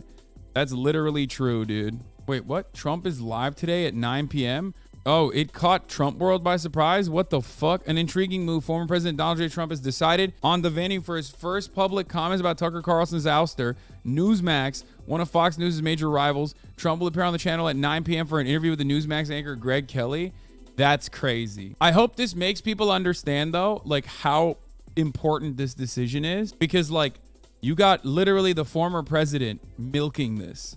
You got the former president running content around this. Like, think about how important that shit is, dude. The announcement on Monday that Fox News was parting ways with its top-rated primetime host, Tucker Carlson, stunned people in Donald J. Trump's orbit. The former president himself was surprised by the news, according to a person with direct knowledge, and his eldest son, Donald Trump Jr., who was a close friend of Mr. Carlson's, described the network's decision as mind-blowing. I mean, it is mind-blowing. I think it changes things permanently, Donald Trump Jr. said on the Charlie Kirk Show, adding that Mr. Carlson was once an actual thought leader in conservatism and a once-in-a-generation type talent. The casual news observer would be forgiven for thinking that Mr. Trump and his family no longer had a relationship with Mr. Carlson, given the recent disclosures of the Fox host's scathing private text messages. In early 2021, as Mr. Trump desperately tried to overturn the 2020 election, Mr. Carlson texted a confidant that he hated the president passionately. He also described Mr. Trump as a demonic force. When the texts were released in March, Mr. Trump was wounded and called Mr. Carlson to talk about them, according to a person familiar with the outreach. I do think he will be like gracious to Tucker Carlson because he recognizes his importance as like a propagandist for conservatism. But I do think he might not stop himself and basically hit that like, anyone that comes after Trump loses. Don't come after Trump. You did it. Here's what Charlie Kirk has to say. We got to do a little bit of hog watch here to see what the conservative ecosystem has like been chirping about. I'm sure people are blaming like the woke left for his firing or some shit, even though it was Fox News that fired him. But let's hear what somehow it's cancel culture. I don't know how, but it's somehow. Yeah, get married and have a ton of kids. I mean, get married when you're too young, have more kids than you can afford, take a job you're not qualified for, live boldly, stop getting high, stop doing anything that blurs your vision or makes time go faster. You're gonna die before you know it. Don't waste a second. That's the sin, is living thoughtlessly and wasting time. It's the one thing you can't get back. I've wasted a lot of money in my life. Oh my gosh. I don't care. I don't regret any of it. I don't care. It's like whatever. Money, whatever. Who cares? It was fine. But any time that I wasted is really bitter for me. Yeah, of course he wasted a lot of fucking money. He's been profoundly rich as well. Yeah, what he doesn't, of course he doesn't care. Life, like. And so live as fully as you can, and you can't control all this stuff that's going on. You can't control what Google does. And honestly, they're gonna win. Like, the powers that be will win, at least in the short term. Ultimately, they'll all blow up, but like, we're powerless and hated. I think this myself all the time. Are they gonna crush me? Oh yeah, okay. But in the meantime, You know, I want to experience as fully as I possibly can. This graph is telling. One of the more extraordinary graphics in the New York Times lengthy profiles of Tucker Carlson. He's like, they're gonna get me one day, boys. One day they're gonna get me, but I'm gonna keep fighting while I'm here. Relish debating his guest. The conversation, though, grew strikingly one-sided. Out of the nearly 7,000 guest appearances, about 1,000 of them highlighted in yellow contradicted Mr. Carlson. Each dot represents an appearance. Gray dots are guests who largely agreed with Mr. Carlson. Fox fires Tucker Carlson 5 days after he crossed the red line by acknowledging the TV networks pushed a deadly and ineffective vaccine to please their pharma advertisers. Carlson's courageous April 19 monologue broke two of TV's biggest rules. The content he lambasted obsequious newscaster for promoting jabs. They knew to be lethal and worthless. For many years, Tucker has had the nation's biggest audience, averaging 3.5 million, 10 times the size of CNN. Fox just demonstrated the terrifying power of big pharma. Yeah, I don't think that's the case. What, dude? He just desperately wants everything to be about the vaccine. That guy's so fucking weird. Anti-vaccine propaganda that was significantly more effective than whatever he did on that coverage for, you know, an entire goddamn year. So you're delusional if you think that God, the fucking puppy. I think that's enough for Tucker Carlson and the speculation surrounding him.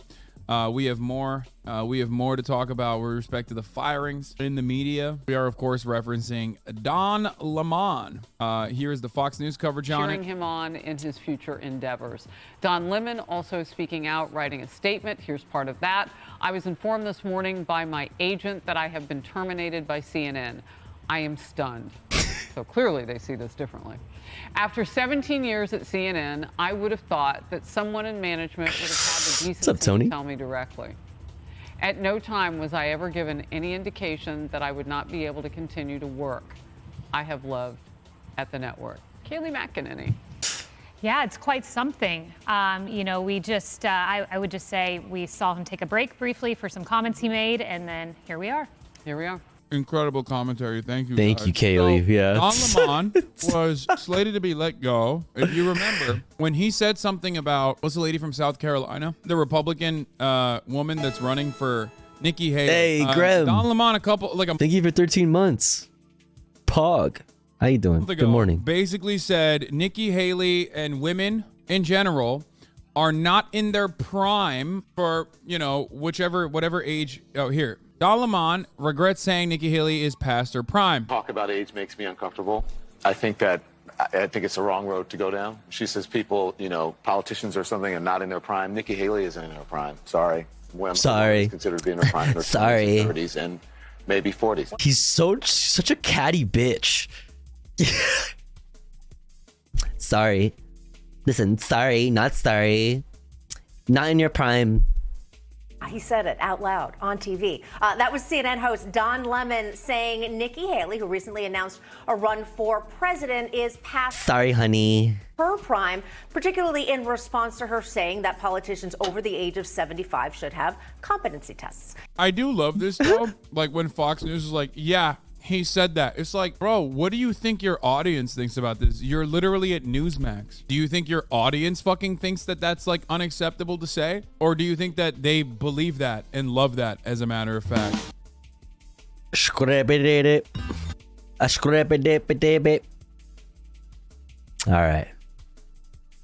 All right, next up, let's watch this More Perfect Union.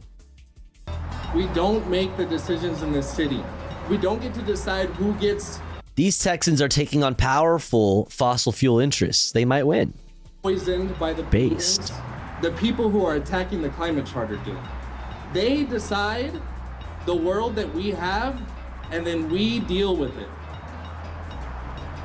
Do you think that's right? Hell no. Organizers in El Paso are fighting to pass an ambitious new policy. The Climate Charter, or Proposition K, confronts fossil fuel companies and big polluters on their home turf. El Paso is one of the most polluted cities in the nation, and despite being one of the sunniest cities, it gets less than 5% of its electricity from solar. If the Climate Charter passes, it would set goals for renewable energy, create green jobs, and protect the city's water. But more fundamentally, it would put climate policy in the hands of the community, enabling El Pasoans to design their own future. by a show of hands, who here can canvass right now and go knock on doors? That is a lot of people. This moment could be a huge turning point. But in a state where big oil dominates politics, can a grassroots climate movement pull off a landmark win?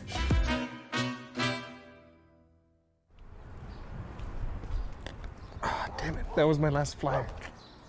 We're trying to talk to as many people who are directly affected and have a self-interest in moving away from the refineries and the fossil fuels that are harming us here in El Paso. So this is like the most impacted place. Could not be more impacted than in the front door of the refinery. Part of it is investing in jobs in El Paso and investing in wages in El Paso, because that's why people are leaving. Think 615. So it's yes to Prop K is what'll be on the ballot. Prop K, Proposition K. Okay. She wasn't on my list, but that's good.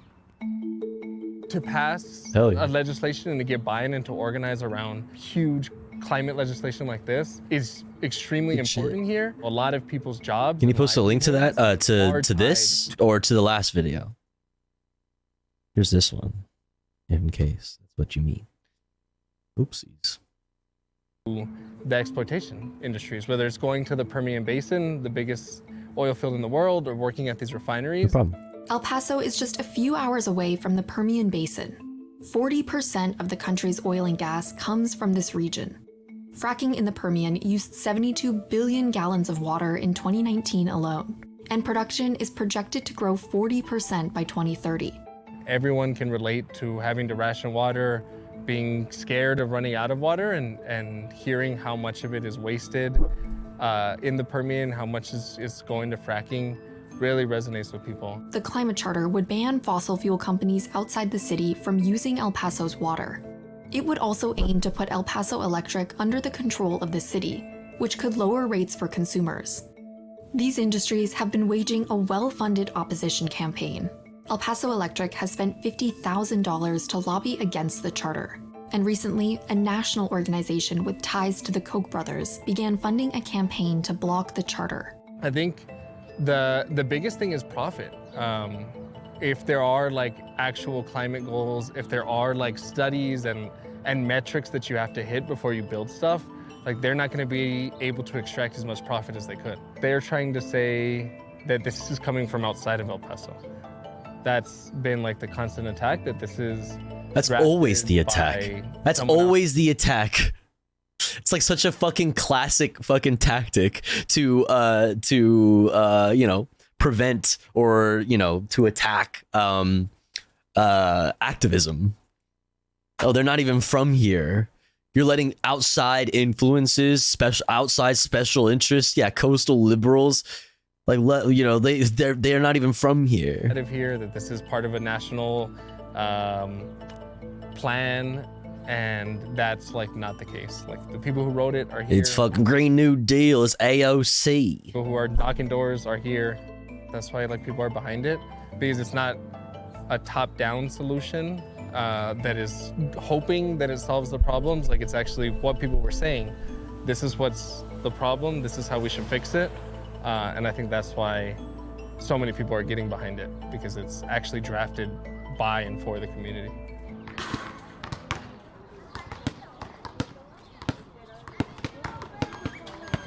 Hey, good try. This Almost. is Barrio Camisal. This is a residential neighborhood, right, of mostly immigrant families, 100% Spanish speaking. When we look more closely, the residents that live here, majority are women and children, single mothers raising their kids. Unfortunately, it's also one of the only neighborhoods that is mixed with industrial and commercial zoning. The boundaries that define our neighborhood are literally trucks, cars, and trains. The boundaries that define our neighborhood are sources of pollution. This area beyond is industrial zone. The Bowie High School is here, and the Bowie Bus Hub is right here. We also have the cardboard recycling center and the metal, electronic, and battery recycling center behind our elementary schools.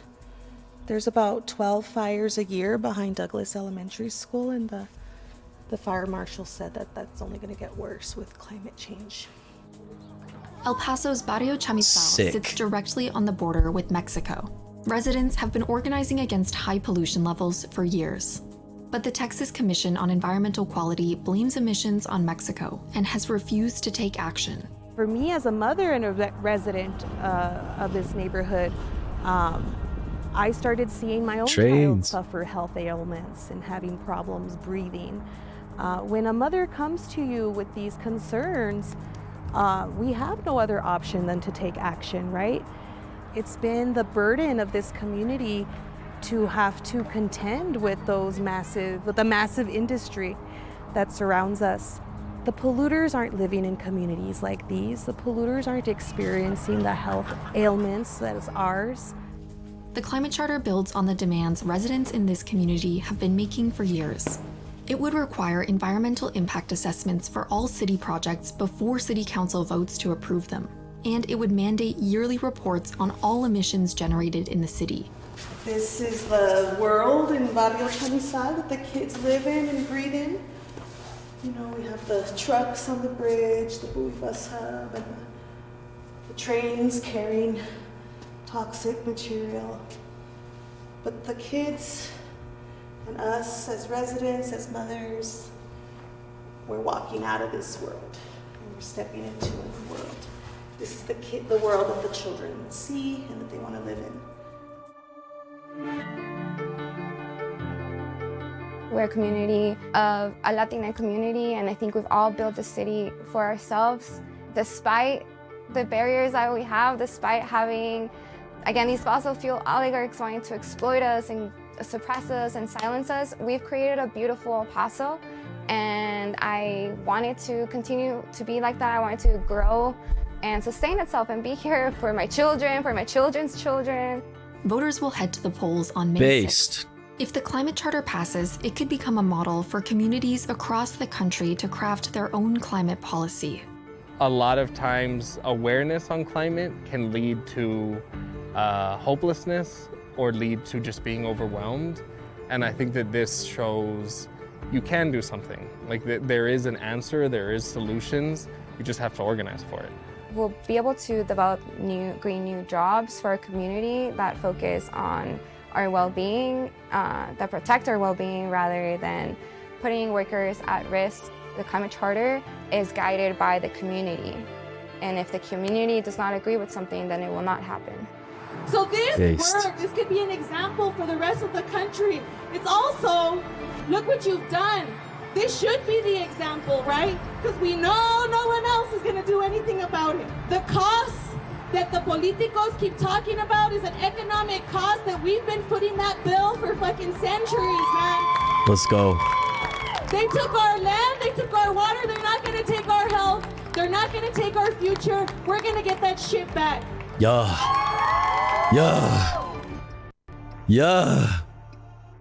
Love that shit.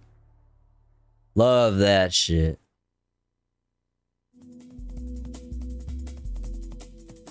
Based. Very cool. You love to see that. You love to see it. You love to see it. You love to see it.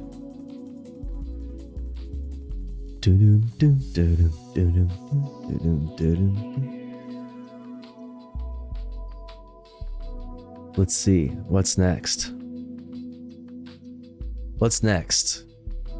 Next up, we can do some audit the audit. Do the audit the audit. And then maybe some gaming. And then maybe some gaming. I don't know. But definitely let's do audit the audit next. Let's definitely do audit the audit next. Then possibly some gaming. What do we think about gaming? What are our thoughts on that? But here's the thing. Before we get into the audit, new audit the audit, and some gaming, we're going to run an ad break.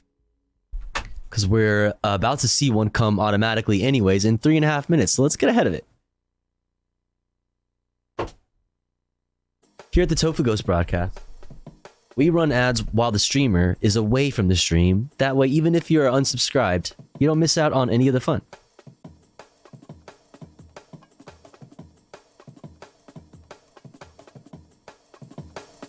But let's say you'd like to support the stream and also get access to cool Tofu Ghost emotes on top of an ad-free viewing experience. Maybe consider subscribing. That way you can get all of those things. Or maybe you're already subscribed and you're generous and you have the means to. Maybe consider gifting a sub to one of our friends in the chat, one of our comrades in the community. That way they can enjoy the emotes and an ad-free viewing experience. We're currently at 10 out of 20 for our daily sub goal. Halfway there. Every little piece of support means a lot and goes a long way. We do this full time pretty much, on top of a couple other little side hustles. But the support means a lot. I'll be back in 3 minutes. Don't you go anywhere. BRB.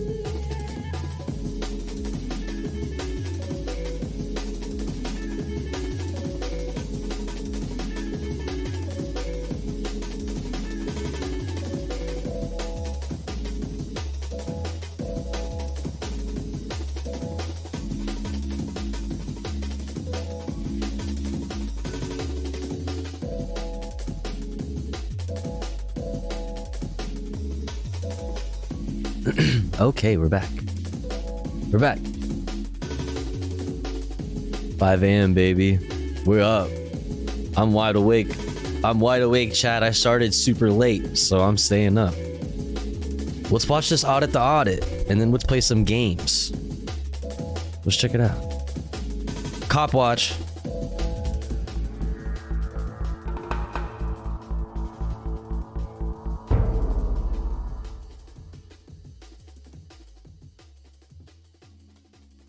Welcome to Audit the Audit, where we sort out the who and what and the right and wrong of police interactions. This episode covers the Texas Agriculture Code, illegal parking, and side-by-side vehicles, and was originally uploaded by Red Oak Video Vigilantes channel. Illegal parking? Blackluster's channel. Oh no! Check out the description below and give them the credit that they deserve. Cop gets caught lying by his own body camera. Whoa! That's so crazy. So crazy how that happens all the time. Before we dive into the interaction, I want to give a big thanks to the sponsor of this episode, Guardio. No! Shut up. Shut up. Shut up. Shut up. Combat. Shut up. And shut up. Malware. Shut up. Detect. No. Real time. No. No. At Guard. No. No. Exist. No. Scam. No. No. No. PA community. No. Guard. No. Now. So the episode. On August 14th, 2022, Officer Matthew Pettit of the Red Oak Police Department was dispatched to the scene of a fire in the rural area of Red Oak, Texas. While en route to a nearby residence to ensure no one needed to be evacuated, Officer Pettit encountered several local ranchers, including the owner of Red Oak Video Vigilantes channel, Chris Moses, as they were attempting to move cattle across the road and out of the potential path of the smoke and flames. The interaction that followed was captured on Officer Pettit's body camera footage. Oh god, way too dang.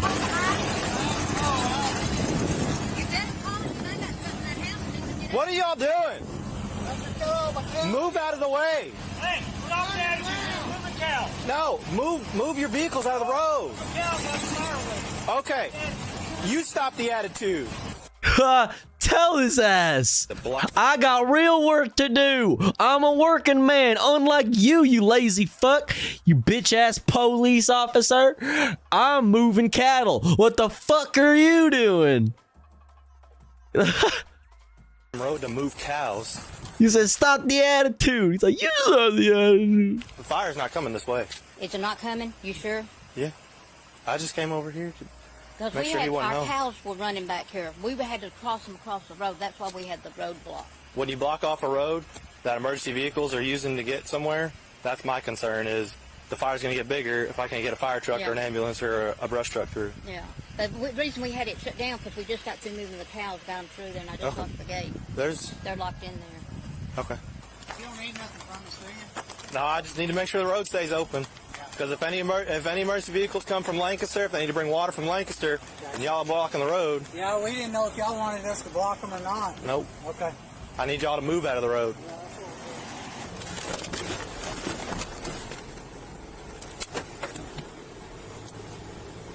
The fire's out, right? They had a line just burst, so they had some hot spots come back. They went down to just one hose, but they're getting it fixed. Okay.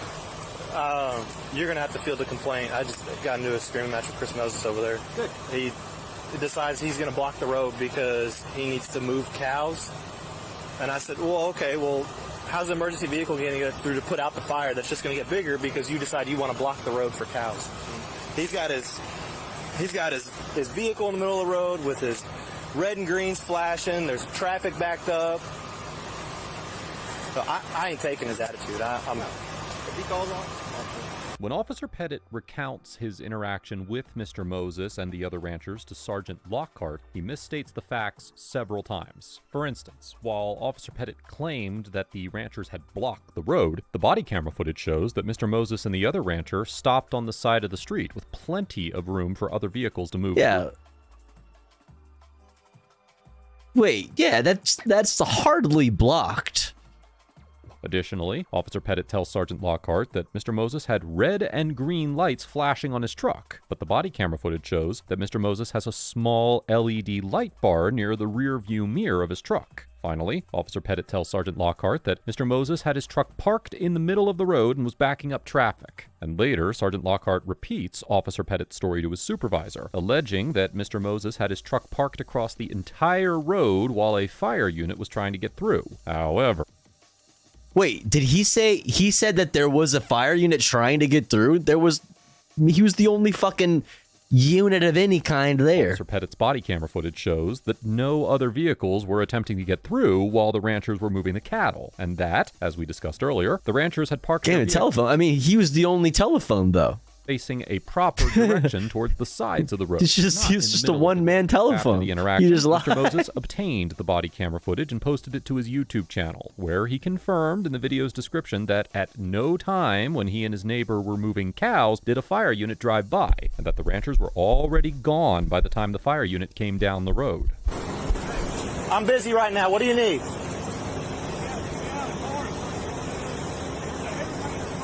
Chris, you're not allowed to block an entire roadway, okay? I don't know if you know that, but you're not allowed to stop. This is one of those towns where they know each other. And shit. He pulled up on him. He sought out the officer and was like, "Fuck you, bitch. I had to move my cows." He's like, "Chris." Roadway. Oh my God, what a legend. We love Chris. Transportation code, okay?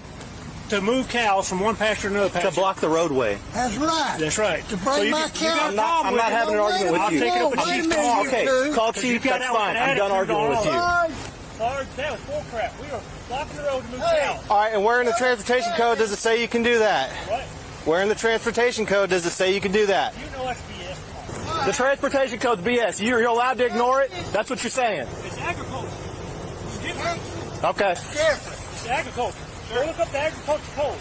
Sergeant Lockhart. Yeah, they have to move their cows, so you have to use the streets. Asks the ranchers where the transportation code says that they can block the road to move cows, and the ranchers respond that the agriculture code allows them to do so. Neither the Texas transportation code nor the agriculture code Actually, both of you were wrong. explicitly states that individuals are permitted to stop their vehicles on the road to move cattle. However, it does not appear that the ranchers violated any of the rules governing stopping, standing, or parking found in Section 545.302 of the Texas Transportation Code, which states that, quote, an operator may not stop, stand, or park a vehicle on the roadway side of a vehicle stopped or parked at the edge or curb of a street, on a sidewalk, in an intersection, on a crosswalk, between a safety zone and the adjacent curb, alongside or opposite a street excavation or obstruction, on a bridge or other elevated structure, or in a highway tunnel, on a railroad track, or where an official sign prohibits stopping. In addition, Section 545.407 of the Transportation Code states that, quote, an operator may not drive into or park the vehicle in the block where the fire apparatus has stopped to answer a fire alarm, or, quote, drive or park the vehicle where an ambulance has been summoned for an emergency call in a manner intended to interfere with the arrival or departure of the ambulance. Although this statute prohibits parking in certain ways that interfere with the emergency vehicles, as the body camera footage shows, they were not their fucking car was off the side of the fucking road. The ranchers were not near the emergency vehicles responding to the fire while they were moving the cows. Finally, Section 12.03.001 of the Red Oak Code of Ordinances prohibits willfully obstructing any street, alley, or other public way. Now, while the ranchers' actions were willful, and it could be argued that they obstructed a portion of the road while moving the livestock, I mean, you could argue that it was not willful, that they had to.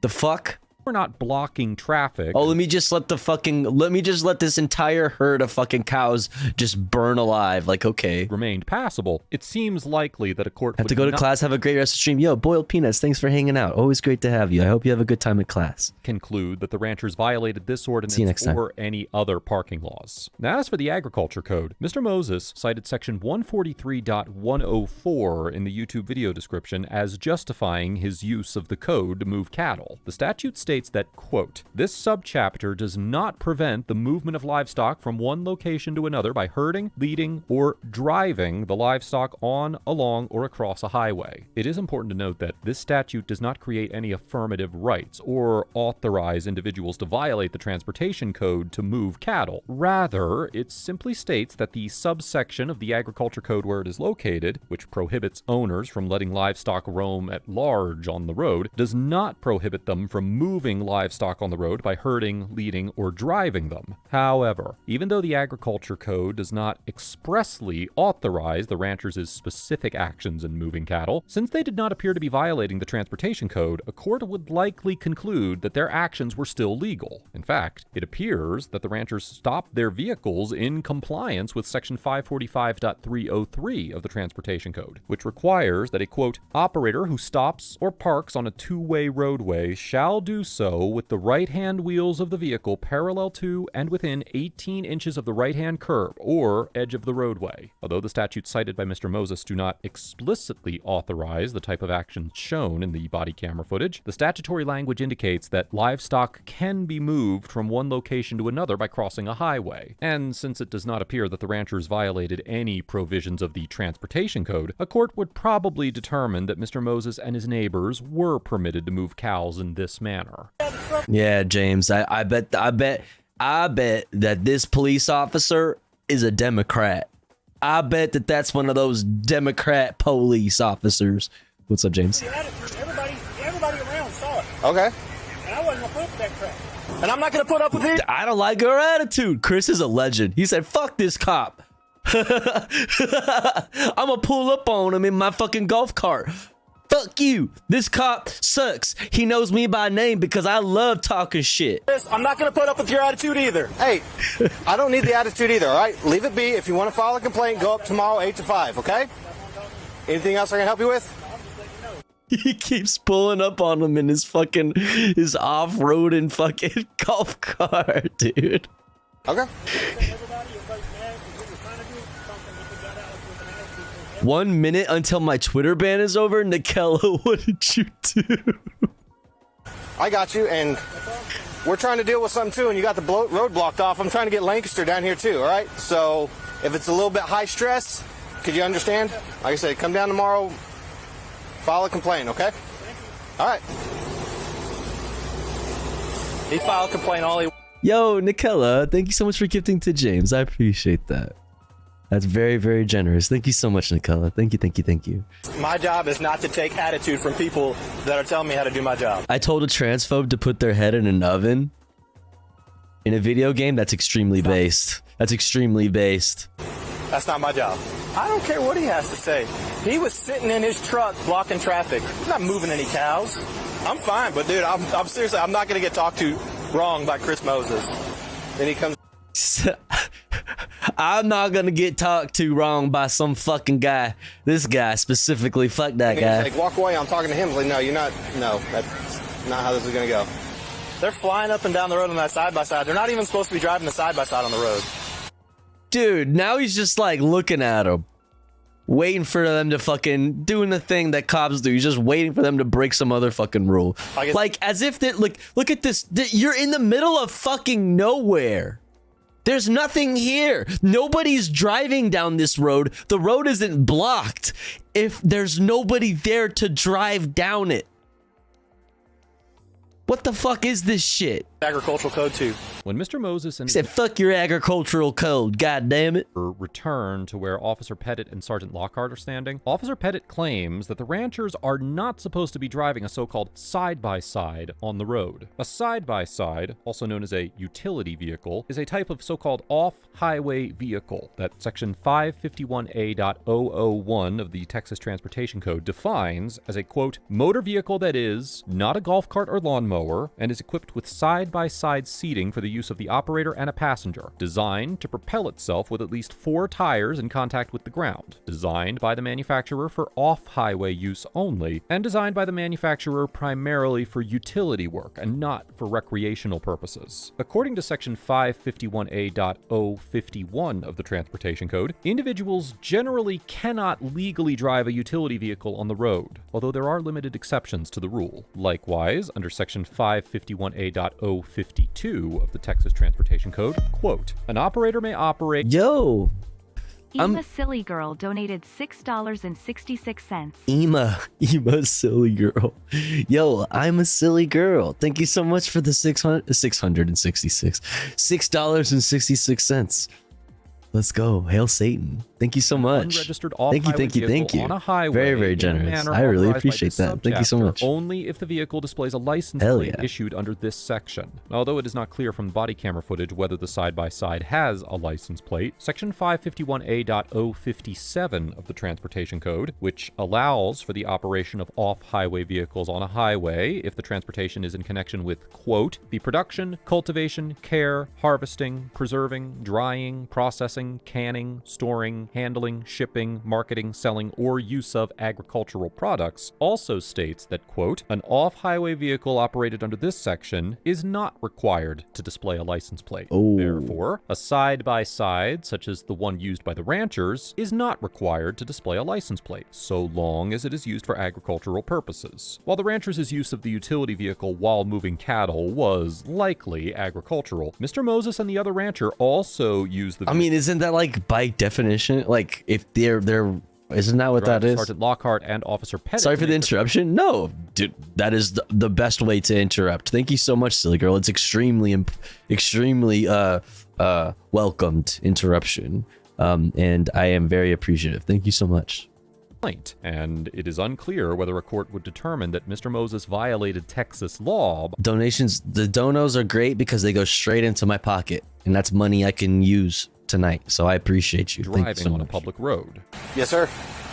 My camera's God, still on, but I fucking guess Chris was, trying to help one of the Fascist neighbors audio.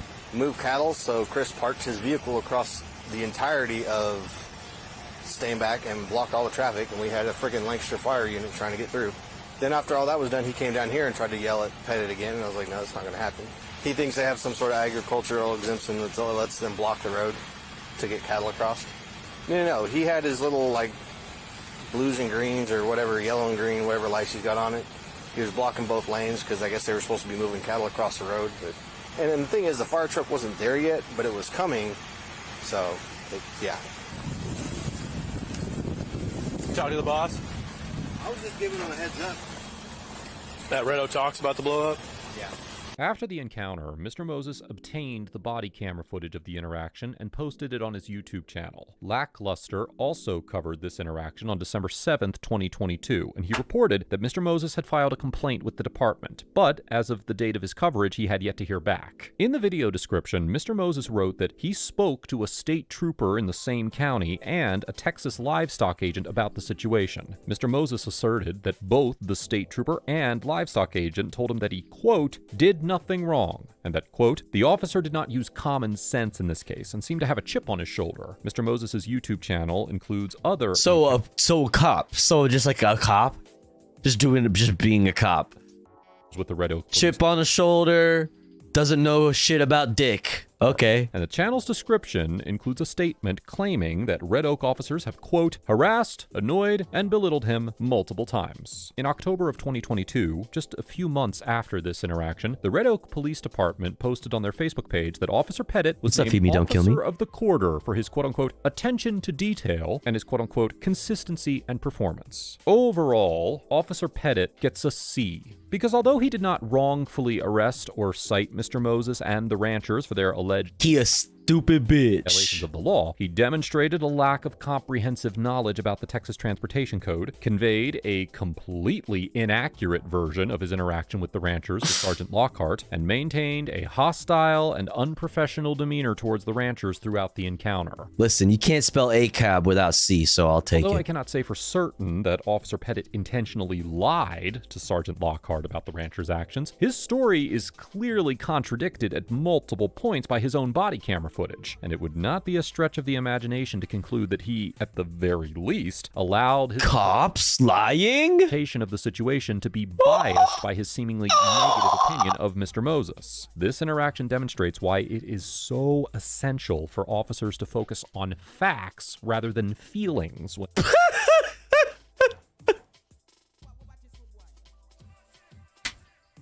dealing with citizens. He facts and feelings the cop. Yo, Ashtray, thank you so much for gifting to Seriously.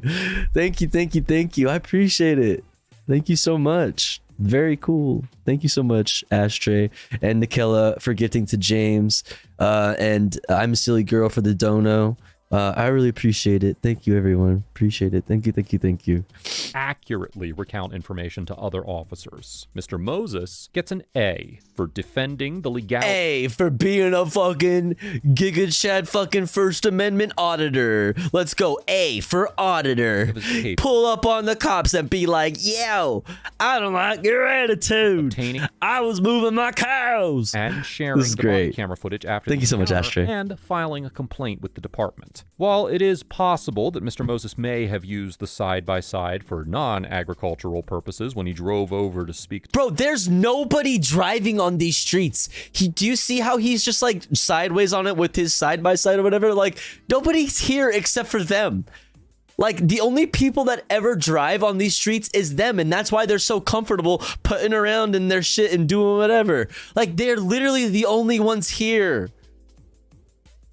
It's like, God, the cop is so bored. He's just like, I can't believe you maybe could have possibly blocked a emergency vehicle if there were an emergency vehicle to come here, possibly if you backed out like 3 or 4 more feet into the street, but you didn't. But still, you could have. Like, this is so dumb. This is so silly. Mr. Moses and the other ranchers stayed within the bounds. Like, what a waste of money, right? Conservatives are like so all about like, you know, being, you know, fiscally responsible. Like, what a fucking waste of money. This is what you're paying. This guy's getting paid to fucking dick around. Of Texas law Jesus while moving their Christ. livestock to a safer location, even though they may have been justified in taking more drastic actions given the exigent circumstances. Crazy. I commend Mr. Moses for having the courage to not only file a complaint about this encounter, but also to share his various experiences with the Red Oak Police Department on his YouTube channel. And I hope that with time and officer education, the relationship between Mr. Moses and the department can become a more positive one. Let us know Ew. There's the libertarian part of this channel. legal topic that you would like us to discuss in the comments below. Thank you for watching, and don't forget to check out my second channel for even more police interaction. Even more police interaction content. Sometimes it might be interactions in the form of glazing up the fucking boot, baby. You know? Sometimes that boot do be tasting kind of good.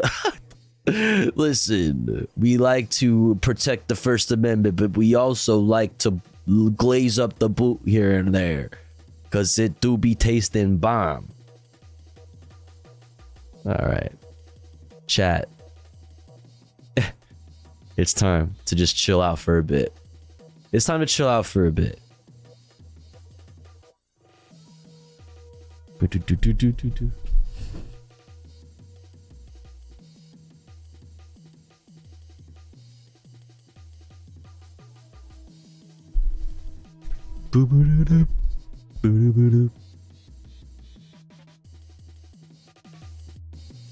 Getting things a little set up over here.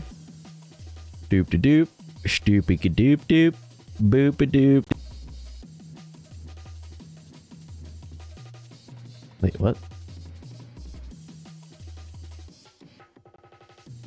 That was weird. What's going on here?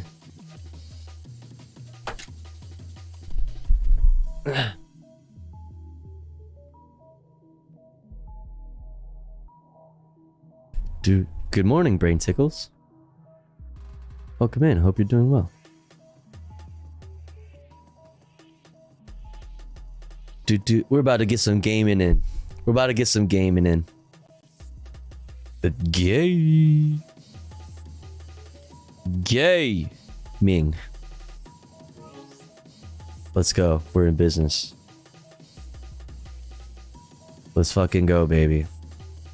Let's fucking get it in. It's time. It's time to fucking farm some W's, chat. Politics? Cringe.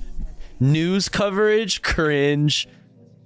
Only W's from this point forward, motherfuckers. All right, let's see. What do we got? But first, obviously, you got to check out what's going on in here. Oh, I saw this earlier. Yo, chat. I wished I didn't have to buy the whole fucking bundle and I could just buy the fucking backpacks. Yo, look at the backpack. It has got spray cans. It's got fucking paint in the backpack. That's fucking badass. And then this one has a fucking a skateboard in it with pins on it. I want just the backpacks. I don't want like the fucking robots, even though this robot right here is fucking thick as hell. You know what I mean? I want this and I want this for my character, for my skin that I wear. Yo, Brain Tickles, thank you so much for subscribing with Prime. You could use that anywhere and you use it here. Thank you so much. I appreciate that. And for 9 months. Uh-oh. Uh-oh. You know what the fuck that means? It's the season for yeeting. It's yeeting time. Oh, chat, should we play a fucking... Yo, I tried out... Look at this. Look at these. I tried out some of these fucking games. These, custom games or whatever.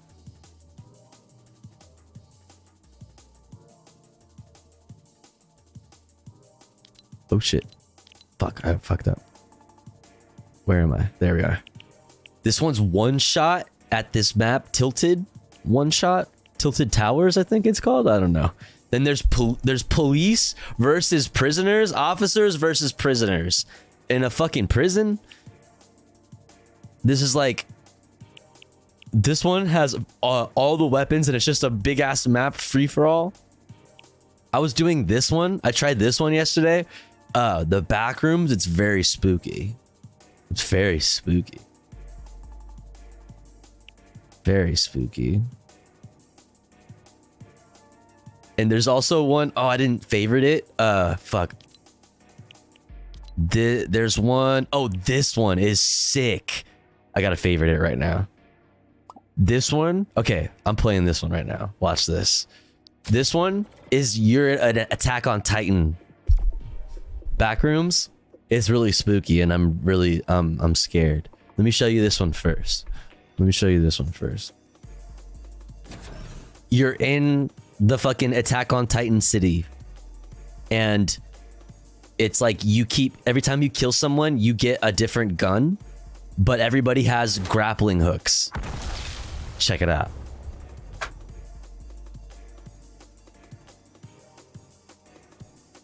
And also look at the giant fucking look at the fucking giants. It doesn't work in a way, or I have to wait for them to fucking, oh, I have to wait for us to like queue in. What was I gonna say? Oh, it's like some of these custom games are like super buggy. This one like doesn't let me use my skins. For some reason, I don't know. And sometimes they like twitch out, they like lag out. But I guess that's just like the nature of these types of fucking... Okay, I don't know if this is just gonna take forever. Fuck it, maybe we'll try a different one then.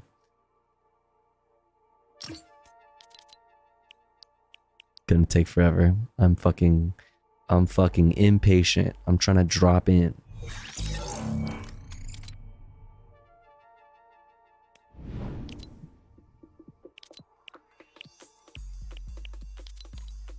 One shot tilted. Wow, Tofu broke the game. You all just lost the game, by the way.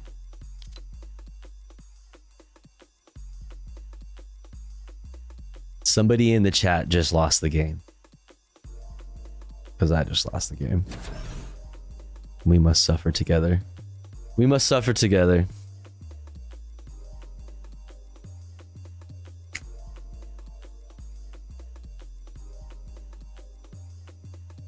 Well, Smokes, did I get you?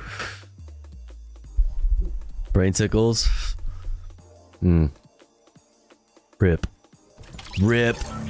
Alright, whoa, this looks different than what I remember. What in the hell?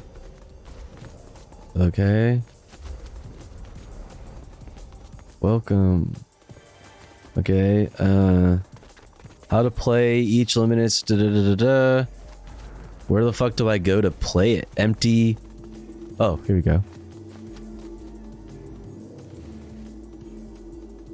I haven't lost the game since middle school. Get fucked.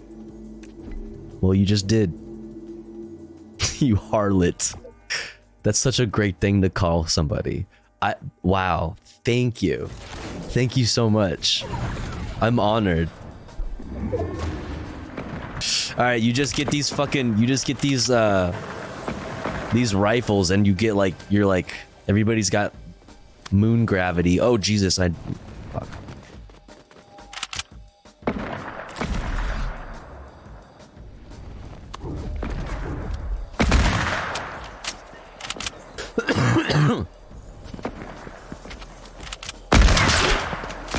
Oh Jesus.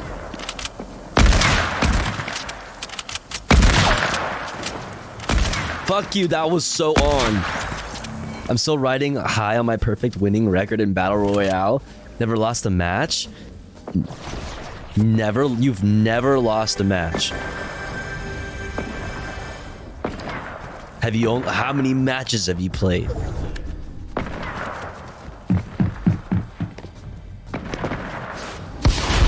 What the fuck? Wait, what is this? What? I've become all of the... This is what it looks like inside my body. When I... This is what my insides look like, chat. Literally.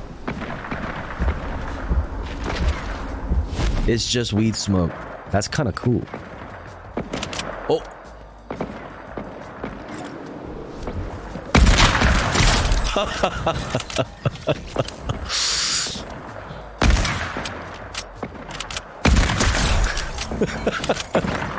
Easy. Too fucking easy, bro. Holy shit.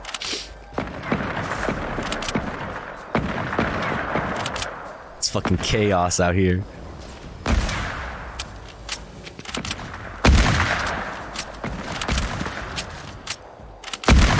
Oh! Ow. I won the one and only match I played with 18 kills. Jesus Christ. Oh! How am I... Okay, that was crazy. How did I miss 2 shots? Okay, that's crazy. Okay, they're like, they have like a shield right there for some reason. Bitch ass. Fuck you.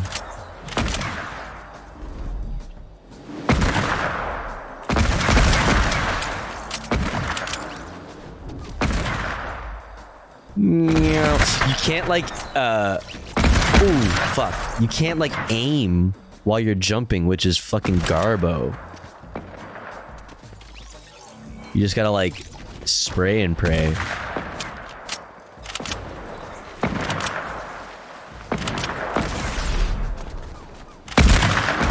Yo. Fuck you.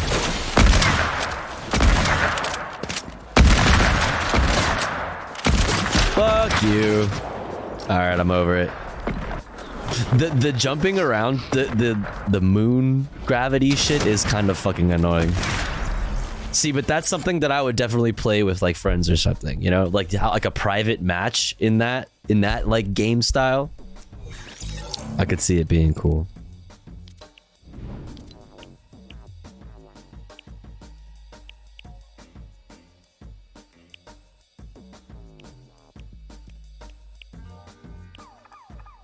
Let's play a real game. Let's get a real game in.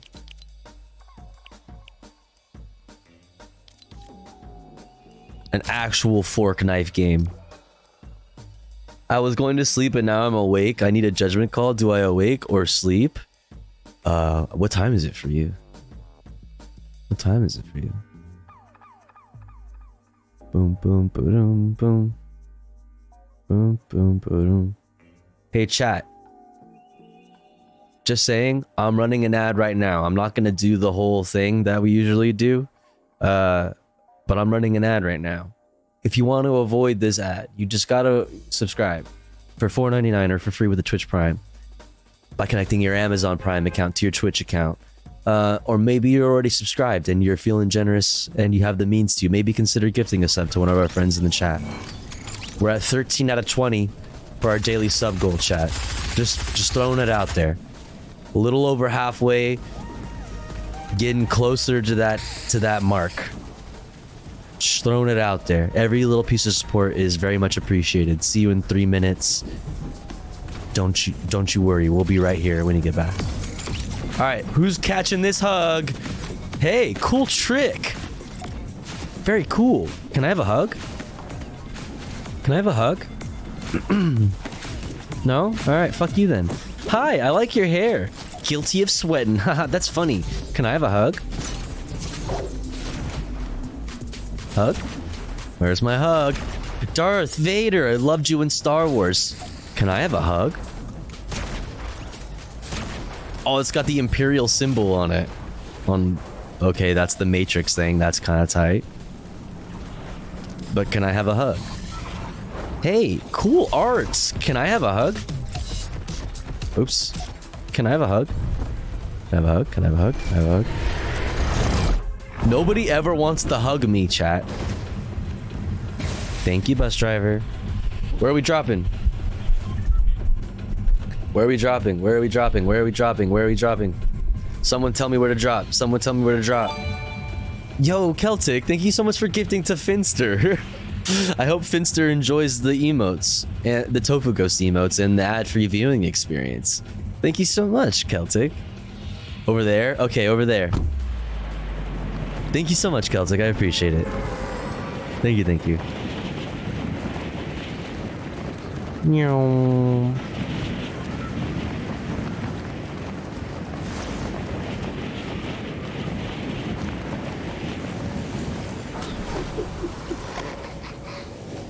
Fuck you. Whoa, look at that fucking... Yo, look at the TIE fighter. Okay, that's wicked. Man, fuck all yo motherfuckers. Okay. Now I'm going here then.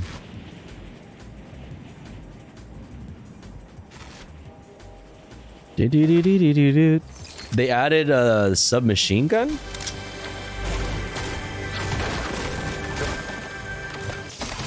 Oh, speaking of the devil.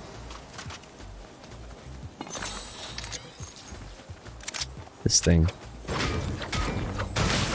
Or I guess brought it back or something? I don't know, whatever. I don't want that. No. I want this though.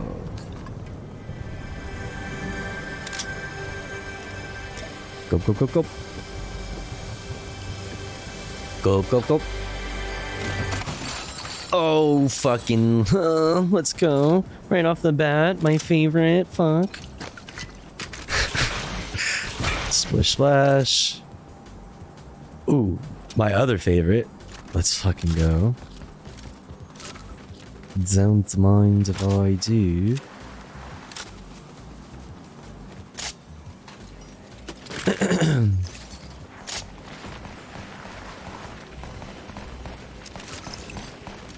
Hello. Where's the shooting from? Oh, there. Fuck you.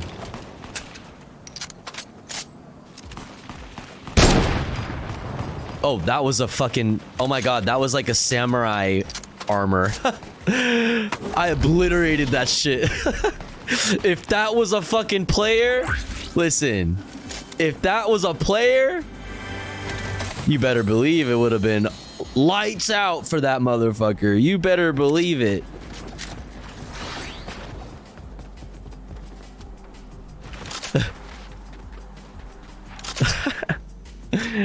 God damn it. Meow. Hello?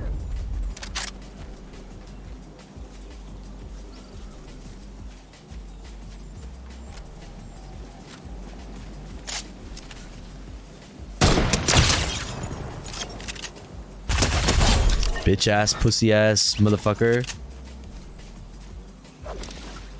I don't like to waste these. I just throw them around if I'm gonna trade out like fire bombs or whatever the fuck, and grenade. Oh shit.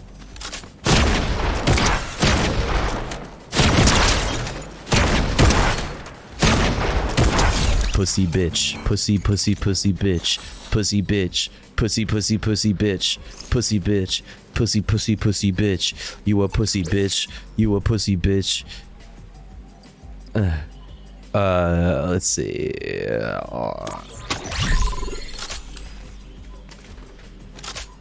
Pussy bitch, pussy pussy pussy bitch. You a pussy bitch, pussy ass hoe and shit. Yo, you a pussy ass hoe and a bitch. Uh-oh.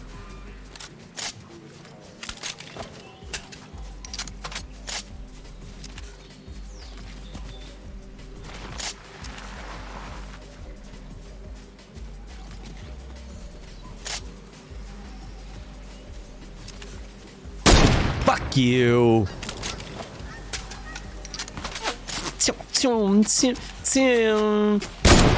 Pussy bitch. Pussy pussy pussy bitch. Now I see you. Oh, you're so lucky. I should go find you. I should go fucking chase after. I'm coming.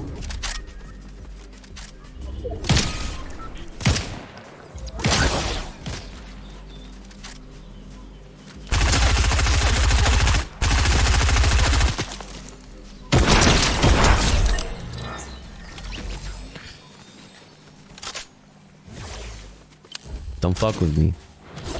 Don't fuck with me. Don't fuck with me. I'm not playing around. I am not to be fucked with.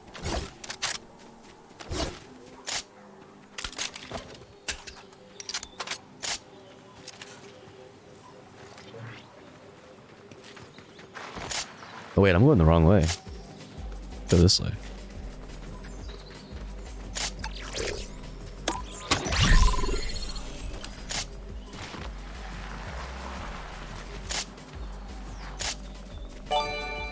Yo, Celtic, thank you so much for gifting to She's Cracked. It's so sick. What the fuck? Well, that's actually kind of a sick fucking username. Wait, that's kind of a fire username. What the fuck? Oh shit.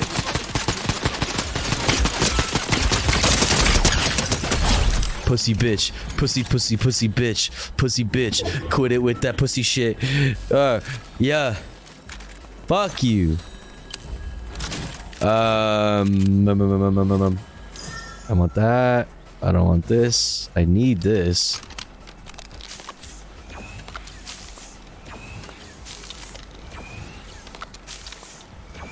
Should I pick this up? Oh god, fuck.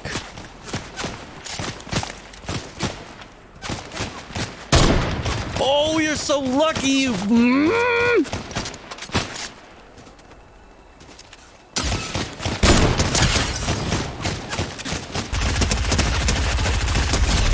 God, I don't know how many times I have to tell them, like, do not, I repeat, do not fuck with me.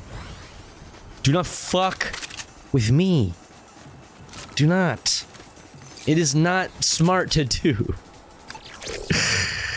Alright, let's see. Reroll.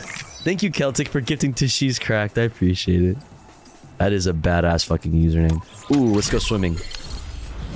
Swimming. Just to get... This is just giving us armor and shit.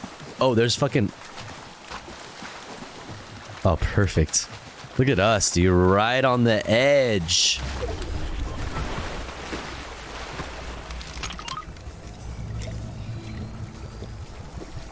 Cumstered and or dumpstered? True.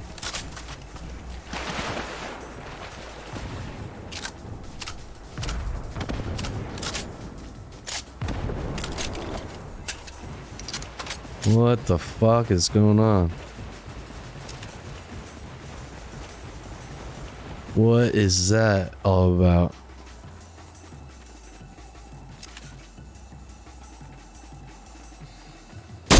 Oh, you're so lucky.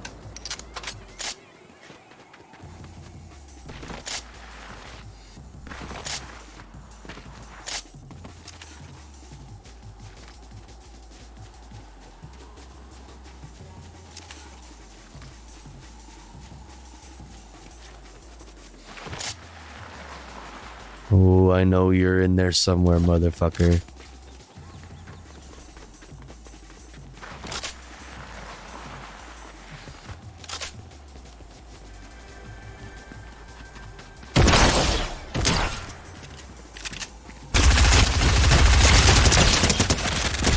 Pussy bitch. Let's fucking go. Don't fuck with me. Bold no shields tactic. About to change that right now. Swap, swap, swap. I wish every time I drink soda it went swap after.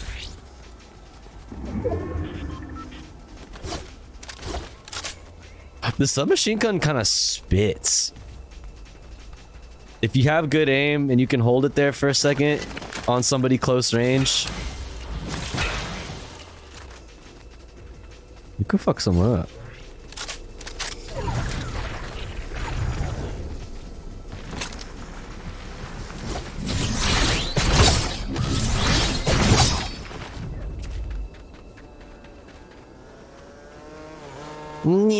Wicked!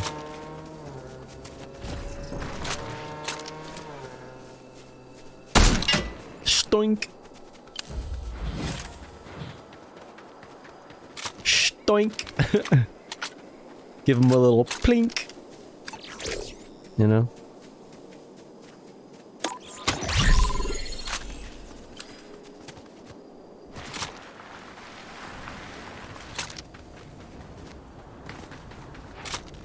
Ooh, thank you very much.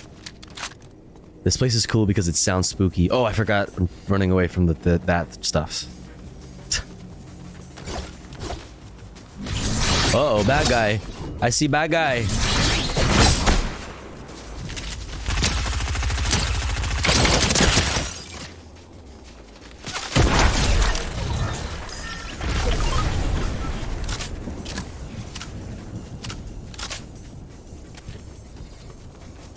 Oh geez, who's shooting at me?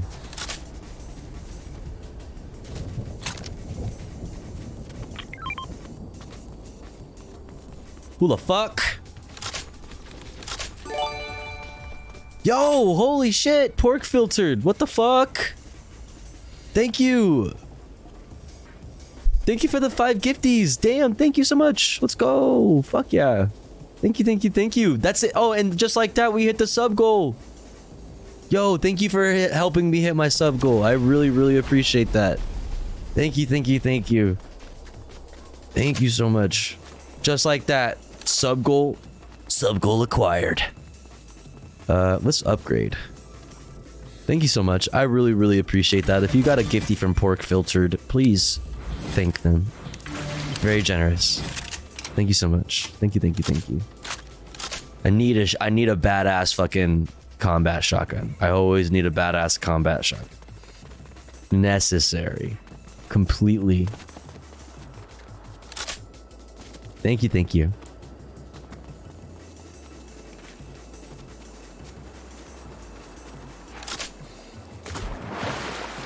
Oh, the fish fucking scared me. I don't know why I'm doing this. I really don't even... Where is that? Oh, there. There they are.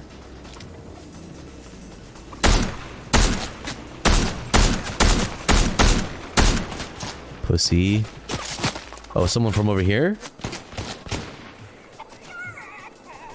Where the fuck? Chicken.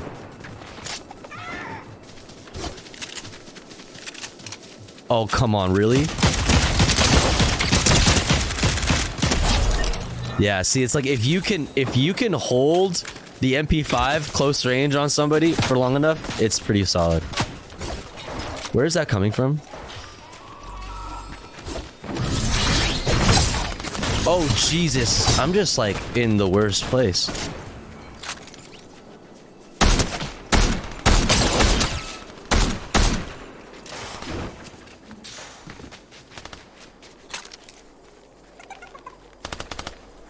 Oh god, what? Where are you, huh? Oh, dude, seriously? Oh Jesus, oh Jesus, oh Jesus, oh Jesus, fuck!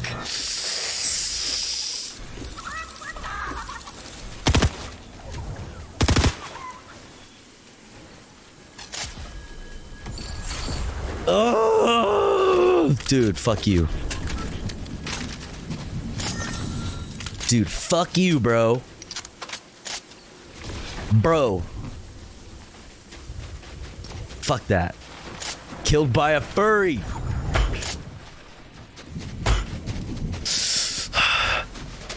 I will not stand for this. I will not stand for this. A mere furry. Just got up. I'll be listening to your VOD at work today while the slackers that I work with try to turn a 6-hour shift into a 14-hour shift like they did yesterday. Dang. Listen.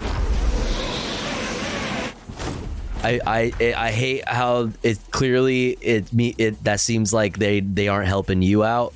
And they're making your work day harder, but also part of me as a fucking, you know, as a radical lefty Antifa, I'm just saying, I don't know. Maybe you should do that too. I'm just, if they get away with it, why don't you? Maybe you should get away with it too. But solidarity to you, Midnight Dawn. I hope work doesn't suck too much, and I hope you have an okay day, even though work is fucking terrible and shitty. Hi. Whoa, look at those things. Hey, you look just like the person who killed me.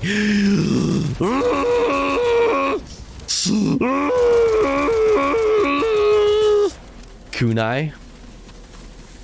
True. What game is this? This is Tony Hawk Pro Skater.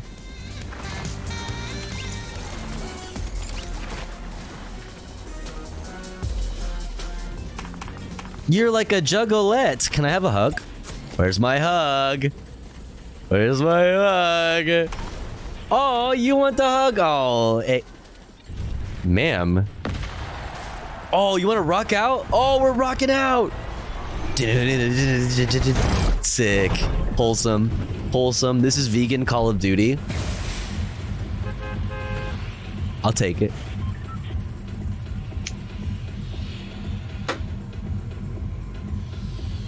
I'll take it.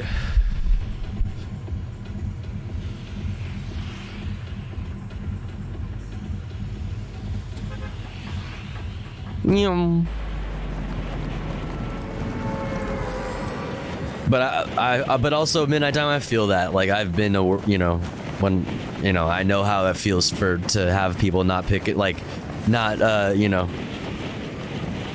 not do their part around you, and it's just like, fuck man, like this and this, you are making my day worse by all the bullshit you are not doing or putting off. And like I know exactly how that goes. I feel it. I understand.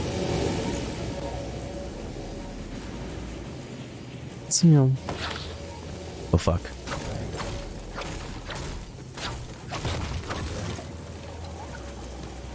Okay, we're drinking on the tower. Yo, this is to you, homie. Cheers. Oh, let's go. I'm cracked. We're doing okay, chat. We're doing pretty good. Oh, I can't fucking whatever.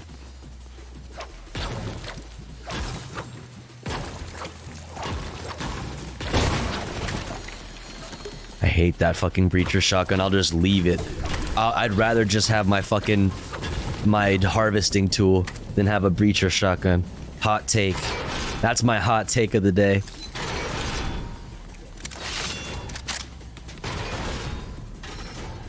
What was that noise? I hear noise.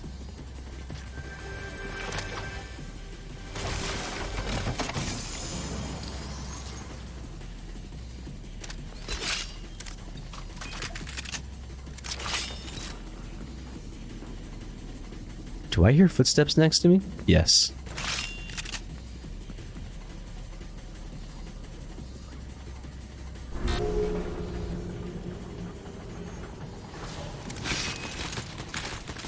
Okay, they're busy. They're busy. Let's get some shields on.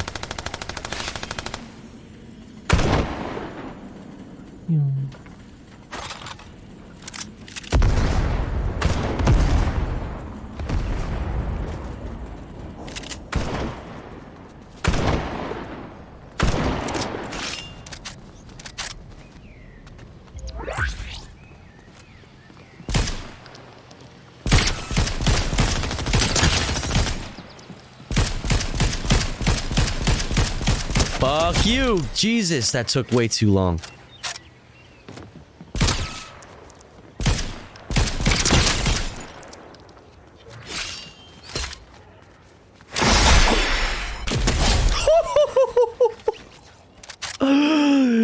Yo, murked with the fucking wrist rockets, dude. Straight murked. Oh my god. Yo, that was nasty as fuck. Oh my. Oh my god. That was nasty.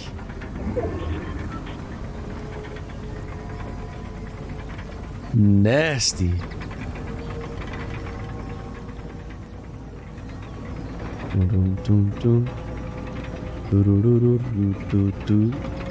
She's cracked. Thoughts? Thoughts on this? She's cracked? Come on, come on, come on.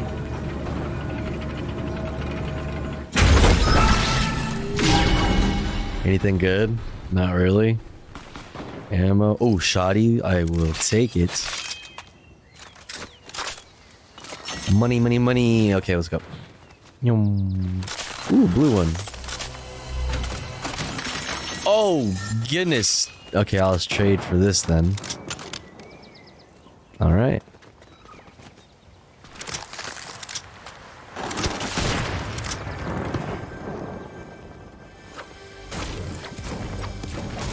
What's up, Minty?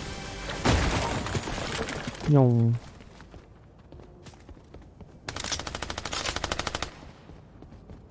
Who dat?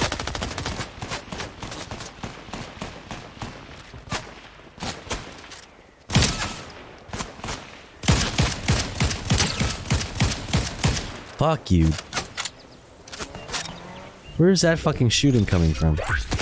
Oh, Jesus, fuck balls. Oh! What in the shit? What the shit? Holy where the fuck? Who are you? The fucking green duck of fucking doom. The fucking Hulk duck with the boba backpack. The fuck is this shit? Holy fuck, man. This emote will be banned in Trump's America? True. Another furry. Fuck! Alright, I'll be right back. I gotta pee.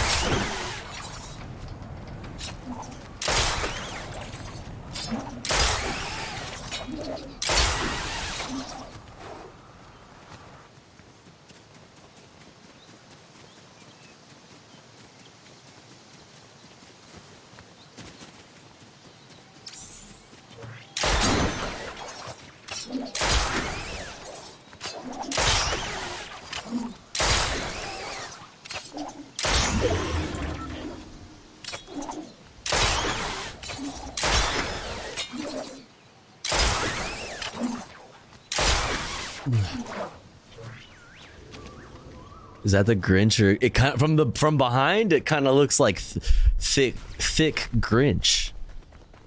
Welcome back. Thank you so much. Good to be here. Thanks for having me. Thanks for having me. Thrinch. Yeah. Yep. How come you don't use it? Use what?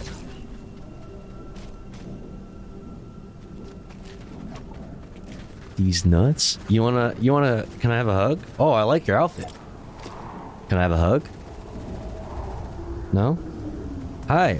I like your hula hoop skills. Oh, hey. You are shooting at me. You're shooting at me. Can I have a hug?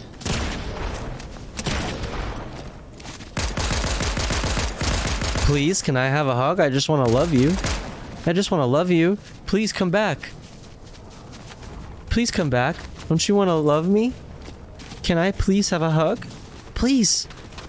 Please. Where's my hug? Where's my hug? Where's my hug?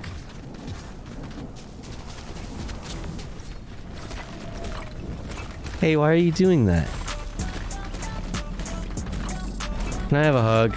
You need a hug. You're cranky.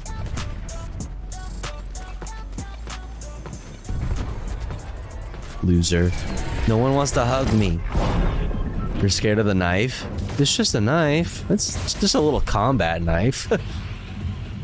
Nothing crazy. Where are we dropping? Where are we dropping? Where are we dropping?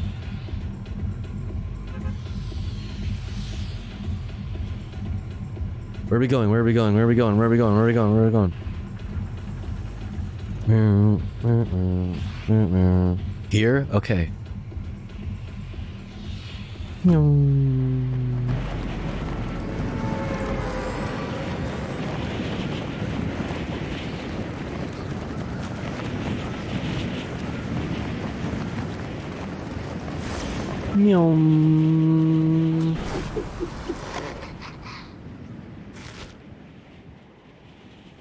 think I'm the only one here. Ooh.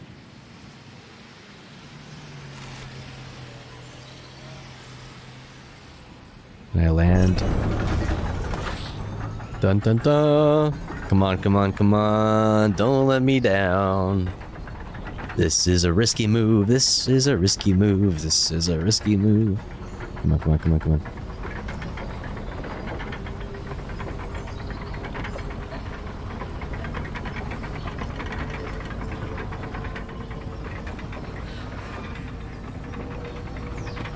I think we're pretty good. I think we're chill. Nobody dropped here at all.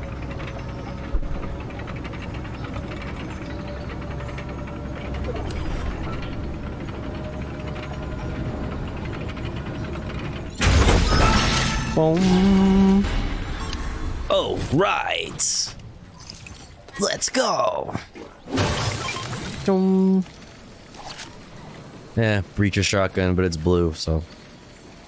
My favorite.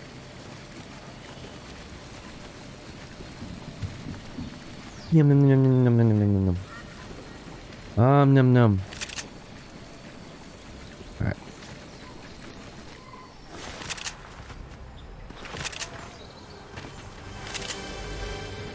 Oh my god, oh my god, oh my god, oh my god, there we go.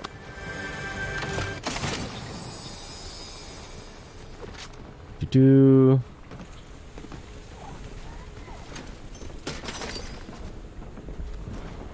Is that? Oh, that's gunfire. I thought I heard footsteps.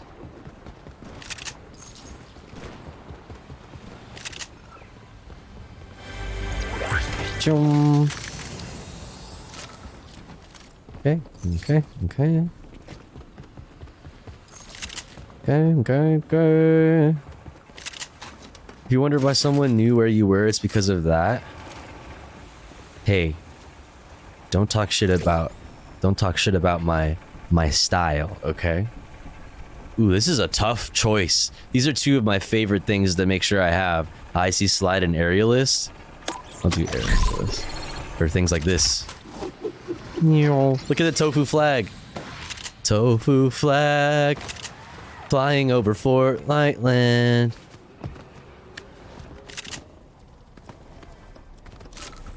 Oh, my favorite.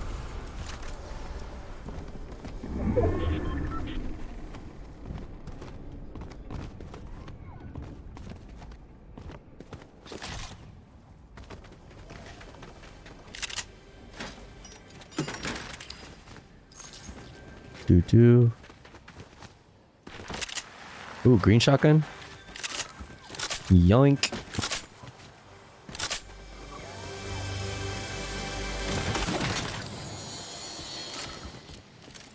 Do. I like these more. More fun. That way I can do things like this. You know? Oh, look at that guy.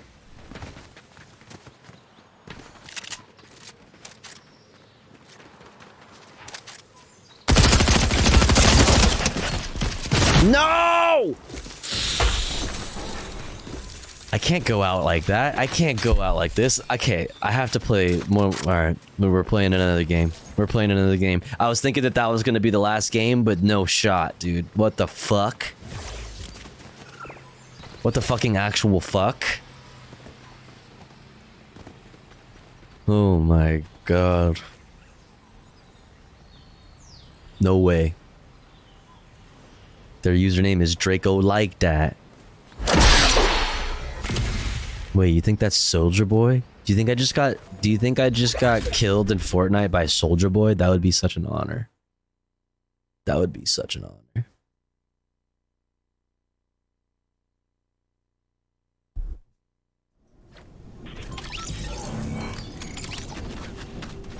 All right. Who wants a hug? You want a hug? Can I have a hug? Hey, you. Can I have a hug? Yay, let's go. Thank you so much for the hug, Pog. Wait, what? How fun. Fun, that was cool. Yay. I can do stuff, watch. Hey, that's hard. Where's my fucking... Look at this.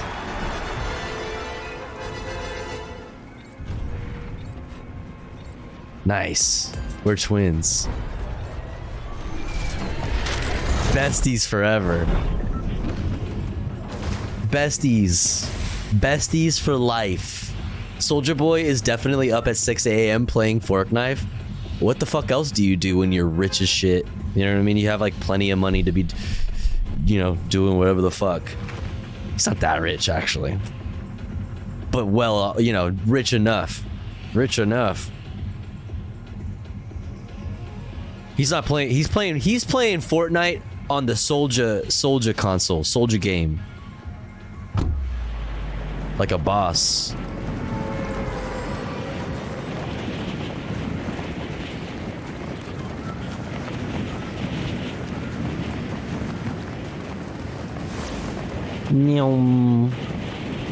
Soldier Boy is probably Fortnite rich. Def has a Mr. Beast skin.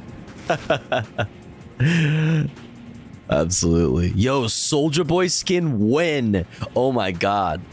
That would be fucking phenomenal. Oh my god. You know I would buy that. Oh fuck yeah. With like a big SODMG, like SOD money gang or whatever the fuck. Chain. Oh my god, that would be great. With the Gucci headband. Oh my god.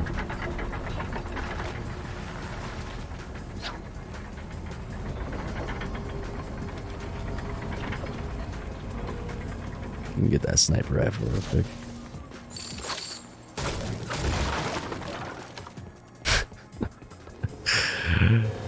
Your millennial is showing, bitch.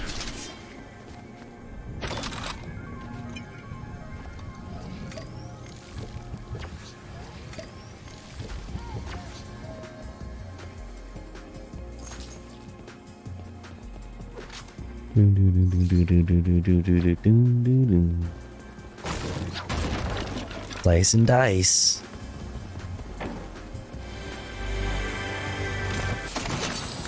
Slice them, then dice them. We first slice them, then we dice them. Slice them, then dice them. Then I drink up the blue stuff. Then I trade out the gun for this gun. I guess.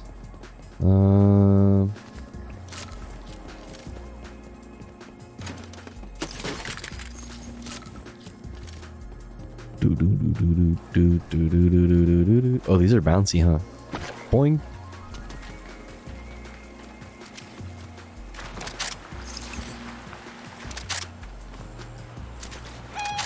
Oh my fucking god, chickens are... Are you attacking me? I thought it was attacking me. So...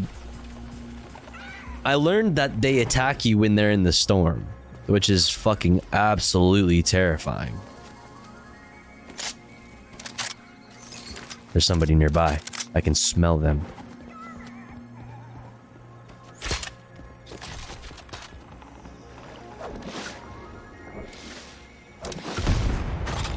Distraction. Ooh, purple.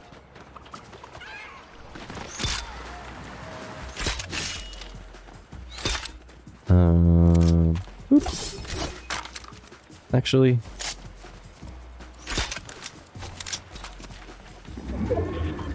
Let's be serious now. Oh. I really want the shotgun though.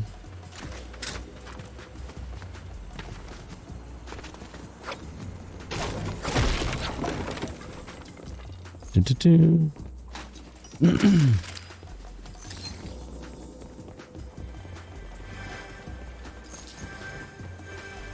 Where is it? I hear it. There it is. Do do do do do do do. Oh.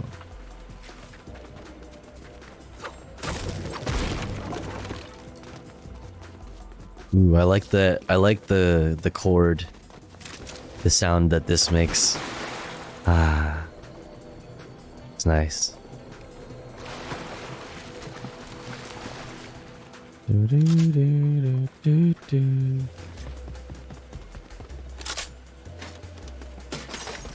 Oh, let's go. Now let's claim the flag. Raise the tofu flag over the land of Fortnite. Fork and knife.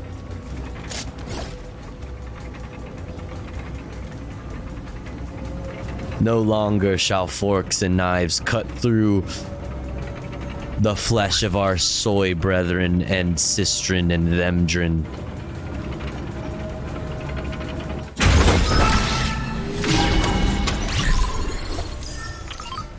Do do do do. Hail the tofu block flag. Let's go.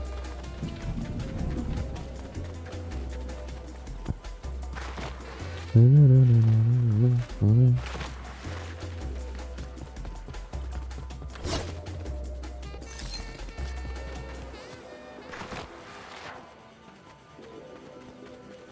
take the car. Let's take the car. Let's go for a little spin, chat. What do you say? Huh? What do you say? Look how wicked this car is. So wicked, dude. So fucking wicked, dude. Yeah. Hey. Hey. Yeah. Whoa. Whoa. Yeah. With just my fork and my knife. Yeah. With just my fork and my knife. Whoa. Yeah, I be forking all night. Yeah. With just my fork and my knife. Whoa. Just be forking all night. Yeah. I just ran over Doom Guy. Whoa. Now I'm getting into a fight. Whoa.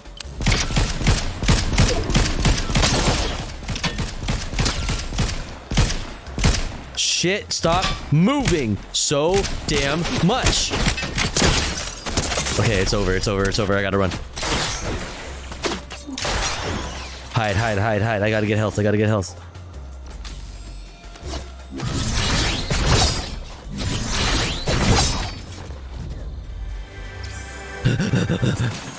Help me. Swap. Oh, somebody else is schwapping. I can hear him schwapping over there. Oh Jesus, oh Jesus, oh Jesus. Let's go. There was somebody right there. I need this. No! Don't touch me! No! But don't touch me, don't touch me, don't touch me!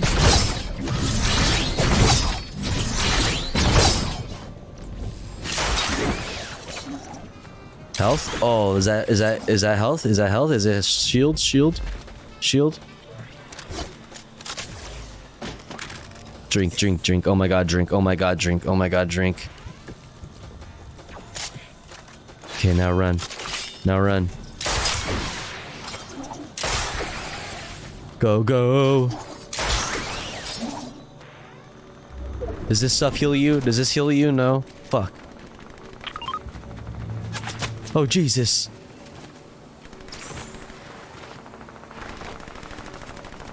Oh, fuck. There's people fighting everywhere. Oh, hell yes.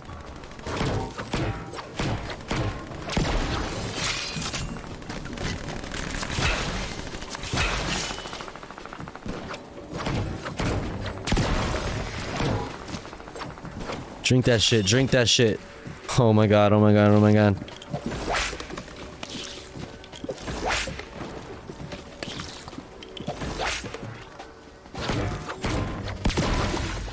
Whew. And we're back, baby, we're back, let's go.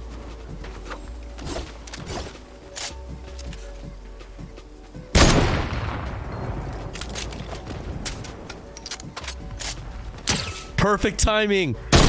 Oh my god, that timing was so perfect. I just knew that would come in handy. I didn't. I just... you know. It was just, you know, but hey. I'll tell myself that I did. It's a totally strategic move. Not me just wanting to blow shit up for funskis.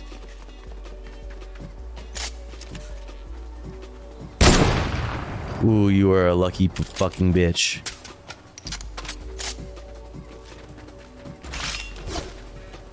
Oh, there is somebody in there.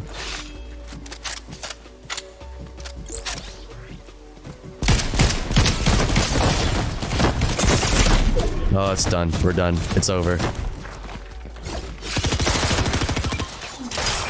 Woo! Can't fucking touch this, bitch. I'm out. I'm outie 5,000. Bro. Oh god, are they coming? Oh god! Oh god! Oh god! Oh god!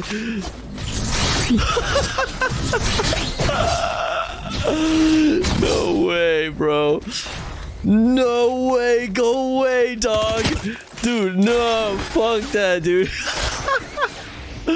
Leave me alone, brother. Holy shit. Oh my god, that was terrifying.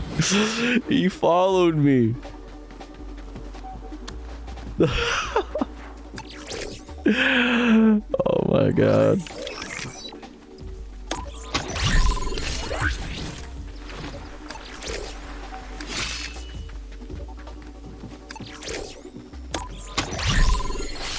Oh my god. I need health so bad. Holy shit.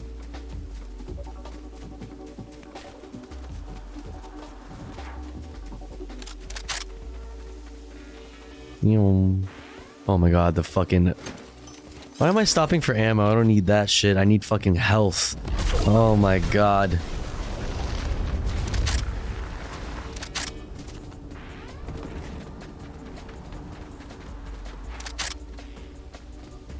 Dude.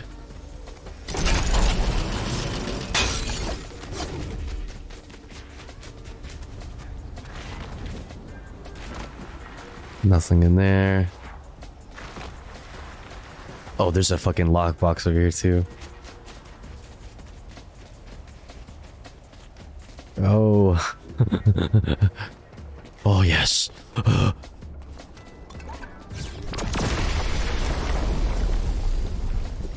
I ain't going to no damn loot island. Are you kidding me?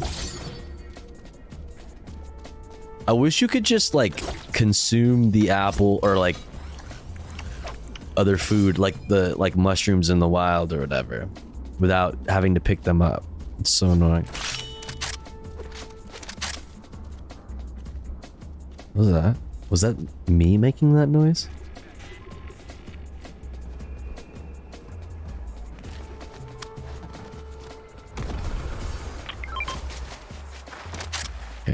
got? Oh man, all of this sucks. I mean, this is all right, I guess.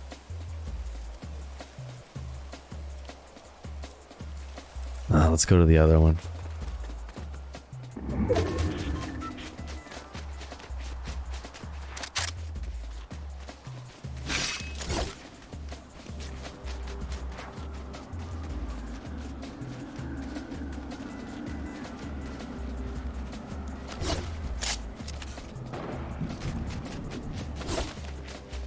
Oh fuck, of course there's fucking people here.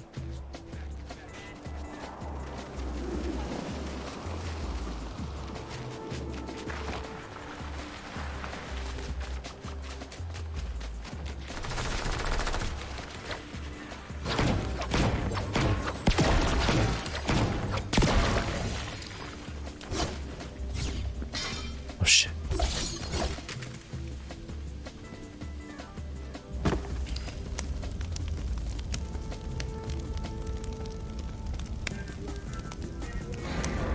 Somebody's nearby. I think you can. I don't know what key. I'm using a controller. Controller. Oh my god.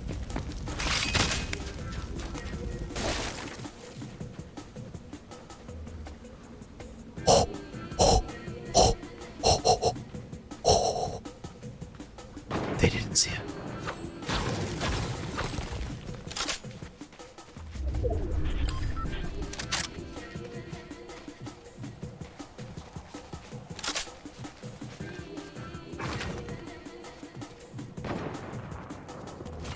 Fuck yes. See, like, I want to just consume that. I just want to eat it. You know?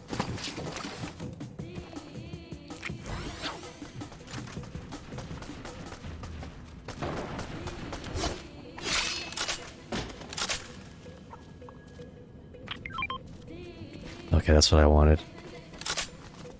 Ooh, I'm already good on...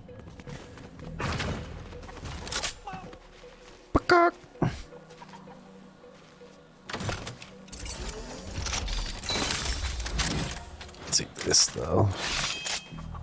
And that. Cool.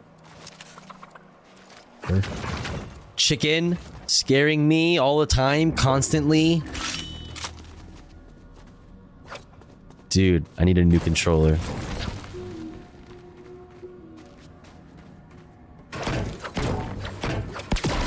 Let's go, full health. We're back, bitches.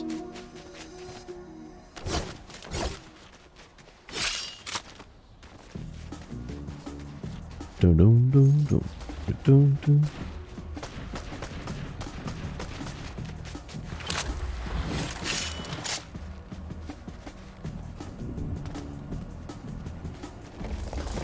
No, hell no. I almost walked into that on accident.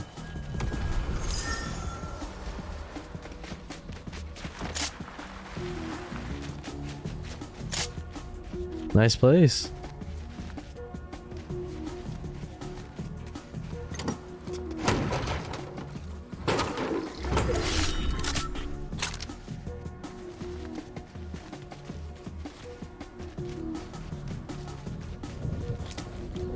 Oh shit.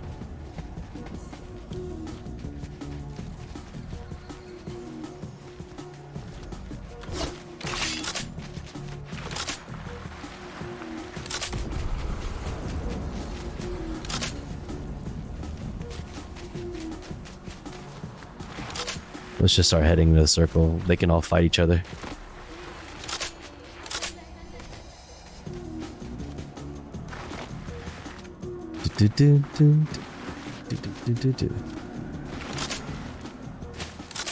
Ghost looking tired this morning. Ghost is my father. Call me Tofu. And it is 6:25 a.m. in the morning for me. If you didn't see.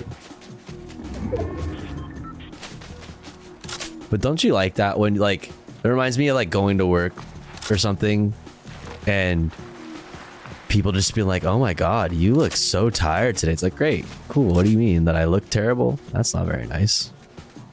That's not very nice. Oh. Control-Alt-Deleted 94 literally just got Control-Alt-Deleted. Oh, the irony. Oh, the irony. Boom, boom, boom. Boom, boom, boom. Boom, boom, boom. Boom, boom, boom. Boom, boom, boom. Bad guys.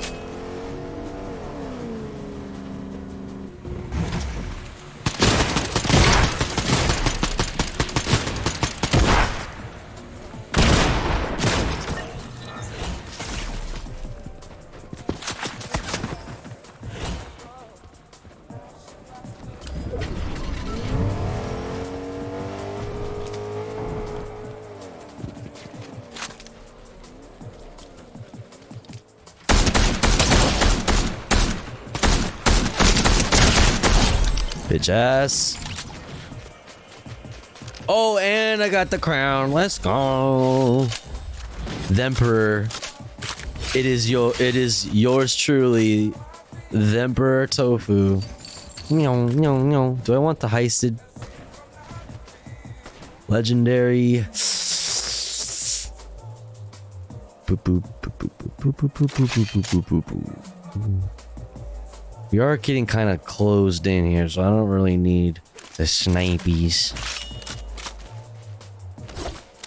Just all close combat fucking shit. Should I? I really like the DMR though. Nah, I need something long range. I need something long range.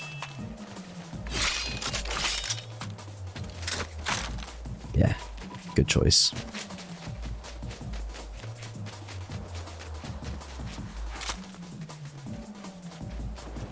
Good choice.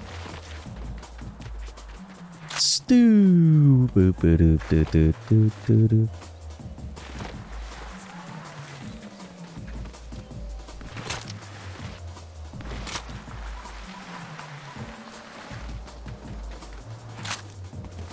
Oh my god.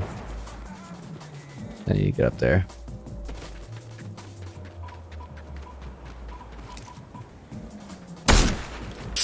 Oof.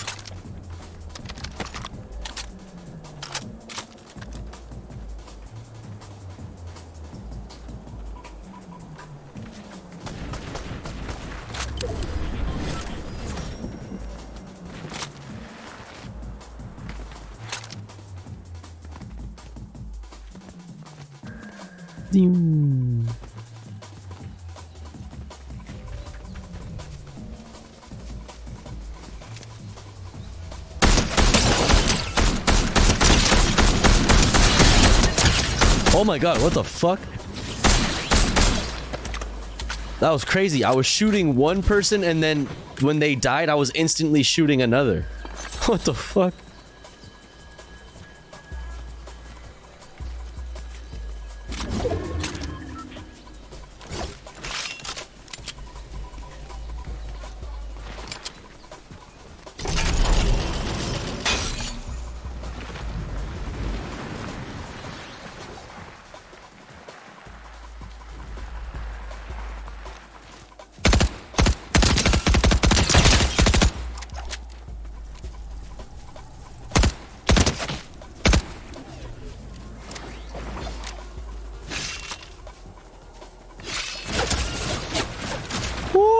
Don't you even... Oh my god, they were blasting with the fucking...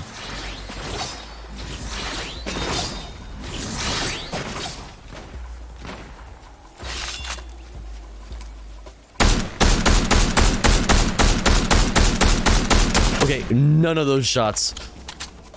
Holy crap, that was ass. None of those shots hit. Oh, fuck you, fuck you, fuck you, fuck you.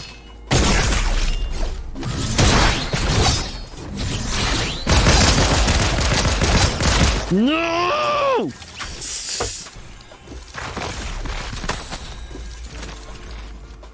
Fuck you, bitch. Bitch ass motherfucker.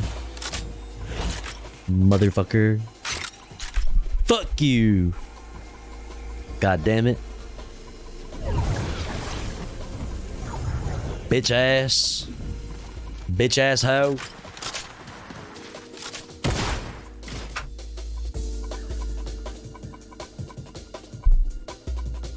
Bitch ass hoe. Fuck.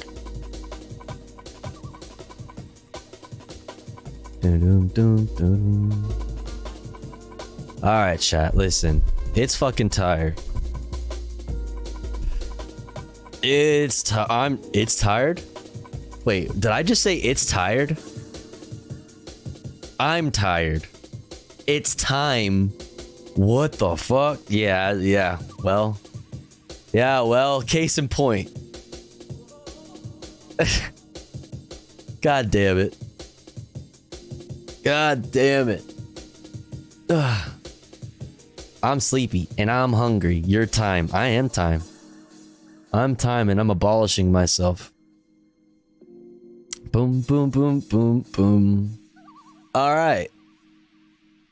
Chat, it's been a lot of fun. Thanks for hanging out with me. I started super late, so in order to, keep up the fucking, keep it up, I fucking went a little long.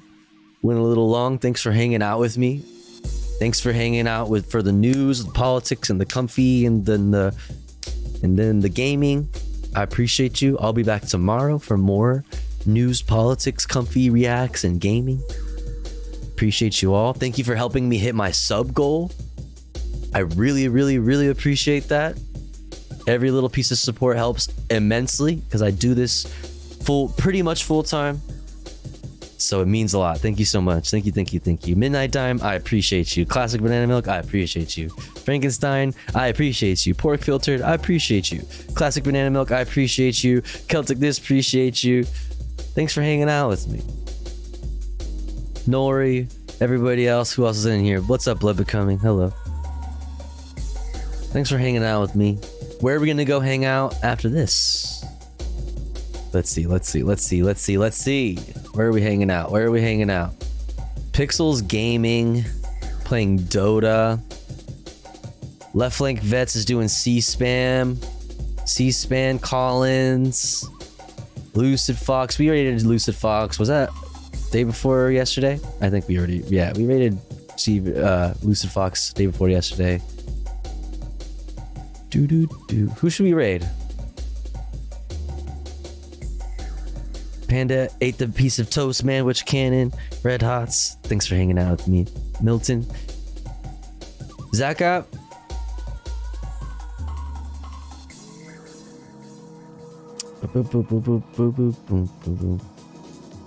We'll raid Zaka.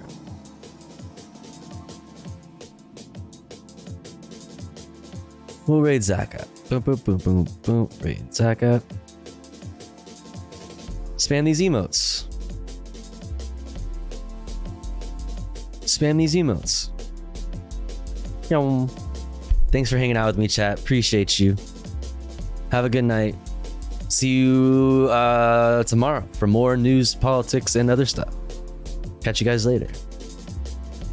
Have a good night. Remember to drink some water. Take your meds. Remember to be nice to yourself. Don't be a dick, but don't be a pussy. See you next time. Night night.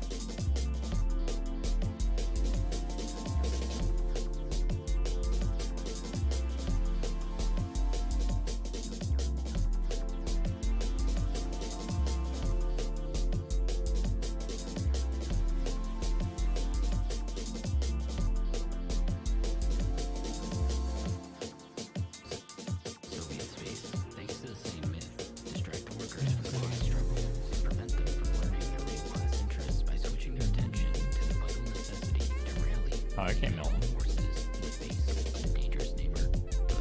Hey! Thank you for the raid, Turkey Ghost. How y'all doing? Shout out Turkey Ghost. Fellow vegan streamer. We got a vegan raid. Apparently Milton said that he helped. Thank you. If you're new here, I'm Australian educational far left vegan streamer. We just did a Rush of Bad video because Russia's still like, you know, imperial capitalism shenanigans. But I'll do America Bad after this. I actually have a fun one. I'll do a fun video after this. Thank you for the follows.